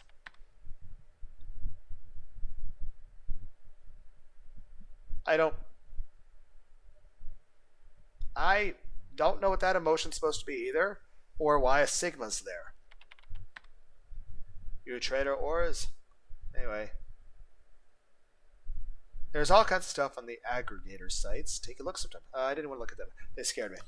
I think it kind of involves us. We kind of should look at it. Wanted to run away from the fact that I'd been at the murder scene. That's why I'd cut myself off from all information on New Gen. That's how I hoped I could convince myself that it was all just an illusion. But the fact that we were told that we sent those pictures to ourselves, we should look at the rest of them. And yes, so I was practically a god. It wasn't enough to be strong. I had to know everything. Especially since I was kind of a leader in the guild. If I was supposed to be the leader, but I couldn't even keep up with whatever everyone was talking about, it would just be embarrassing. I had to avoid that. I went to the address that Grim gave me. Top banner read, New Gen Aggregator in big letters. Aggregator sites were a kind of wiki, where any number of people could add information to the articles about a certain topic. That's pretty convenient. New Gen Aggregator sites would have information on New Gen, constantly updated by different users. Some of that information wasn't trustworthy in the slightest, and sometimes they were trolls. But if you wanted an easy way to get a handle on the basic facts of something, it was good. I mean, yeah, just gotta use your common sense. There was always tons of links, for one thing. I decided to start with an article called The Case So Far. My pulse started quick. Just reading the site was enough to make me nervous. I could feel the sweat forming on my hands. The first case, the one called the Group Dive, was when a group of 5 boys and girls from a high school all jumped off a building. It happened on September 7th, about a month ago. It was in the middle of the night, a place called Shibuya Cornelius Tower. The 5 had jumped off the building's helipad and died instantly on impact. The autopsy showed that each of them had DNA belonging to someone else under their nails. There was also scratch marks found too. It was theorized from this that the 5 of them must have jumped off while holding hands. There was no sign of any kind of suicide note left on the roof. Below the summary was information added by the internet detectives. These type were often referred to as snakes, who'd actually gone to the Cornelius Tower. According to him, the roof was off limits to visitors, and the door to it was kept locked at all times. Of course, it was locked at all times at the time of the jump, too. None of the deceased had a key on their bodies when they'd been found dead. This meant that the helipad was in a way a locked room. Like you saw in a Murder Mysteries, there was nothing to suggest how the 5 of them had gotten up there. It was entirely likely that someone else had been there as well. The second case, the pregnant man, happened on September 19th, around the 12 days after the first. Early in the morning, near Shibuya Station under a pass, a college student was walking home from a karaoke when they'd found a blood-stained man collapsed on the ground. The collapsed man was a university student who lived in Shibuya Ward, Chizuo Konoe, aged 21. He was dead when he was found, but he had an unnatural bulge in his stomach. The autopsy showed that someone had opened his chest, shoved a newborn baby into his stomach, and then sewn him back up. In addition, DNA analysis showed that there was no relation between the baby and the man. He was, according to the reports, unmarried and had no girlfriend. The rest of it was internet speculation, but the baby appeared to be in the 32nd week of pregnancy, which would mean it was probably removed from the mother by C-section. Who the mother was, though, or where she was, or that she was doing, or even if she was alive or dead, none of that was known. It was possible the cops knew, but if they did, they weren't talking. I looked away from the monitor, feeling like I was about to throw up. This was disgusting. The killer was insane. I knew that for sure. And it was also possible that it's her. That girl had been behind these horrible murders. Welp, Japan's screwed. I don't feel that emoji's appropriate. I took a moment to gaze at my beautiful Sarah Tan. Looking at her helped me calm down. I thought about taking the sedatives the doctor had given me, but for now, Sarah Tan was good enough. Still, though, I still had to do it to keep up the Nightheart's reputation as a leader. But reading these hurt. Okay, what has occurred here? Hi!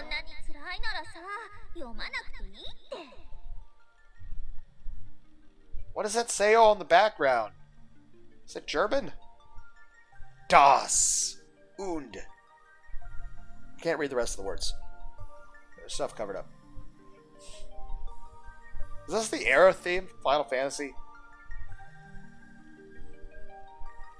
If it hurts that much, don't read them.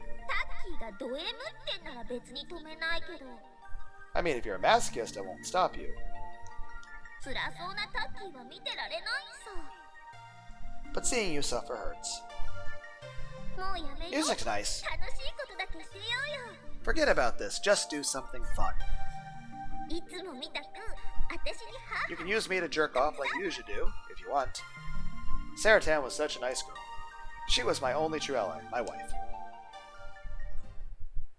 Maybe we should get a potted plant with some grass in it, and I put my elbow on the table and rested my head in my hand, taking deep breaths as I stared at Sarah Tan's smile. Phew, I felt so much better.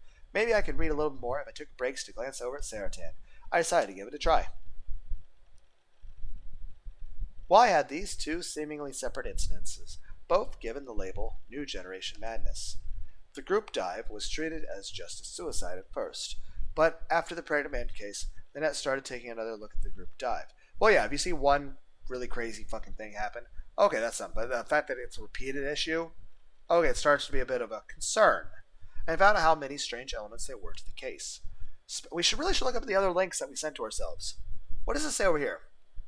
Templates Yuko, Kokodayo, Update, Burberry, Baby.net, News Sweden. Is that supposed to be Sweden? Futanari Daisuke. It says Futanari Daisuke. It says Futanari. That's hilarious.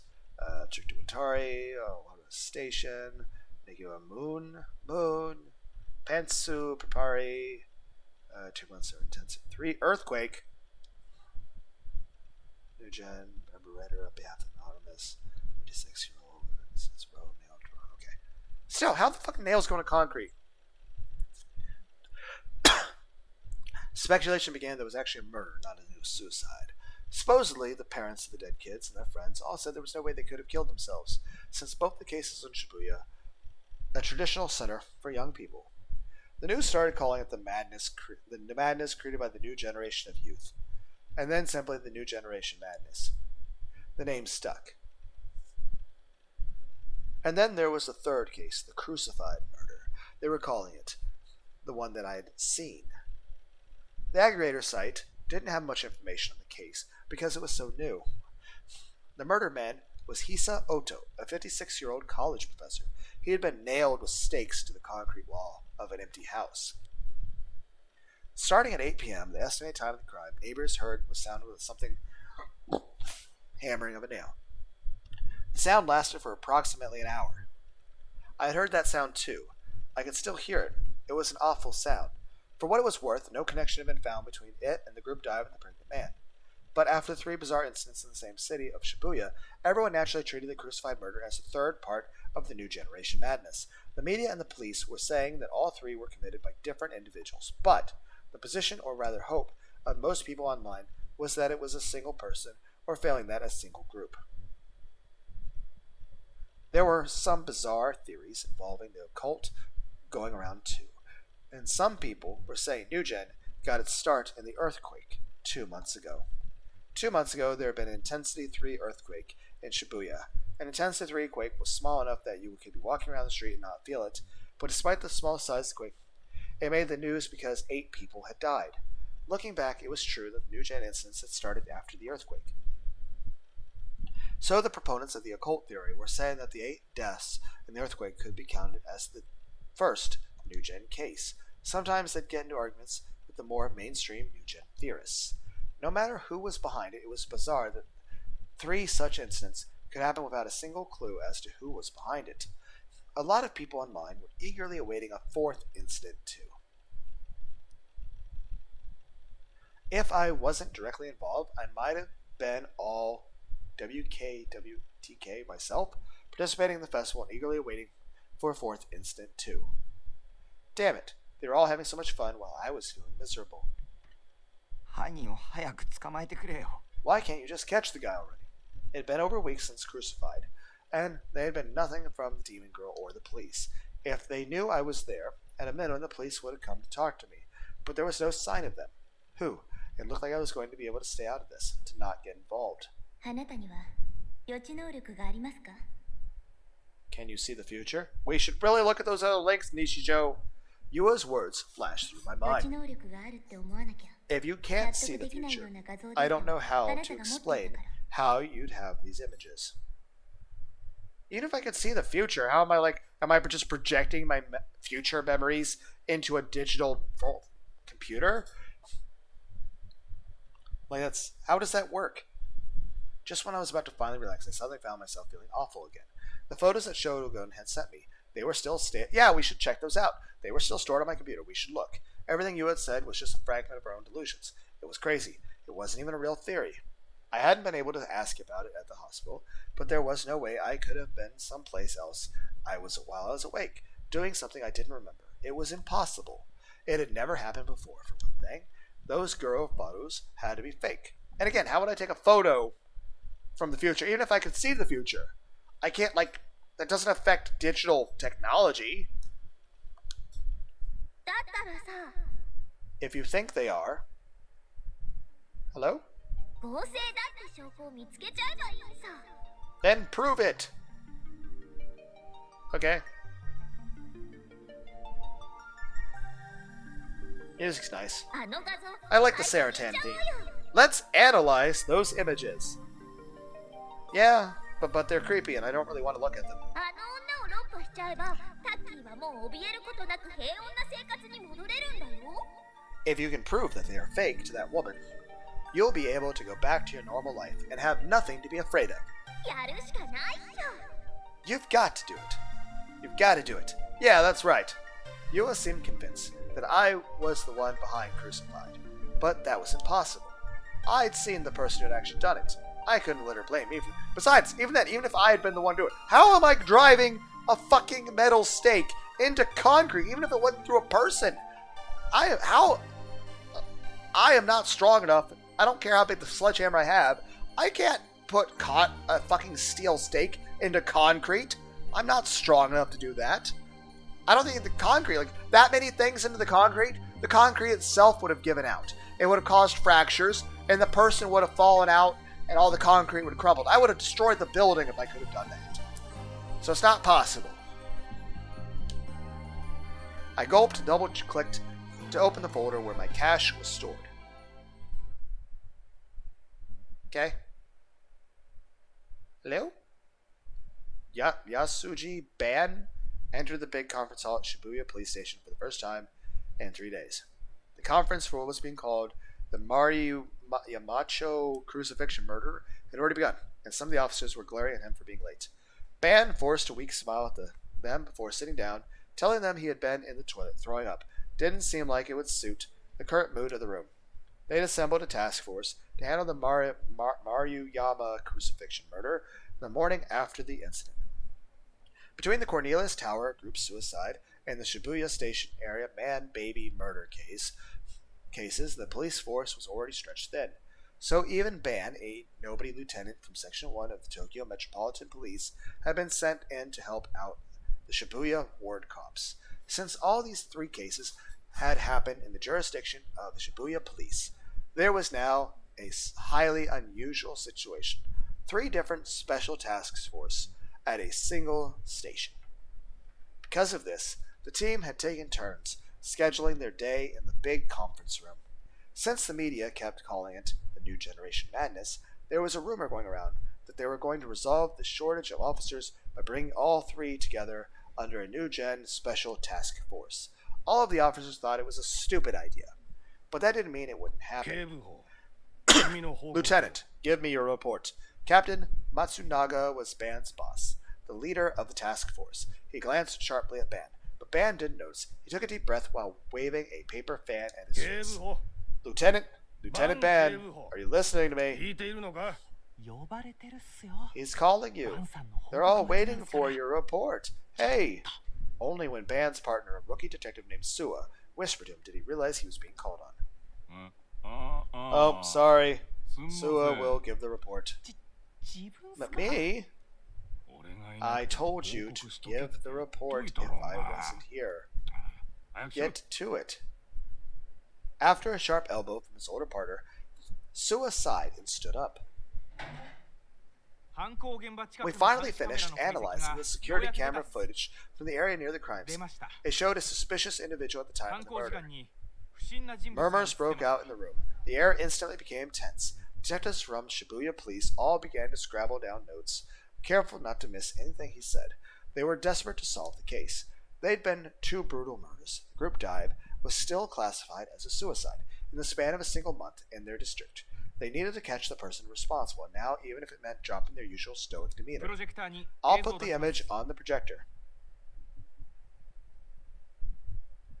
Well, I can't see anything. Suwa put an image on the projector screen, just like Ban had told him to do before he read. Yeah, I don't see anything. I just see there's a vending machine, and a trash can, another vending machine. It showed a narrow, dirty black alleyway in Maruju. It was the night, and there were a few lights, so it was hard to see much of anything at all. This is the camera footage from a commercial parking lot around 50 meters from the crime scene. The parking lot was a tiny one, with no more than 2 spaces. That's not a parking lot then, is it? How do you have a parking lot with 2 spaces? It was located on a tiny strip of land crammed between 2 buildings. From here, you could see the crime scene. You could barely see the road in front of it. It showed the road a street away from the killing took place. There's no way audio on it either. We probably see me walking down the sidewalk before I encountered the road with the crazy person who murdered a dude. And then probably has footage of me running away, screaming and crying and pissing myself. The footage had a timestamp at the bottom right. It read 2134. And I'm sure Ureza testified hearing a sound like someone hammering a stake that started on 2100 and continued until 2130.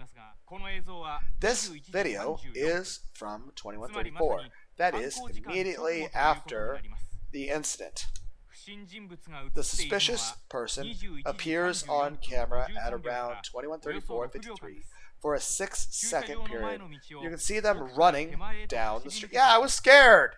toward the camera.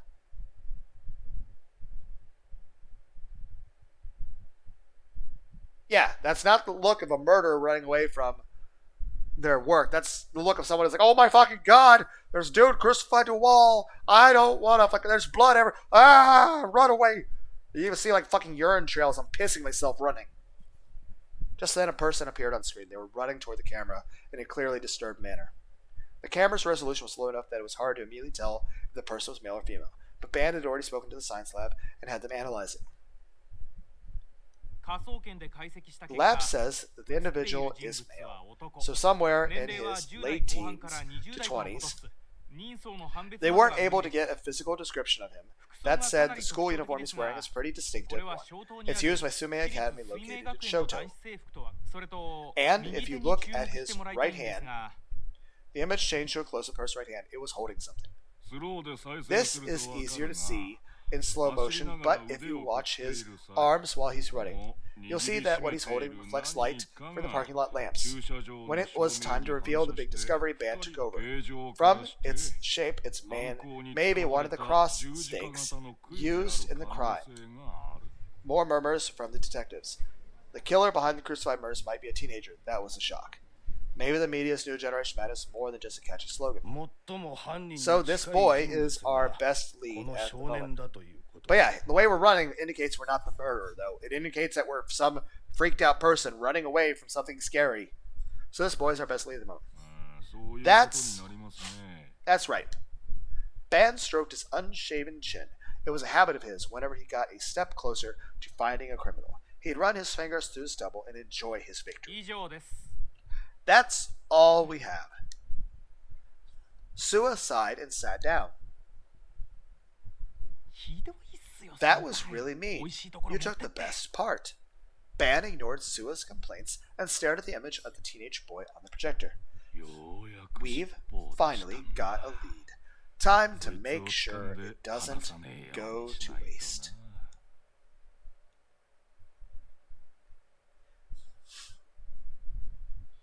Well, at least since we're ditching school. Machine settings, internet cache. Holy shit, how fucking many did these send? Or me, I guess, since it's also me. Why did I pick the name Shogun? Isn't that kind of lame? I found this image Shogun sent me in the cache holder. It was JP. It's the sauce! Our sauce number is 168491. It's like, what's the sauce? There was still a big part of me that didn't want to look at it. I mean, it was disgusting. If I looked at it, I was sure to remember the scene as it was in the real world. Is that the same scene as the crucified thing? I had to burp.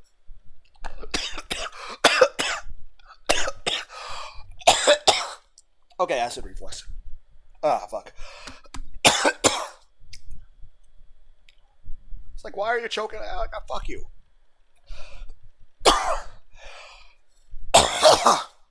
Oh, fuck.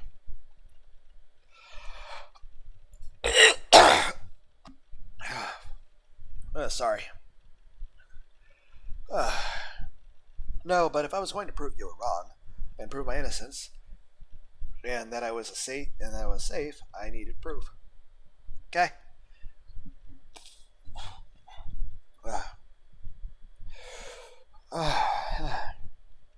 Saratan was here to help too. I could handle a little gore. I worked up my courage and double-clicked on the file to open it up. Okay, that's the same one as before. How do we remember which one it was? Yeah, it's too pixelated to be gross because it's too far away. Yeah, it was gory, all right, but compared to what I'd seen in the real world, it wasn't that bad. It was fake too, right? I can handle it. First time I looked at it, I only took a quick glance before closing it. I hadn't looked at the whole image from top to bottom. This time I was able to take a closer look, even if I had to suppress the urge to vomit. I didn't know how to tell if the image was fake. Did you look at the direction of the shadows, background, things like that, and see if anything was wrong? Should we take a look at the other pictures to see if there's things other than the crucifixion? It seemed to me the most likely possibility was that they had taken a photo of the alley first, and then added the staked corpse later. But then, the day after Shogun sent this to me, they'd carried out the murder just like in the photo.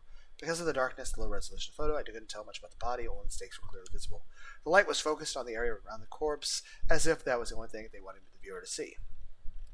It felt like whoever took the picture had framed it like this deliberately. There was no way the light shining right on the body and nowhere else was a coincidence. Or maybe it was a coincidence. I hadn't gotten a clear look at the scene when I was there, for real, so I couldn't say for sure. One moment.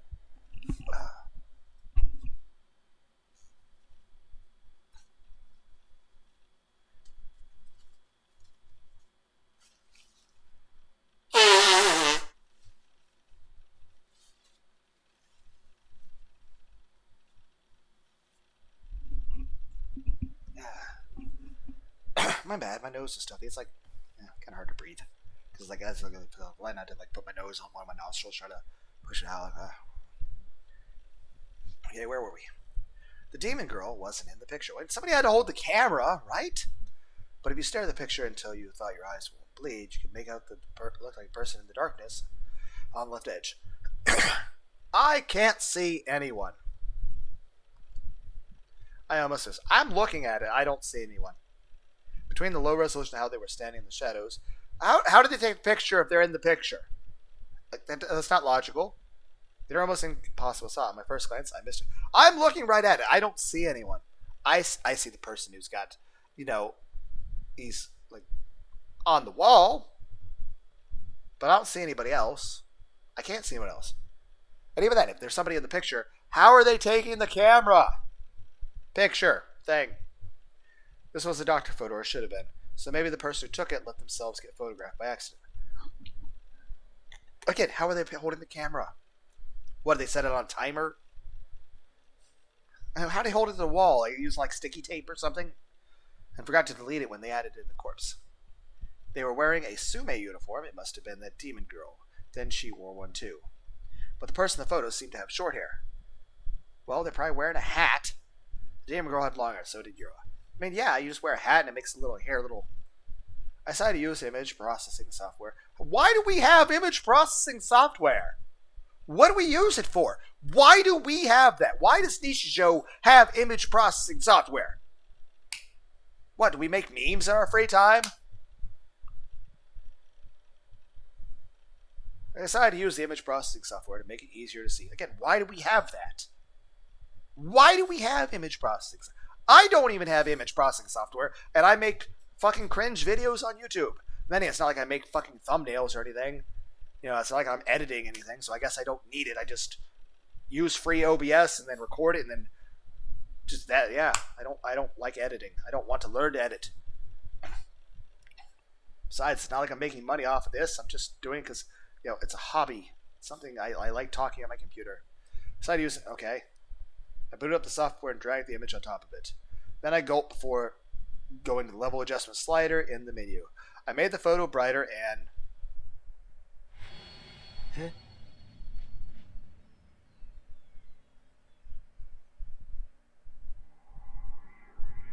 Okay, why is the color different? I mean, obviously that's me. But it's also me running the fuck away. What was this? Huh? What is going on here? Okay, so I'm able to send pictures from the future. How did I even get the pictures? This is from like a fucking camera that's mounted on a fucking wall. Do I even have access to this? How would I even have access to this? How would I even get this picture? The person in question, without the question, was me. But it's a picture of me running away. So again, who's holding the camera? If it's a company that has a thing, how do I have access to this? Why do I have image processing software, though? Also, it's kind of shitty image processing software. Why me? This made no sense. I'd never even been there until September 29th. I mean, this is a picture of the future, so we were sending a picture from the future. This was fake, too. It had to be. I couldn't find any evidence of it at all, but it was definitely fake. Music's fucking... The music is definitely snapping. Kicking? Slapping? Slamming? The music's definitely picking up in intensity and in awesomeness. Great music. Whoever did the composing, you did a good job. It had to be. Shogun had sent it to me on the 28th. The crucified killing happened on the 20th. So, There's so many things that are illogical about this that I'm like, what the fuck is happening? It would be a photo of the future. Yeah. So how do we have photos of the future? 予知能力がありますか？ Can you see the future? Even if I can see the future, I can't. It'd be one thing to say, okay, I can see the future. But even Nostradamus wasn't like making VHS tapes in the 1500s for us to find. He just wrote awkwardly prosed poems. うるさい、そんなはずはないんだ。 Okay, let's look at the other pictures first. We're jumping the gun here. Shut up, that's impossible. I kicked an empty plastic bottle at my feet and shut down the image program. I opened up the properties menu to see when this JPEG was made. JPG. Oh, what's a better way to say it? File was created and then I guess. It had been created on the 28th. But that didn't matter now. There was something written in the comments section of the properties window. How do you... What? That was what the eyes were glued to. Whose eyes are those? And that's the point. Who took the picture? Where is this camera? How is this being seen? Even if it's an actual physical camera. One, how am I getting pictures from the future? And two, how do I even have access to it? What doesn't make sense. I slammed my fingers down the keyboard, pressing it to the side of my desk and cradling my hand. Okay, this is where we crack open a Pepsi and eat a Hershey's bar so we power through this. セーラ助けて。 You can use an actual friend that's not made of plastic. Sarah, help me. I tried to stop myself from crying. What the hell had been going on this whole week? Why was all of this happening to me? Wait a second. Say, Shogun had gotten a photo of me from somewhere and used it to put me in the group. I mean, heck, have you seen the deep fake stuff with like Morgan Freeman? I mean, you could literally deep fake JFK in a KFC commercial now. And it wouldn't even look like a cartoon or anything. It would look realistic. You would think JFK was still alive and was advertising for KFC.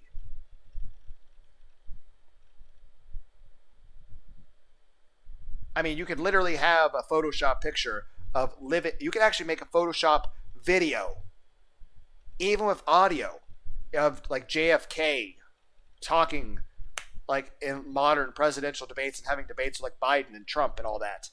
And you can like doctors everyone's voices and make anybody say anything. And here's the thing: if you seen the like technology, heck, there's like not like AIs that can make. Granted, they're not sentient, but they can make images of anything, and you can't even tell it's not real. Heck, there's that Sora AI that actually can make pictures of actual videos, where it can have you just put a prompt about an island or something, and you can have like videos that look like it's actual real world footage of like, oh, here's the helicopter footage, or even in person footage of somebody like, an island or trees or stuff. I mean, you could literally make an AI video of Steve Irwin still being alive, meeting new animals and aliens and stuff. And you wouldn't be able to tell that's not real. You wouldn't be able to tell that's CGI. And it can be done instantly. And humans, and if there's small mistakes, humans can fix that. And over time, after humans fix it, the AIs will learn from that and they'll be better. And it's like the humans are getting better. The AIs can learn from each other. And the humans work with that and make it even better. So, I mean, yeah, you can do anything with computers now. I mean, they've either taken a photo of me themselves well before the murder and got a photo of me of somewhere else, which means they are watching me. This, like I said, it doesn't mean, I don't know how we see the future, but it does mean this. It means the murderer has been stalking me for at least a few weeks. Given that they'd come to the chat room out of nowhere and started talking as Grimace left, they were after me from the start. Maybe Shogun knew who I was then. Yeah, they have to. They have a literal fucking picture of you. It doctored into this shit. They know who you are. We should buy a gun. If he did, there was no telling when he or the demon girl would attack the base, and then they'd kidnap me. I felt the prickling on the back of my neck, that gaze again. I was being watched by someone. Don't look at me.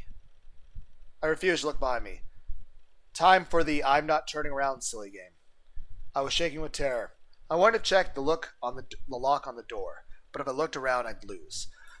I stubbornly stared at the monitor instead. Can we see a reflection?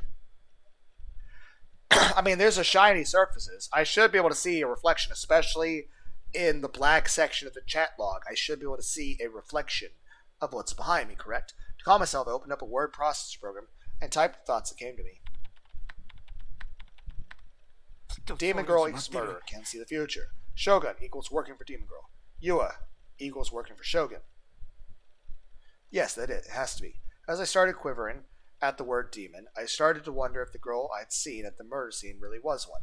Yeah, she wasn't human. That had to be it. I mean, how else would you put fucking stakes into concrete? Maybe there's like sulfuric acid on the tips or something? Maybe they're sharpened by lasers?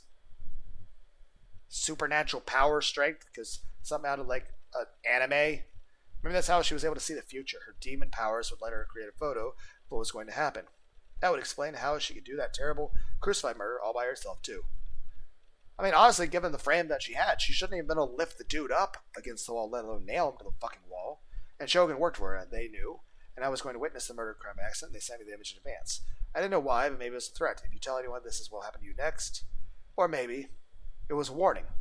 A death sentence telling me I'd be next. If that was the case, I can't beat them. They could kill me anytime they wanted to.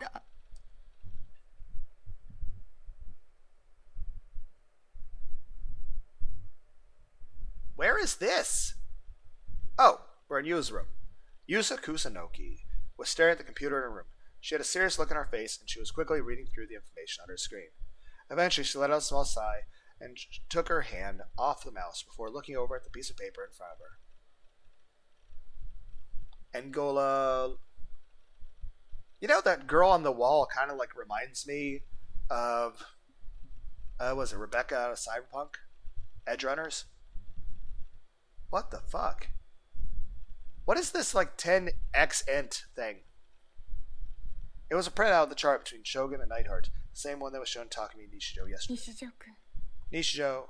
She whispered his name, images of him sitting alone on the bench, and Shoto Park came back to her. She shook her head as she was trying to drive them away. That's a whole shit ton of images. And then suddenly she gasped and turned around. Hello? It felt like somebody was watching me. Her own gaze was locked on the big Jiro froggy plush that lay on her bed. It must have been her imagination, she decided. She stood up and walked over to the bed and fell onto it face first. You look really tired. The sheets smelled like a sunny day. I probably should save.